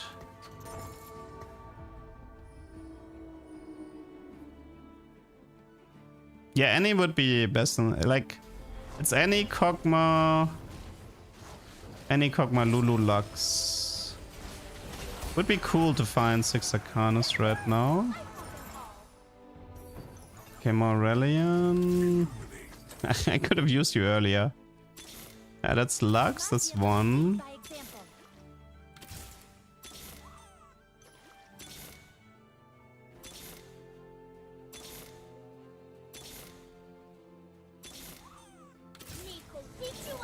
Okay, that's Lulu, that's 2. Okay, that guy should hit really hard now.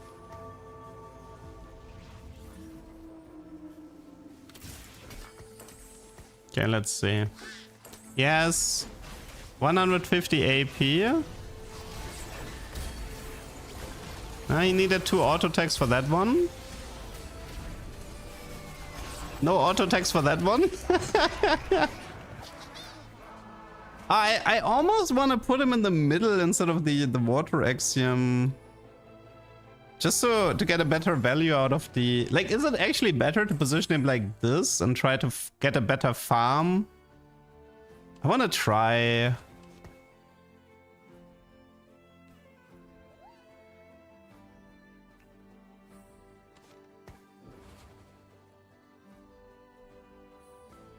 So let me see if I can get an adaptive here. Nope, more tank items. Okay. Okay, I'm gonna keep the mana tab open for this one. Mana tab is open.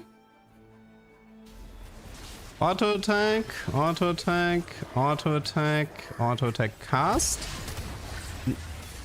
Yeah, that was a triple cast. Yeah, that was a triple cast. Okay, I think middle might be better. I think middle might be better. Man, I found so many Aurelians on 8 now, by the way. I'm gonna have to... I found so many Aurelians on 8. That's actually messed up. Okay. Probably final word here. Welcome... close enough. Welcome back, Mage Emblem. Yeah. Yeah, Azir soldiers are actually a positive for me.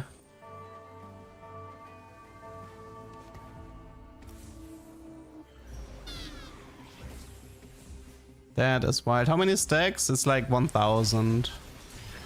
Auto, auto, auto. Bonk, bonk. Dude, he just casted 3 times in a row. He just casted 3 times in a row. How is this okay? Okay, okay, Arcanist Aurelian. I'm gonna remember that. Ooh, adaptive.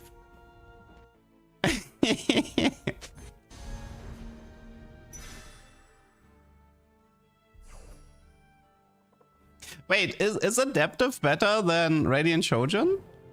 Might be, right? Hmm. The first cast is gonna take a bit longer.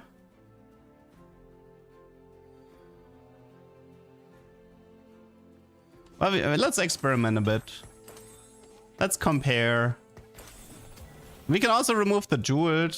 I mean, we have 2 more fights, right? I'm gonna remove jeweled for the fight after.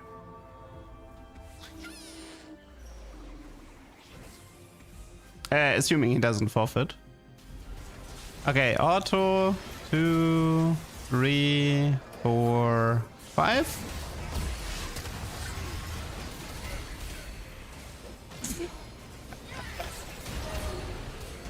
That one looked worse, I have to say. Kind of looked a bit worse.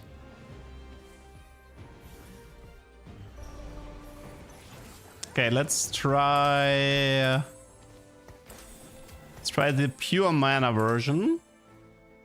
The board was better. Can I do something to improve my board? Can throw in an invoker, I suppose. My forge is my home.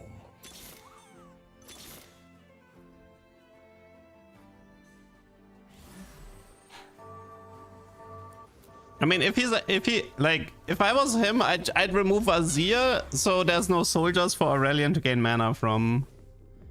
Okay, let's see. 1, 2, bonk, bonk. Ooh, that one looks good. GG. Okay, that one looked pretty solid.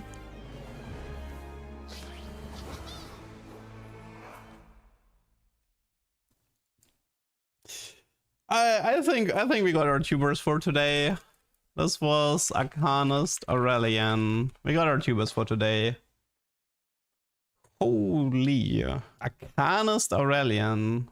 Crazy. Of course Radiant Shojin is better. Yeah. I mean, the thing is, like, the Radiant Shojin kind of only matters for the first cast, right? Once he does the first cast, he's gonna permacast anyway. No, I think the water axiom was worse than the middle positioning. I'm pretty sure. I'm actually really sure that the corner positioning was worse. Yeah, Mel is useless compared to Aurelian, that's for sure.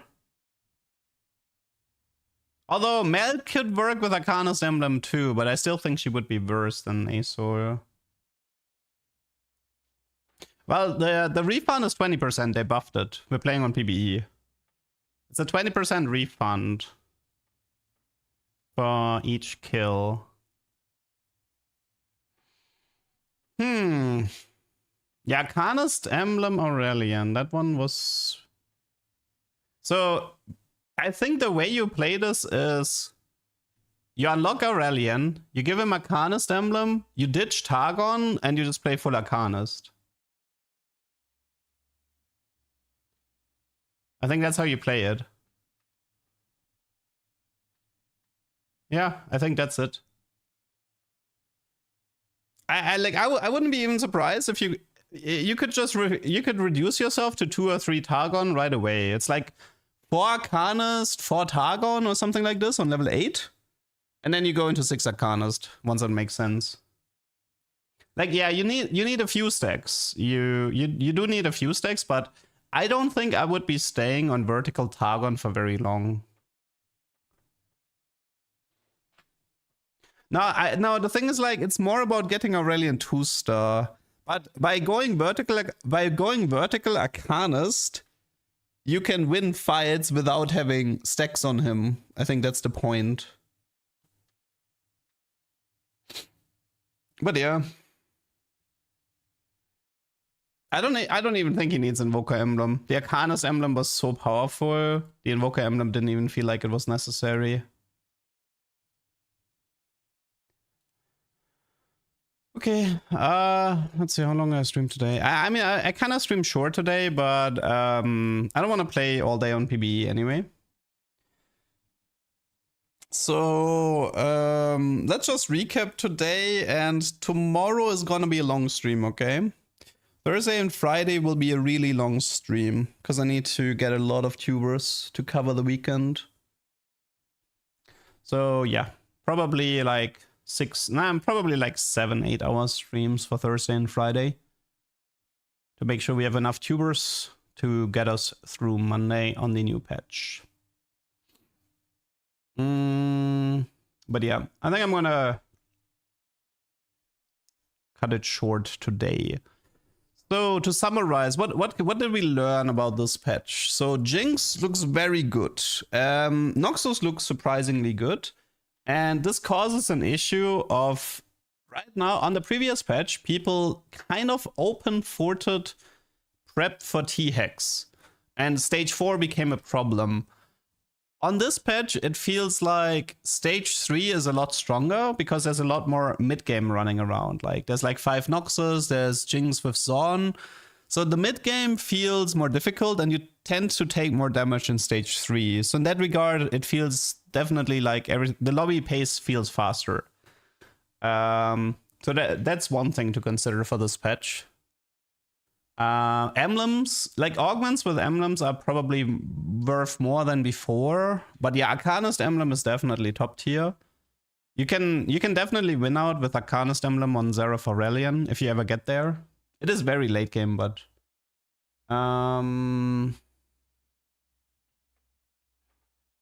anything else to say about this patch? A lot of things are still unchanged.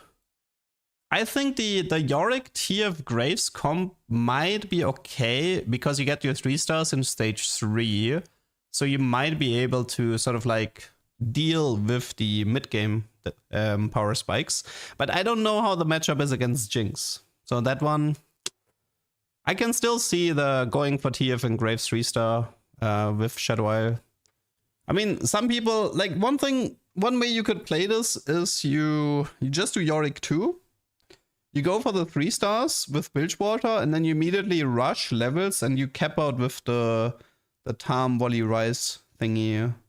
That could be like one way to play this.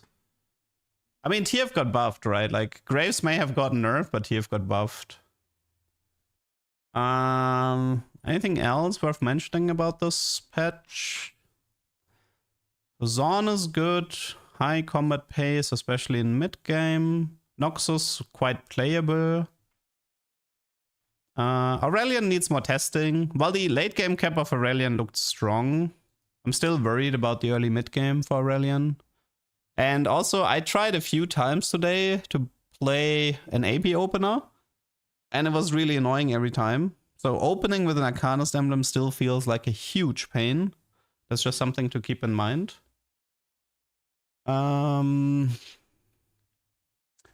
Anything else? I think that's more or less it. I don't think the vertical side of Shadow Isles is interesting. On this patch at least. I feel like we need proper thresh buffs.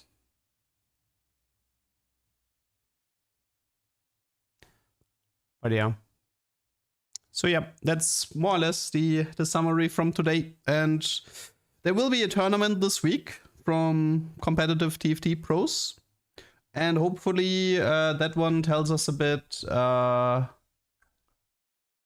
what will truly be the strongest stuff for the next 2 weeks. I can also see Riot doing hotfix or quick A patch to help out the competitive tournament, because they're going into this tournament with very little preparation, considering the meta shifts that we have. So yeah. Will I watch this very briefly overview to see what they're playing, but I'm not gonna like actively watch it. I'm just mainly, I'll just briefly go over some post-game lobby screens to see the comps that are being played. Okay.